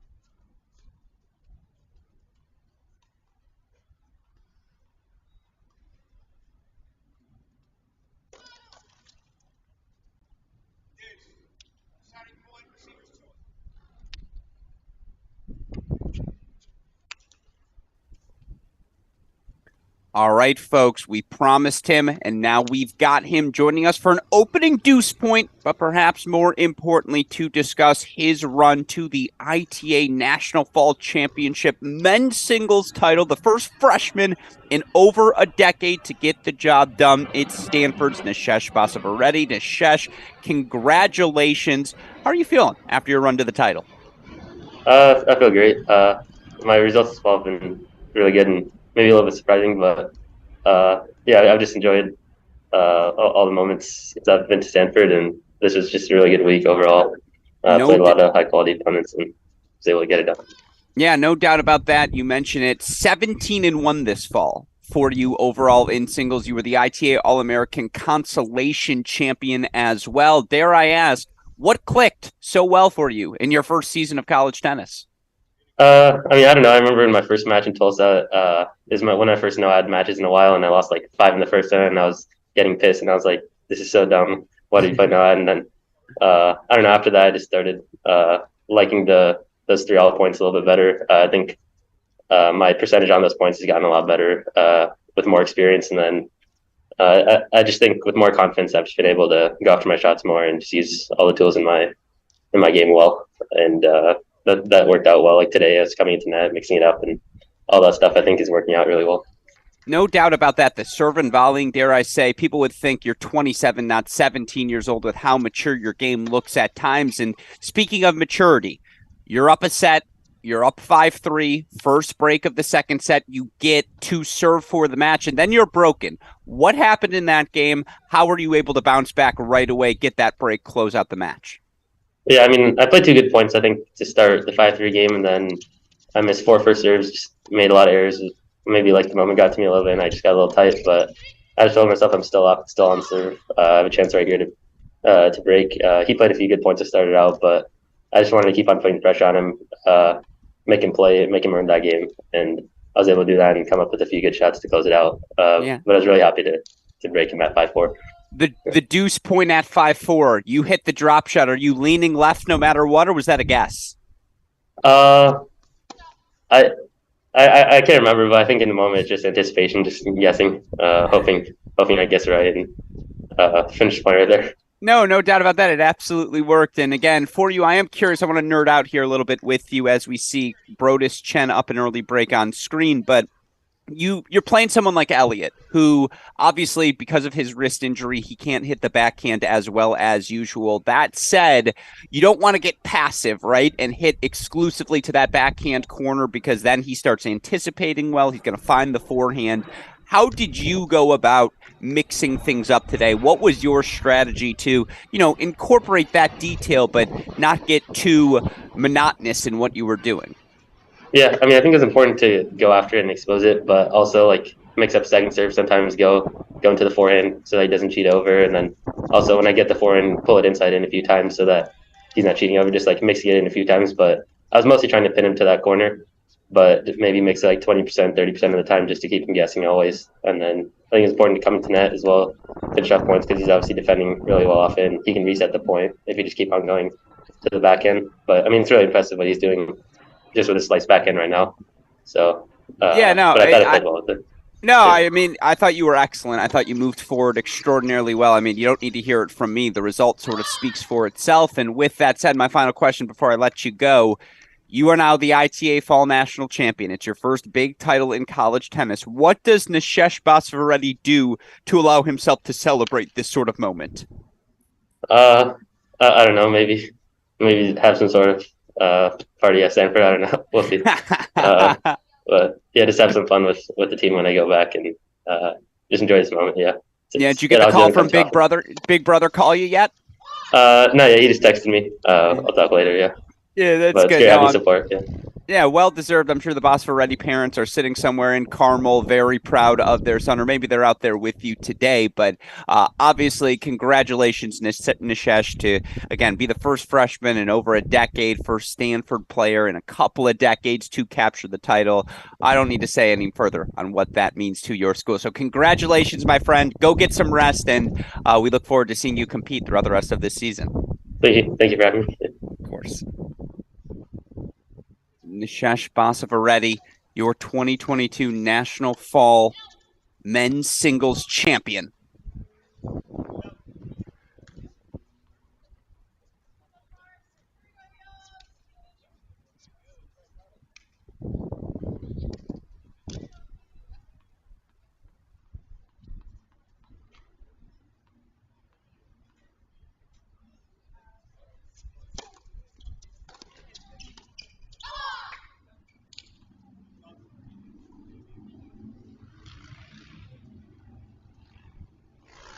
Meanwhile, in our women's doubles final, it's been a little bit of a struggle here so far for Carolina. Carson Tangillig, superstar sophomore, serving on the near side of your screen. It's, in case you haven't heard from Fiona Crawley earlier today here on this broadcast, she talked about what a ride it's been to play with this stud superstar sophomore. According to Crawley, she thinks Carson still doesn't realize how good she can be. And it's true, the North Carolina Tar Heel oozing with talent in just about everything she does.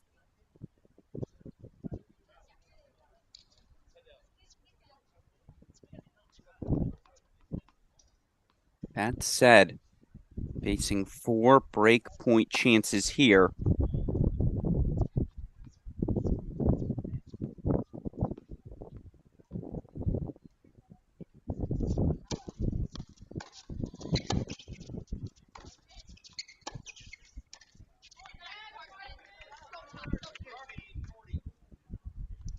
There we go. That's a little better.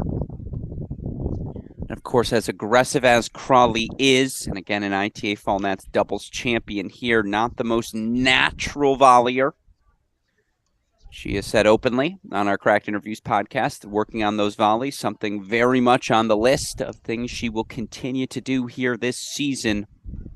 It'll be interesting to see what Brodus and Chen do. I imagine they're going to play through Crawley whenever these two are 2 up.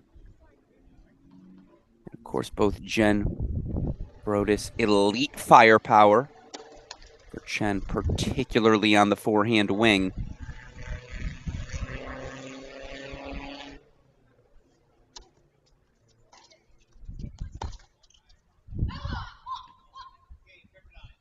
Chen showing off the heaviness of that forehand right away. It's a quick start for the Waves.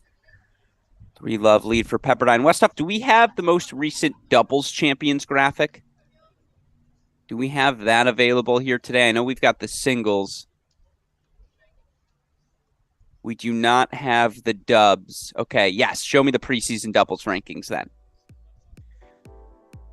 As you see, Brodus and Chen, NCAA semifinalists last year. Won an outstanding 22 of 23 doubles matches in dual match play last season, did Savannah Brodus.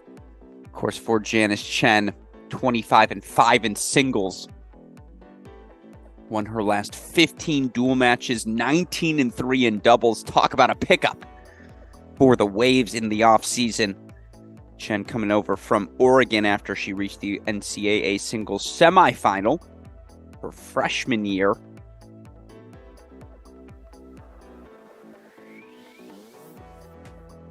Obviously, Brodus Chen going to fly up the rankings, as likely will Crawley and Tangillig.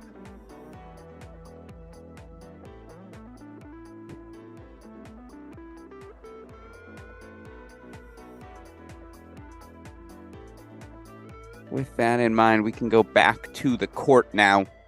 Changeover. Wrapping up here, you see Per Nilsson, head coach for the Pepperdine Waves on court. Always a pleasure to speak with Per. Always a pleasure to speak with Brian Kalbas as well. 2 of the more successful coaches you will find in the college tennis universe. Of course, their 2 teams went head-to-head in the NCAA quarterfinals last season, and some scholars have argued if that match was played outside, it might, honest to God, have been Pepperdine who ends up in the NCAA championship match. Waves seem to have finally found their stride at the NCAA tournament last year, only for weather to force the match indoors, and you just never want to play Carolina indoors. Heels winners of the last 3 national indoor championships. I think they've made the finals in the last 6 or 7 years consecutively.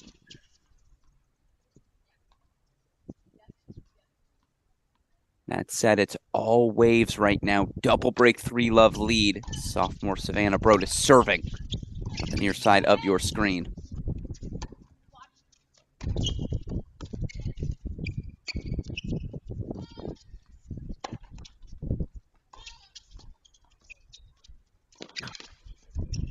Huh.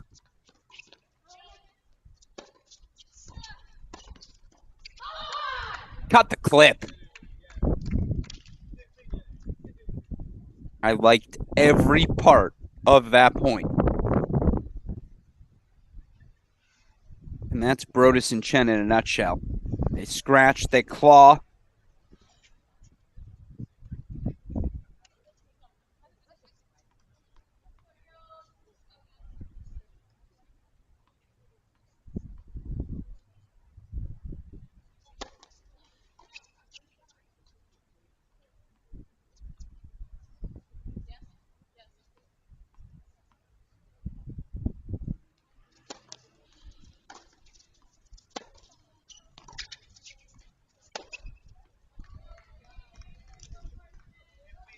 Rare unforced error there from Brodus.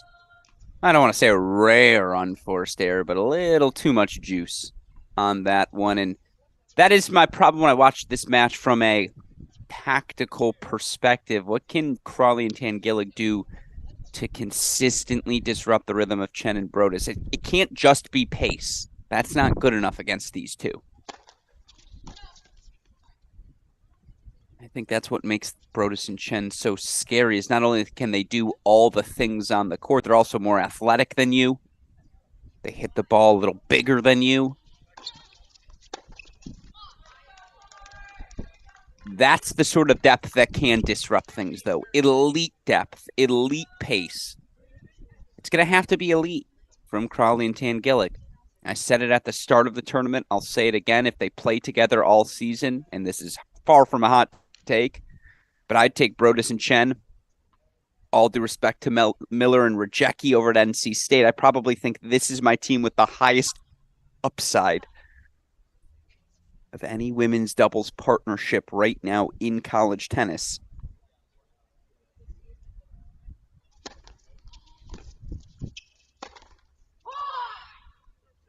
Because they can do that. Some argued that it was Brodus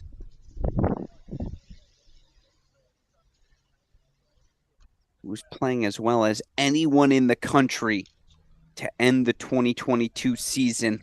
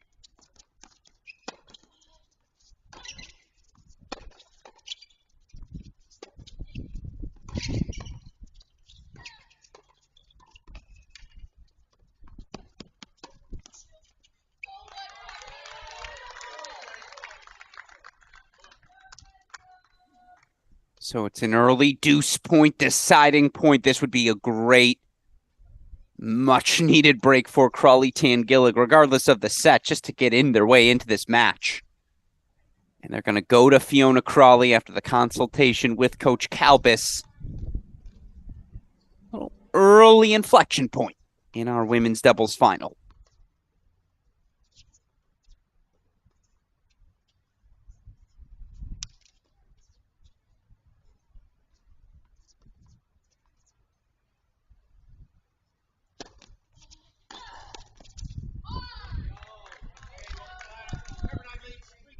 It's a great call. It was a great poach. It was just off the frame of Chen. And so North Carolina's on the board. And maybe there's the start they needed. 1-3. Still down a break. First set.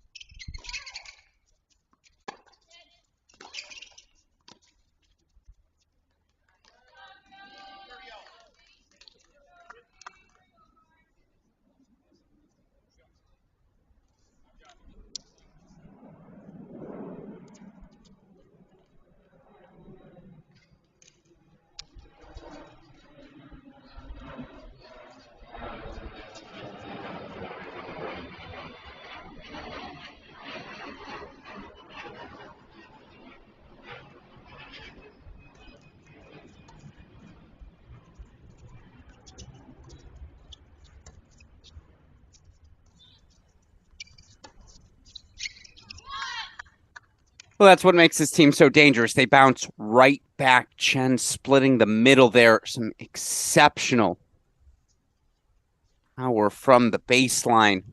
And now it's 2 more breakpoint chances for the Waves to keep their nose out in front. And I wonder if we might just see 2 straight points going to Brodus no matter what here. If there's any individual weak spot, quotation marks around that term, weak spot, it's probably that Chen backhand. It's where Crawley, Tangillig are going to try to target whenever possible.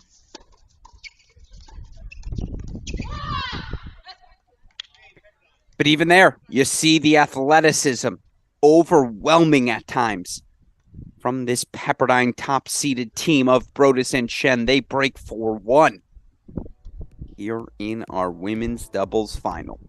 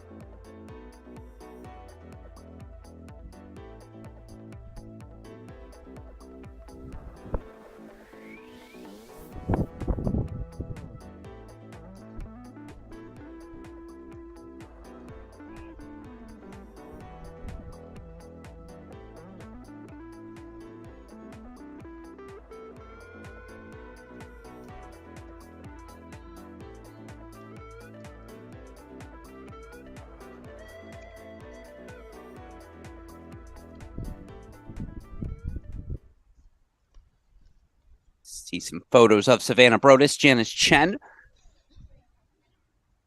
And the duo so successful last season. Chen went 29-7, 19-3 in doubles dual match play. Brodus an outstanding 36-4 overall, 22-1 in dual match doubles play. Of course, the duo combined to reach the NCAA semifinals of doubles.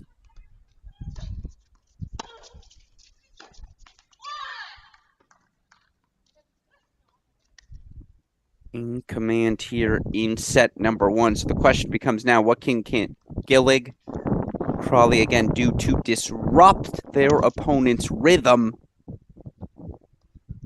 Played a couple of competitive games, certainly.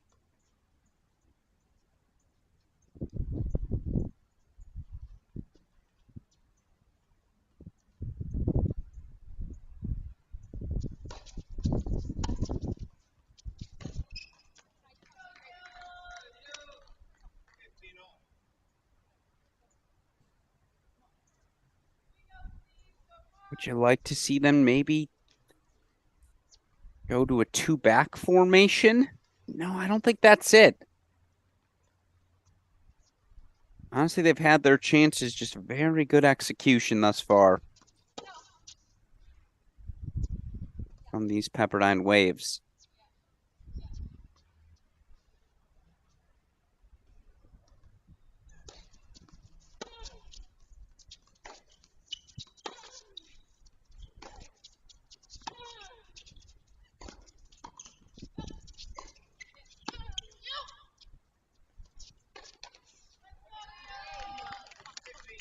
All right, getting scrappy.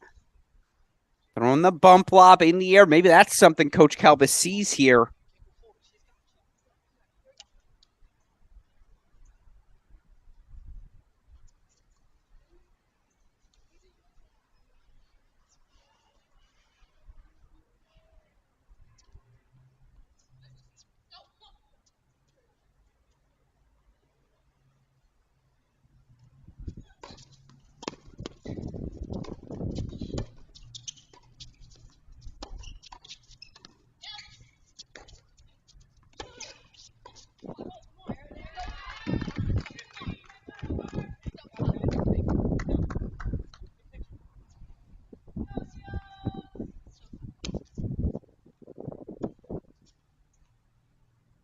Break point chances now.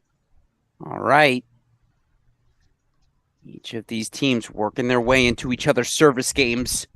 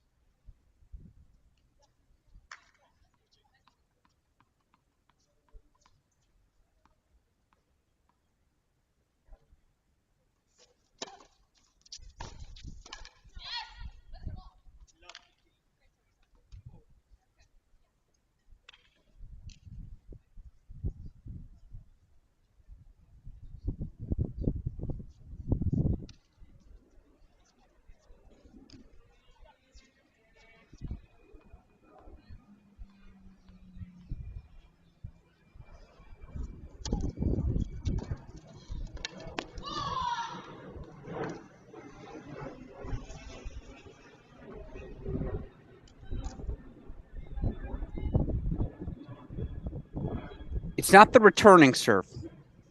It's the on-serve issues right now plaguing the Tar Heels. Crawley Tangillig going back to the drawing board. Here at 2-4 love 30.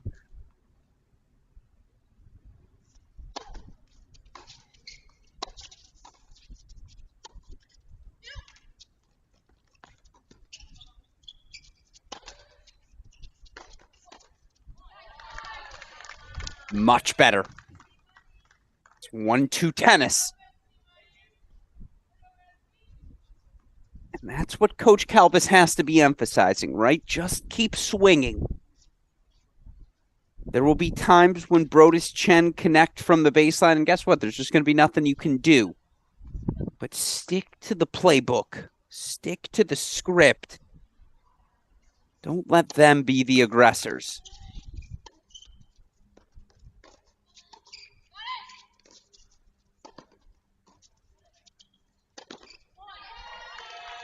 Yeah, remember when Fiona came on our broadcast and said, well, I just have to stand there. Carson will do the rest.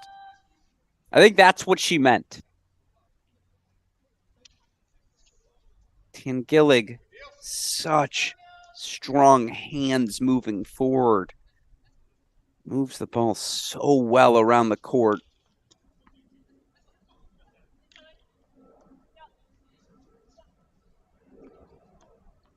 You're asking me who's the next Desiree Kryovchuk.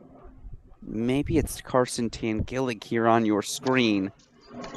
Could also say the same about Brodus, to be honest.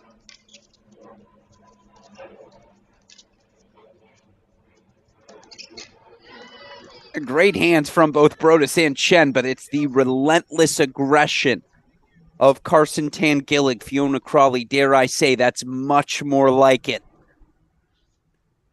And the duo now from 1-4 down, game point chances to keep it just a single break deficit.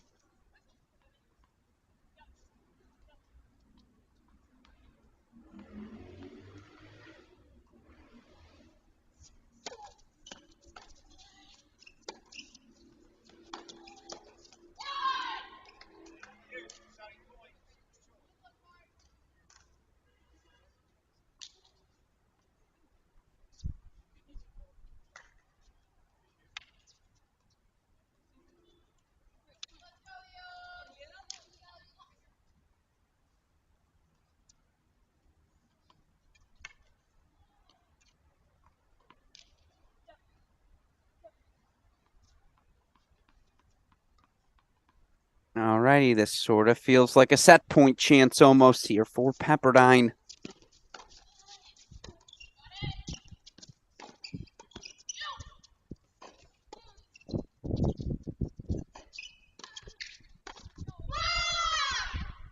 Crawley pops that up. That's tough.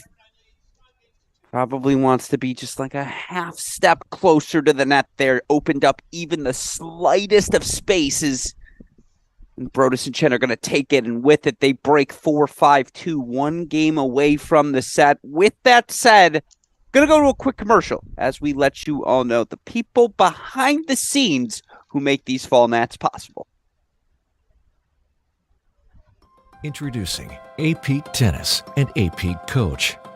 Everything tennis players need to become mentally tough, both on and off the court.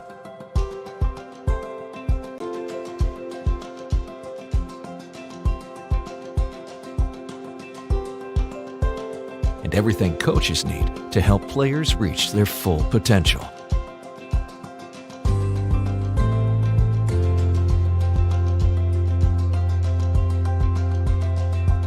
Because we are extremely confident that A-Peak does work, we are offering free 1-month split testing to validate A-Peak's effectiveness when implemented correctly. With split testing, we'll have half your players use A-Peak, while the other half does not. Then, we'll conduct pre- and post-testing to demonstrate A-Peak's value. To take advantage of this offer, email us at apeak@apeak.com.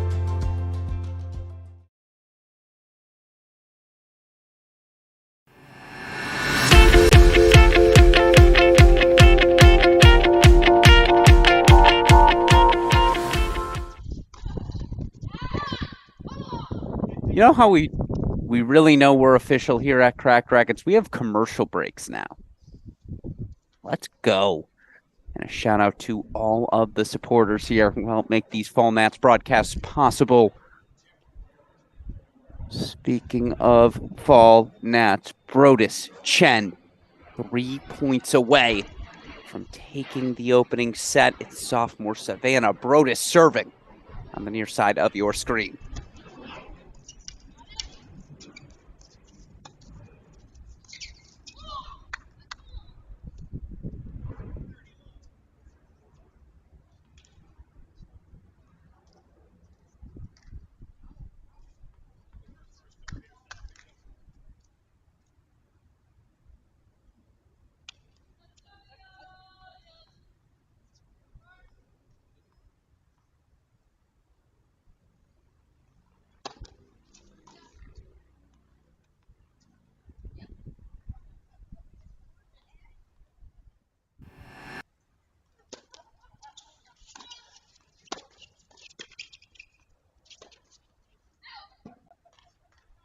She missed that?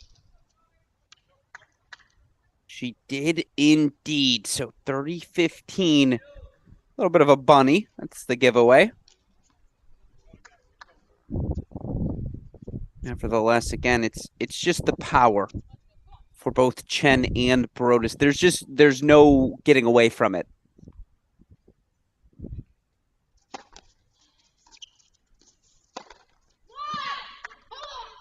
An undeniable ability to play on their terms. Westhoff, give me a slow clap as we have set points for Brodus and Chen.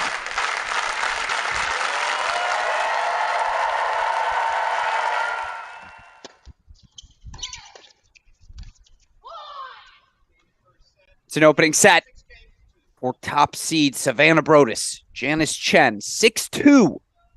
They take the opener at the Barnes Tennis Center. That said, still got more to go here as our Cracked Racquets Championship Sunday broadcast continues. Of course, it's been such a fun fall for all of us college tennis fans. Started with the ITA All-American, but in case you missed it, there's also the ITA Cup, which if you don't know about, let us tell you here on our broadcast.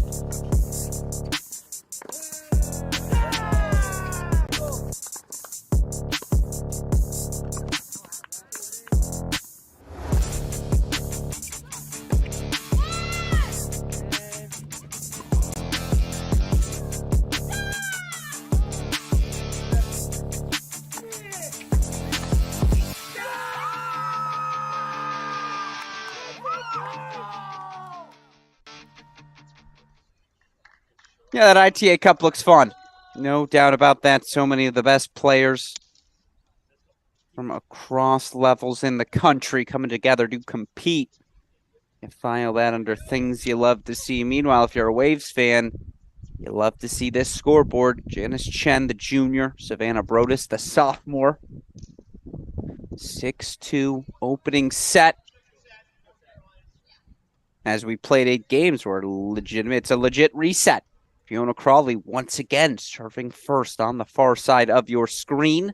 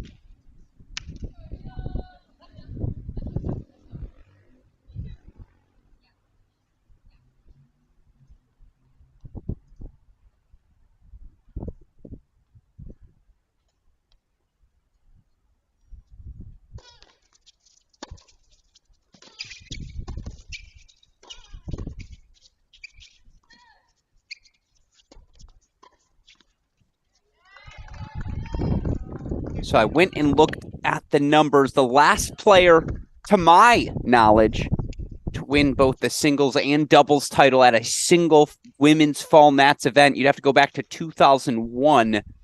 Stanford's Laura Granville, the last player to accomplish what Fiona Crawley is looking for here today. Of course, Crawley, winner in 3 sets.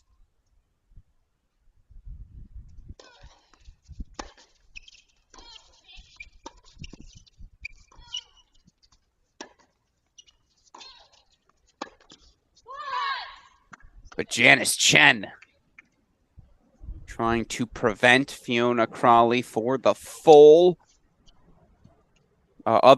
sweep, excuse me. Forehand laser down the line. And again, that's what makes Brodus and Chen so dangerous. It's the forehand lasers. Janice Chen hits her forehand as big and heavy as any player in college tennis. That's why she reached the NCAA semifinals in singles as a freshman, doubles as a sophomore. And you put these two together, it is a potent pairing. So early break point chances for the Waves.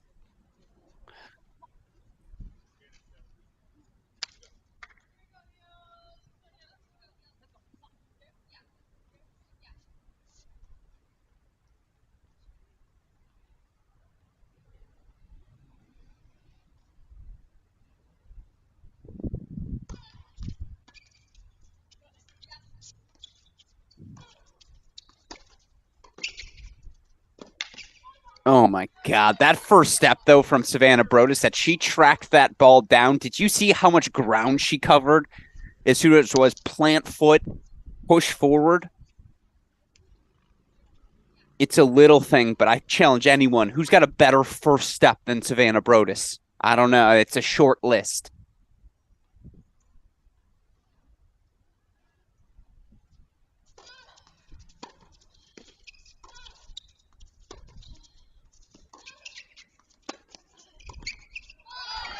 And that's such a hard volley. I cannot emphasize that enough. That high backhand volley, it's so easy to miss time, so difficult to generate pace on.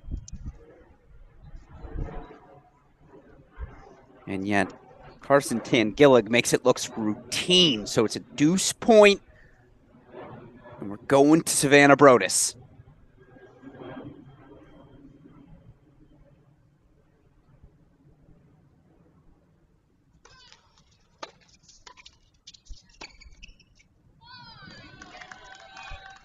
How about that? All right. Adversity fought off. First time in the match, Tar Heels have a lead on the scoreboard. It's just a hold. but it is 1-love.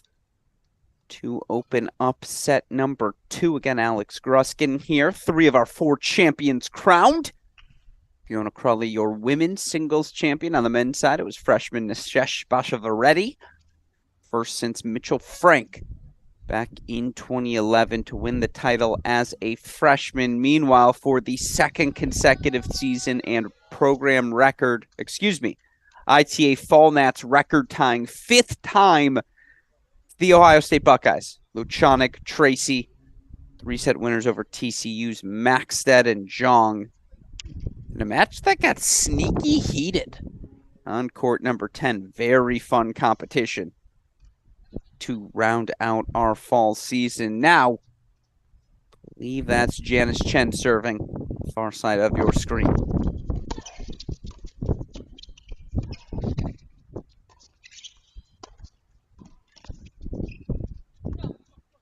Outstanding.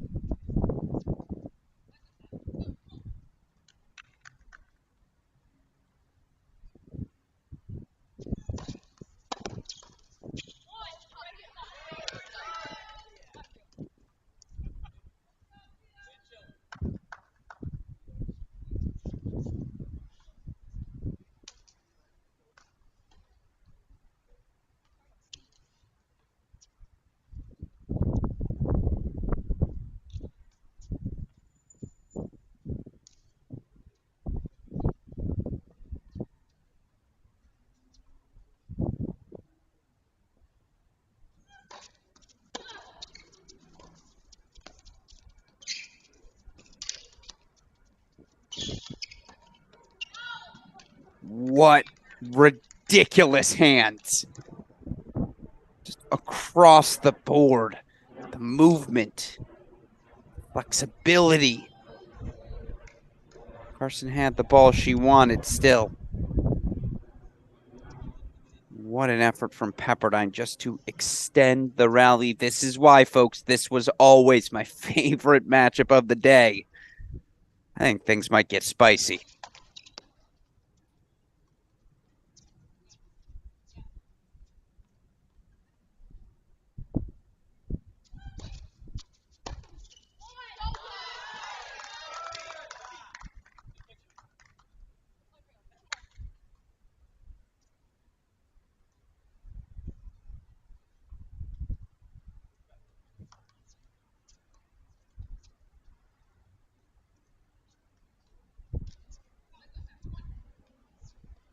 Great points now. Wouldn't that be something?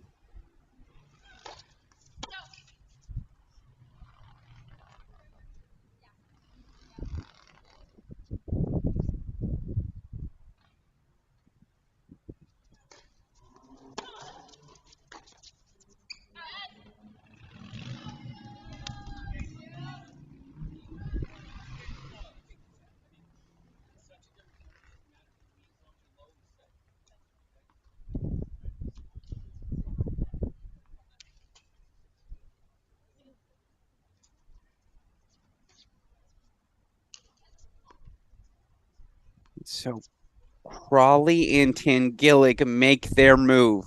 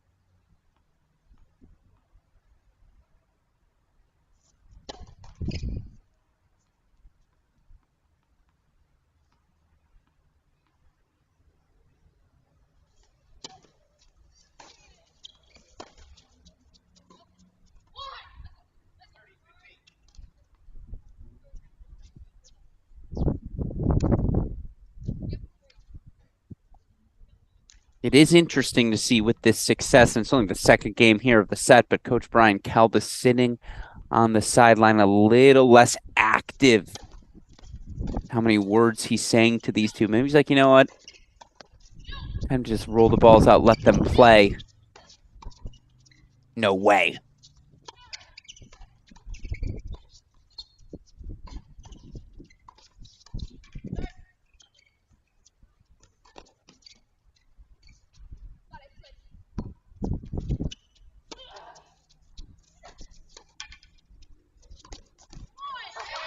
Put it on Sports Center. You have got to be kidding me. Ignore any other time I said it here today, Westuff, and cut that clip.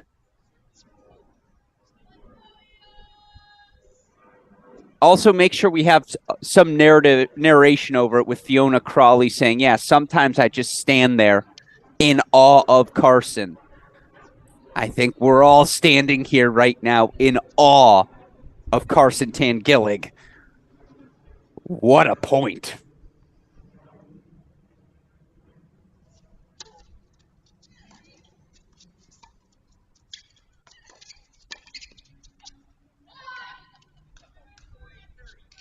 I mean, you earn the right to go for the little half scoop. If anyone can pull it off, certainly.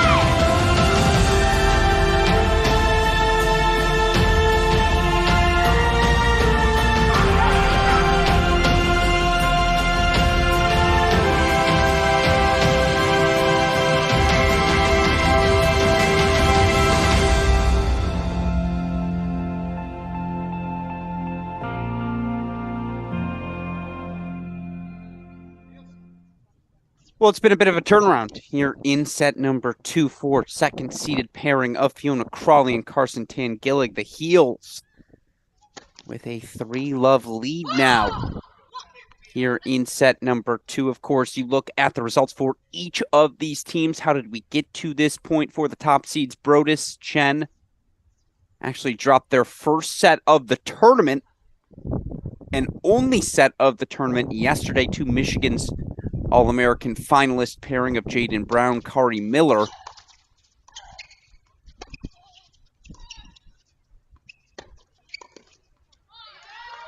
Interestingly enough, Crawley and Tangillig have dropped just one set this tournament as well. However, that set was in set number 1 of this match, had not dropped a set leading into the tournament. That's crazy. Fiona Crawley reached the finals without dropping a set in singles or doubles. has lost just 2 sets overall. They both come in the finals. And yet, her and partner Carson Tangillig have come roaring back.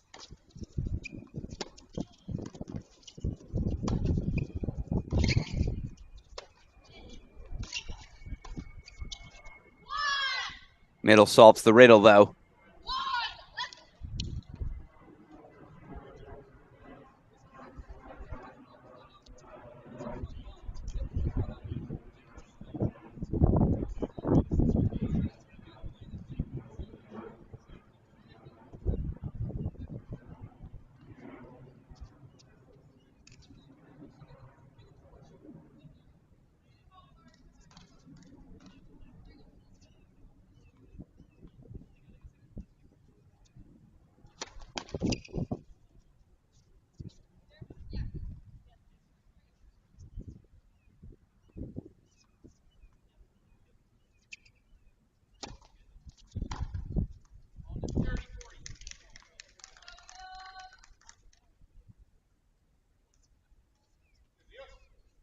It's break point chances. Crawley and Tangillig. When it rains, it pours in our women's doubles final. And right now, it's Raven Tar Heel Blue.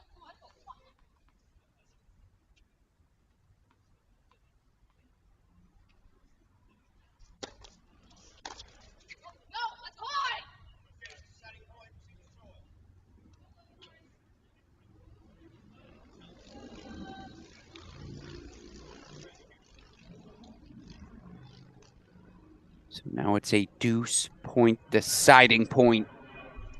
Going to go right back to that Fiona Crawley return side. This is for sure the strongest configuration, in my opinion, for the heels. Let Tangillig be free, aggressive at the net. Brodus, by the way, serving on the near side of your screen. Oh, no.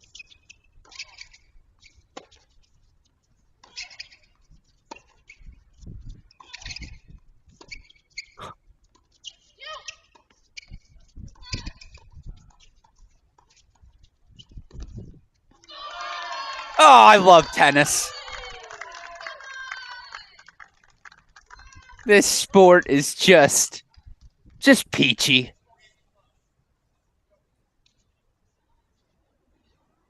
That's not how I saw this point ending.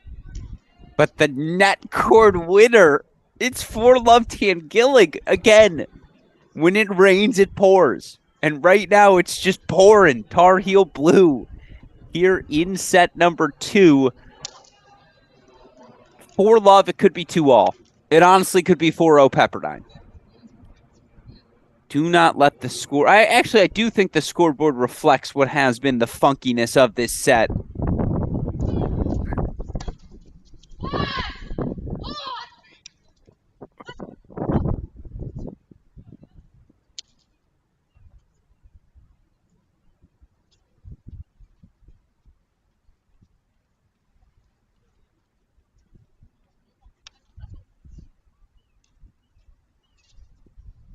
I mean, we've had 2 of our points of the tournament here coming in our final game. On the flip side, Brodus Chen.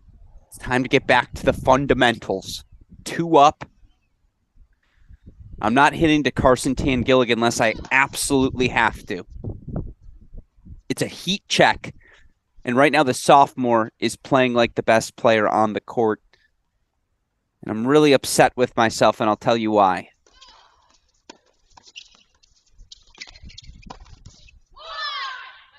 I had a whole take prepared. I was going to come out and say the X factor in today's match. It's not Brodus, it's not Chen, it's Crawley. It's Tangillig.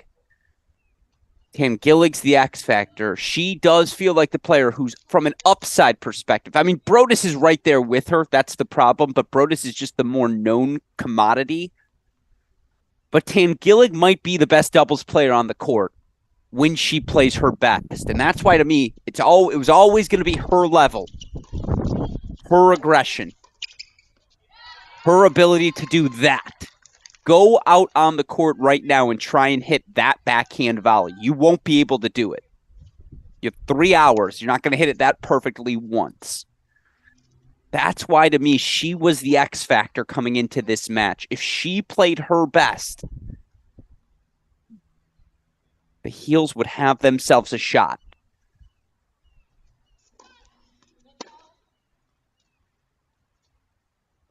Now I feel better about myself that I got that off my chest. I just wish it would have come before the first set, because then I'd feel really smart right now.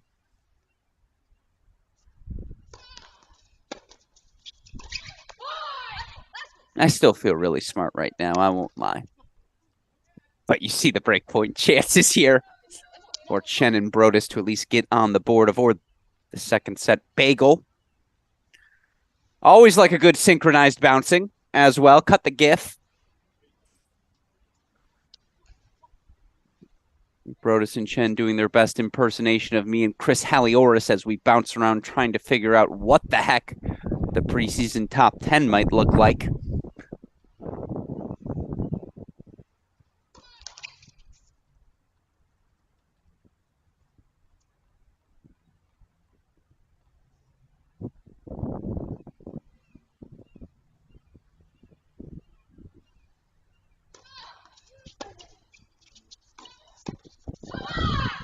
Middle solves the riddle.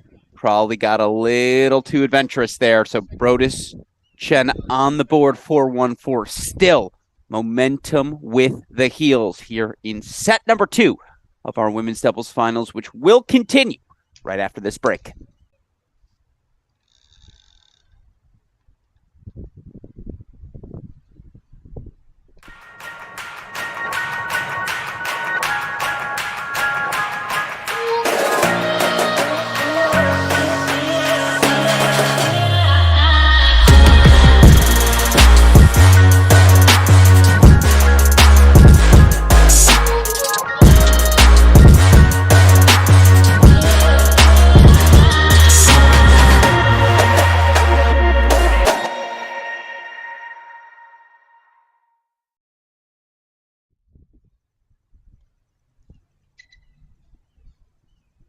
And again, a thank you to all of the supporters of these 2022 ITA National Fall Championships.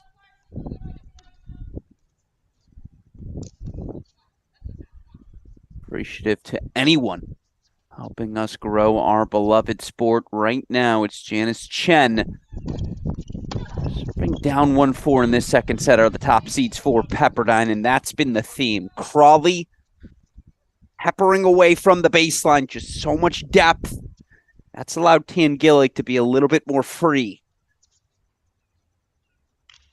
Play that much more aggressively at the net.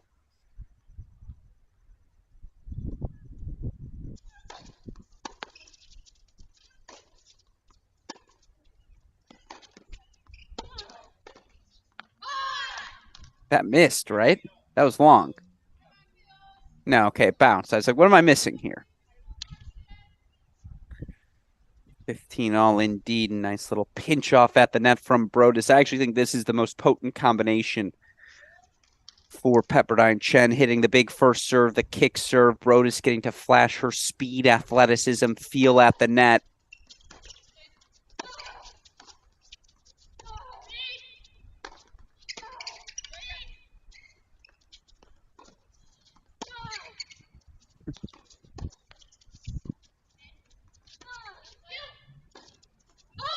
Ridiculous overhead from Janice Chen. That's ridiculous. Falling backwards, short angle. We might have to submit this to SportsCenter. This is your match of the day. Forget football. This is the good stuff.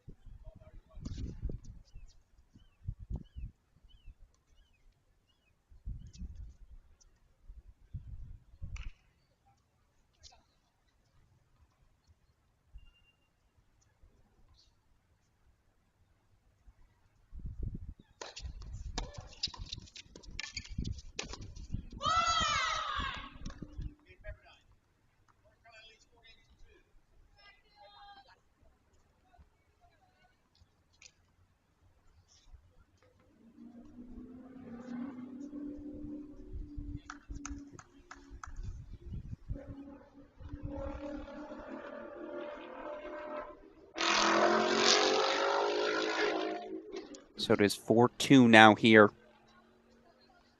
Probably Tangillig still up a break. Carson Tangillig, superstar sophomore, serving on the near side of your screen.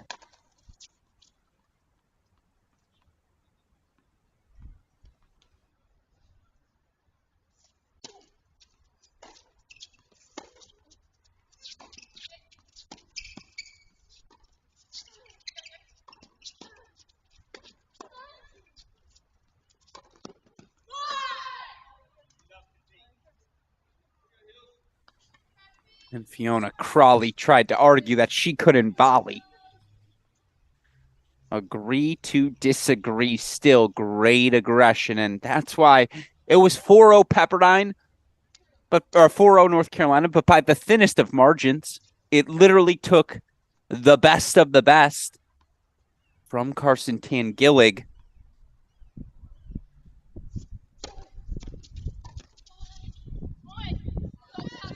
Build that 4-love lead. That lead is not safe, as we see. Good serve from Tangillig there. That kick serve just lethal.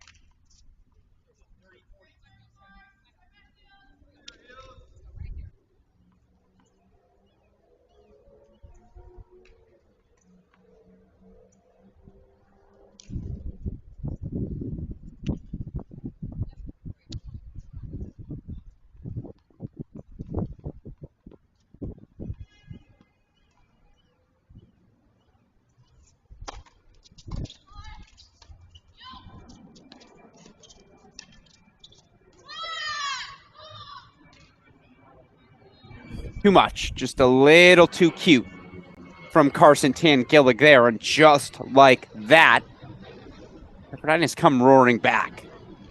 24 on serve now.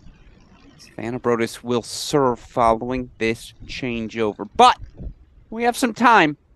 I want to show you some highlights. It's been a heck of a fall here in this 2022-2023 college tennis season. In case you don't remember, here's what happened in the All-American Women's Singles Final.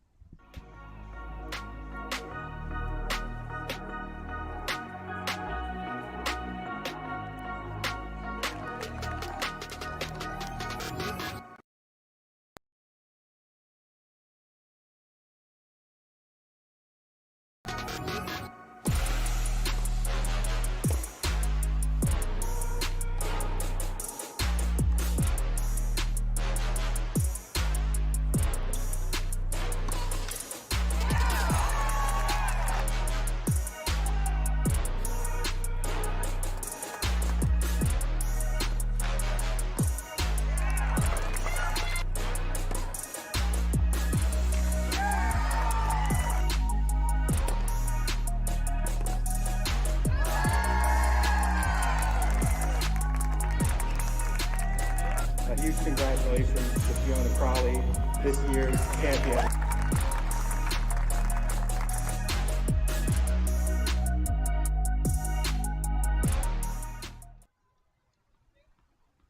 It's just been one of those falls for Fiona Crawley, 17-0. And again, as John Parsons referenced, 34 sets won, just 2 sets lost. She dropped an average of 2 games a set on the singles court. First player since Francesca Di Lorenzo in 2016 to win both the singles titles at the All-American and Fall National Championships. But looking to go back-to-back in the doubles here as well. Fiona Crawley winner with Elizabeth Scotty last season. Her and Carson Tangillig were 4-love up. No longer. We're back on serve here in set 2.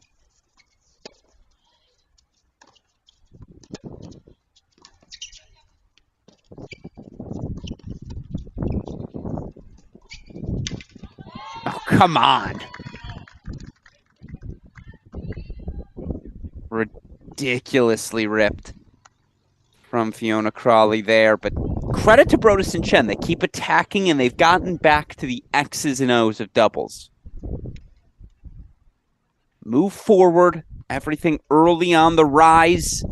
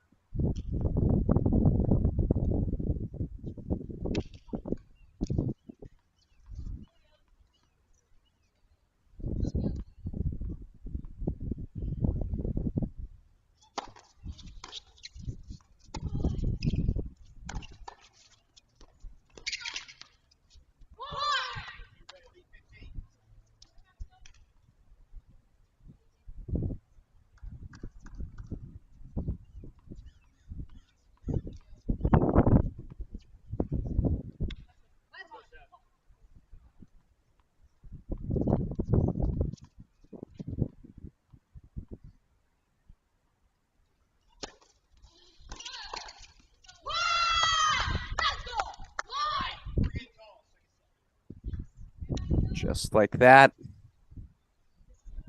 Again, 4-all now.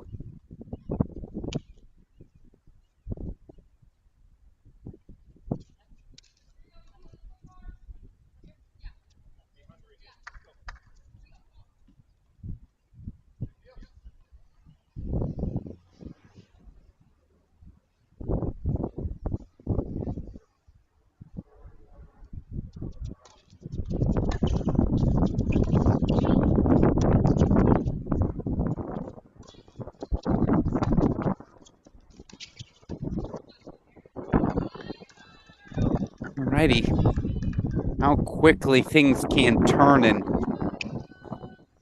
again, I don't know how sustainable as you look back. Crawley Tangillig building their lead 4-4 love. They literally played perfect. Perfect tennis. Meanwhile, again, I do think foundationally the fundamentals of this match favor Brodus and Chen. Both a little bit more comfortable 2-up. It feels like we've seen a lot of Crawley at the baseline. And Chen and Brodus have made the most of the space that provides them.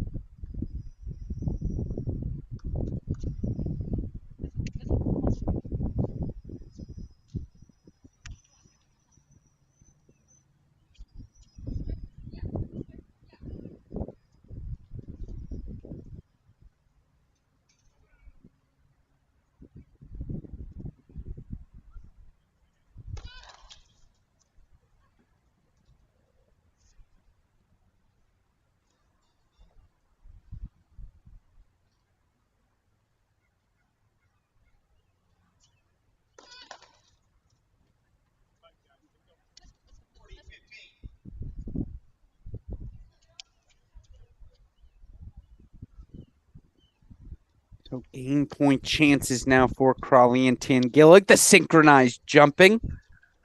Back in place for Chen and Brodus.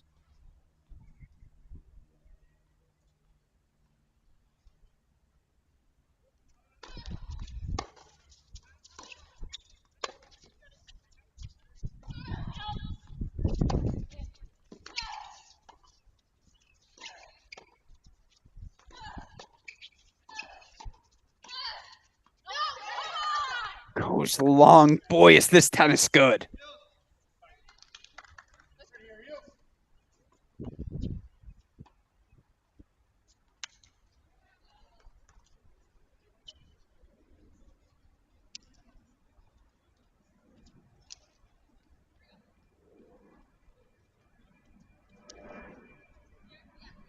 Still 2 more game point chances, though. Here for Crawley and Tangillig.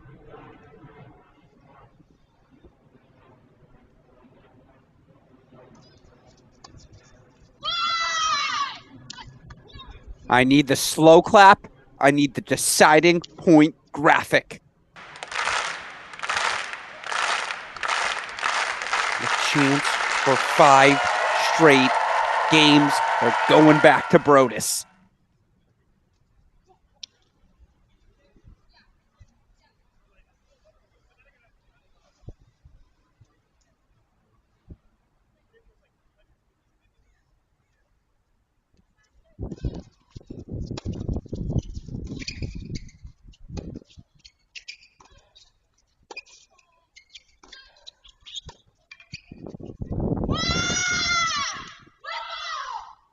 And just like that,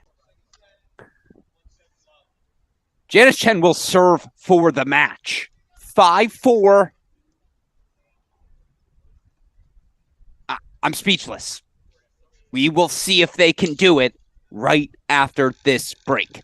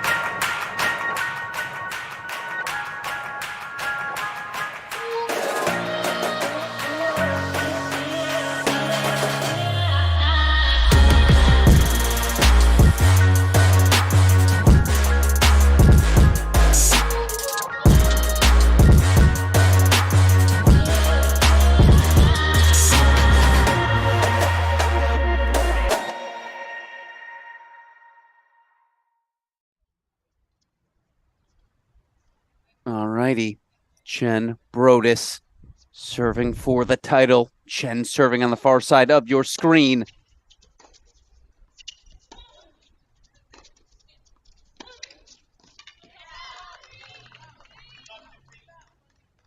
That forehand cross is just lethal. And credit to Fiona Crawley. She has not been the most comfortable volleyer here today, but that ball in particular and her ability to absorb depth, pace from the baseline, dish it right back at the waves. That's what made this second set so competitive. Helped set up her partner, Tangillig, so well at the net. That said, again, it's been the steady aggression of the waves. They've dictated the terms of play here today.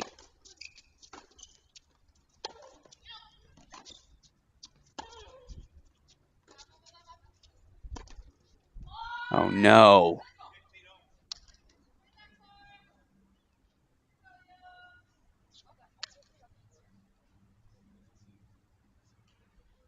A rare misfire from Carson Tangillig.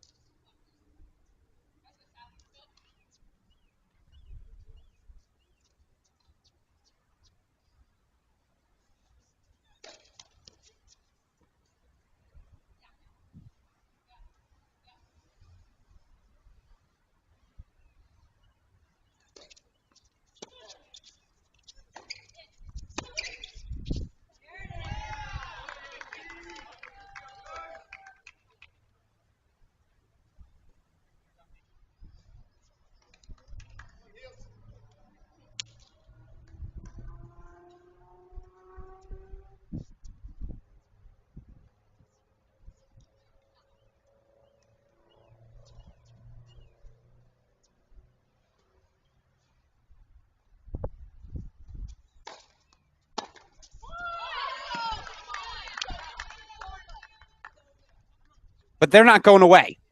Don't let that missed overhead be confused for nerves. Here come Gillig and Crawley. You thought this match was in the books? No, no, no.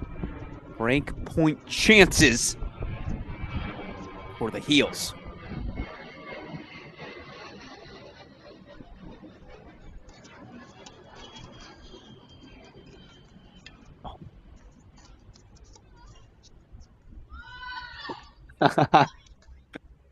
What a stick save from Crawley, but great depth on that next ball. Jams her up. One break point fought off. Still two to come.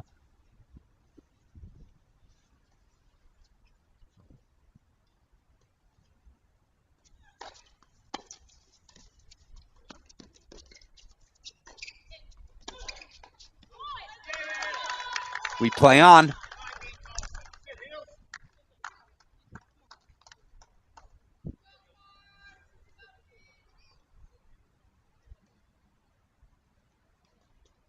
The action keeps on rolling. 5-all now.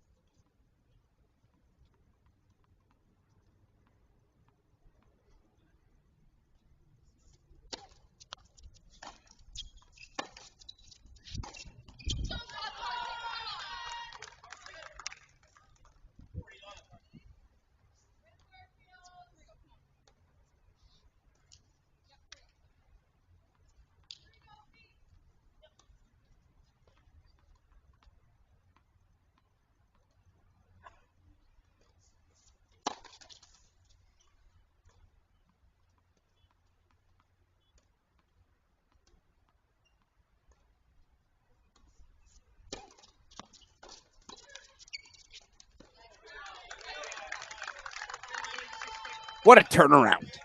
Love hold. For Gillig and Crawley. You see Crawley going running off the court.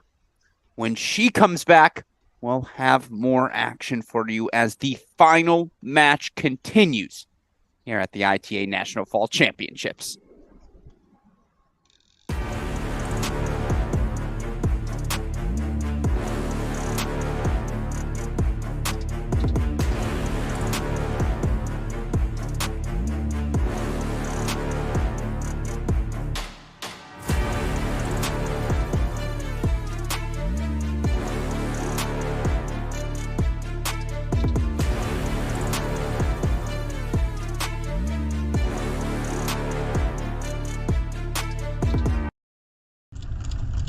Tennis. What does it mean to you? Everything?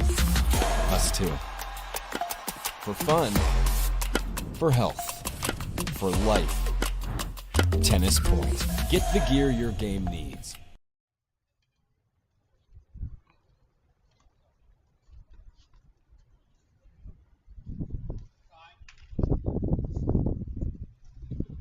So we're back in our second set action. Let's just quickly recap where things stand. It was a 4-0 second set lead for Crawley and Gillig. They then lost the next 5 consecutive games. Of course, what was the next act? To rip off 2 straight. And so it's 6-5 Tar Heels. Savannah Brodus now serving simply to stay alive in the set. After having the opportunity, did Janice Chen to serve for the match.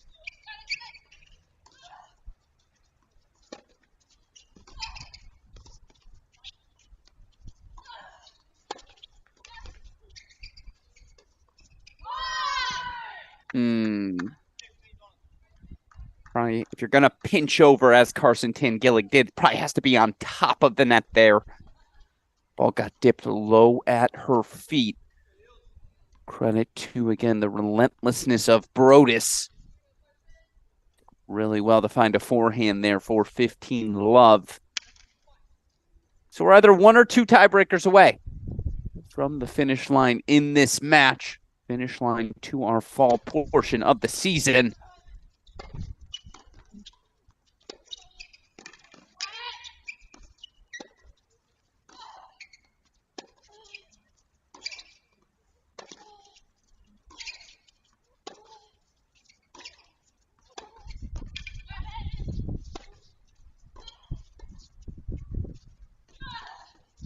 Oh, she's there.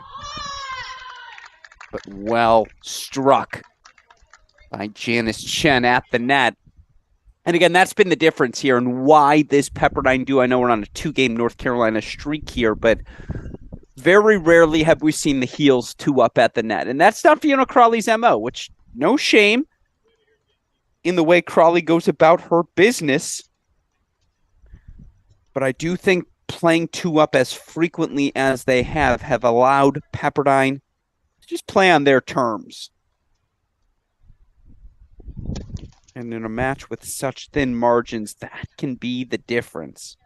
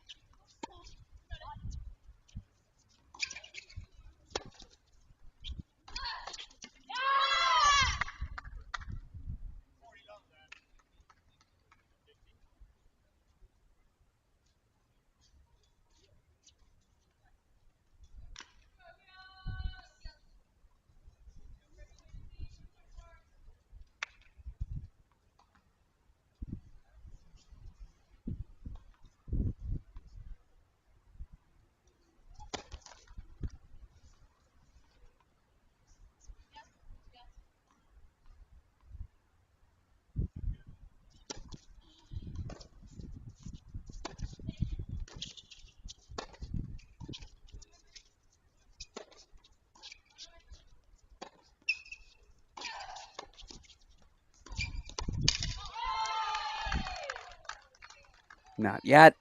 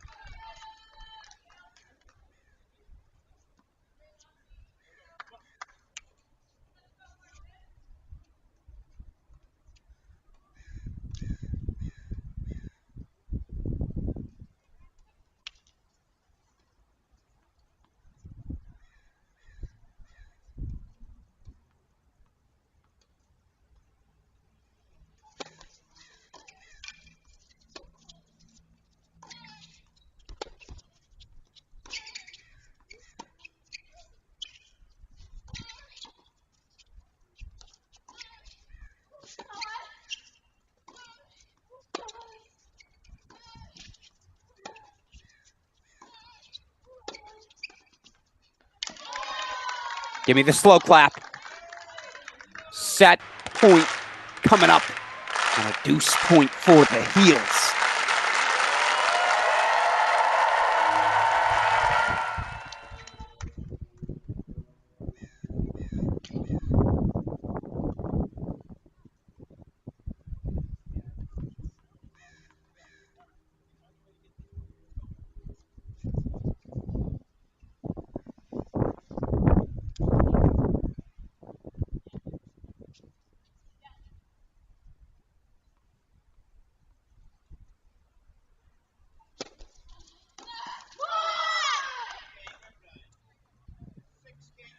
we're going to a breaker.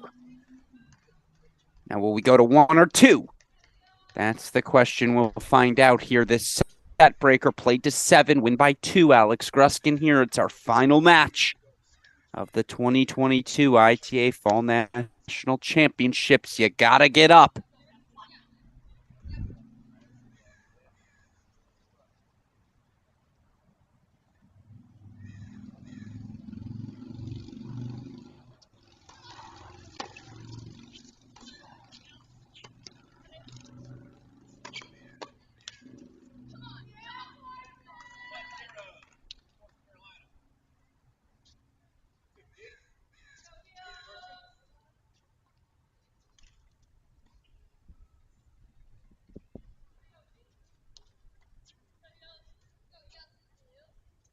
So here's the question now. Any tactical things you see? Not really.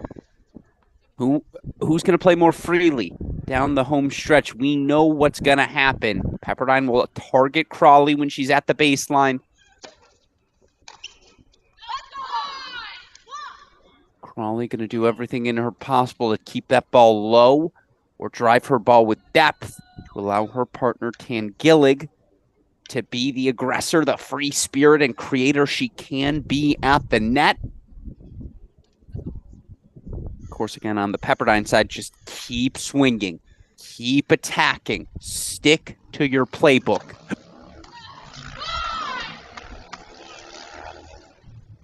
And you see Janice Chen a little point to Savannah Brodus as if to say, I love the I formation call there. Good spot by you, good thinking. I love the positivity. On serve 2-1. See head coach Per Nilsson saying, I love it as well.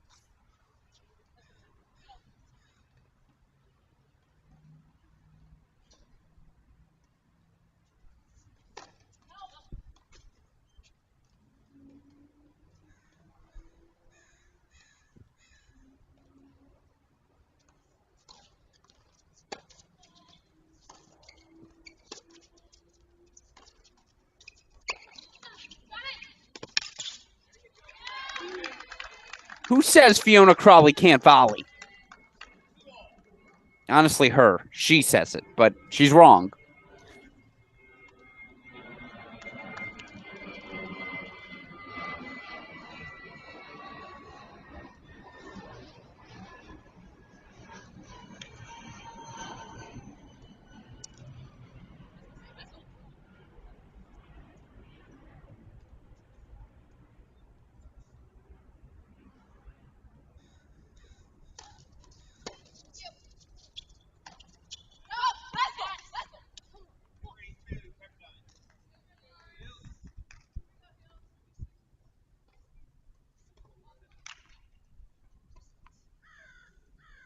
There's the first mini break lead. It goes to Brodus and Chen.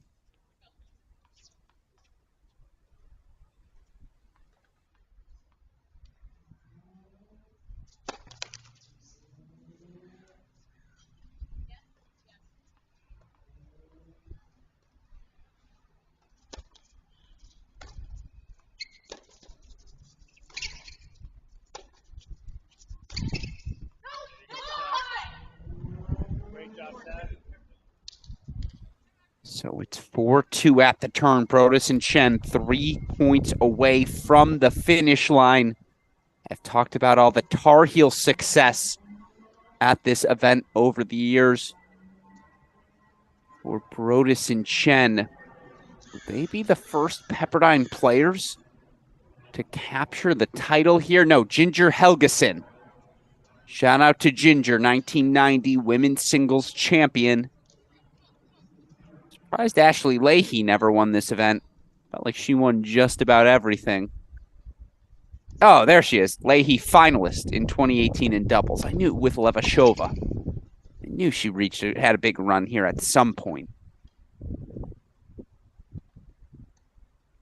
But would be the first doubles winners.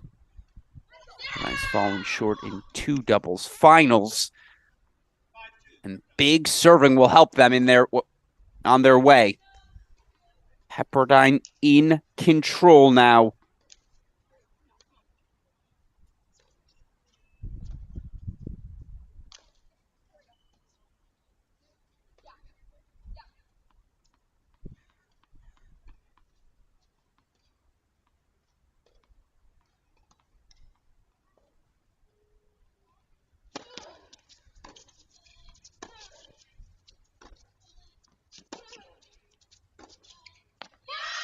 Oh my God.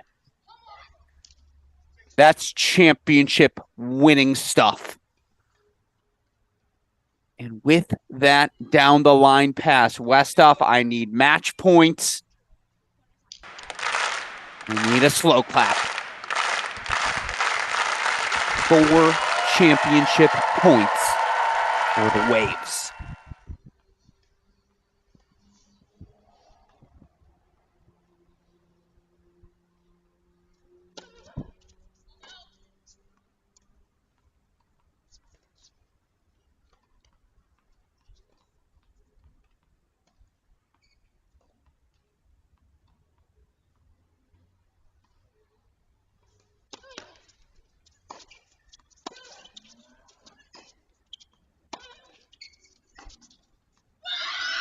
For the first time in program history, Pepperdine has themselves a women's doubles championship winning team. It's Savannah Brodus, Janice Chen.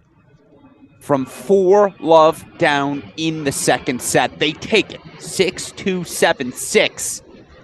And those are your ITA National Fall Championship winners.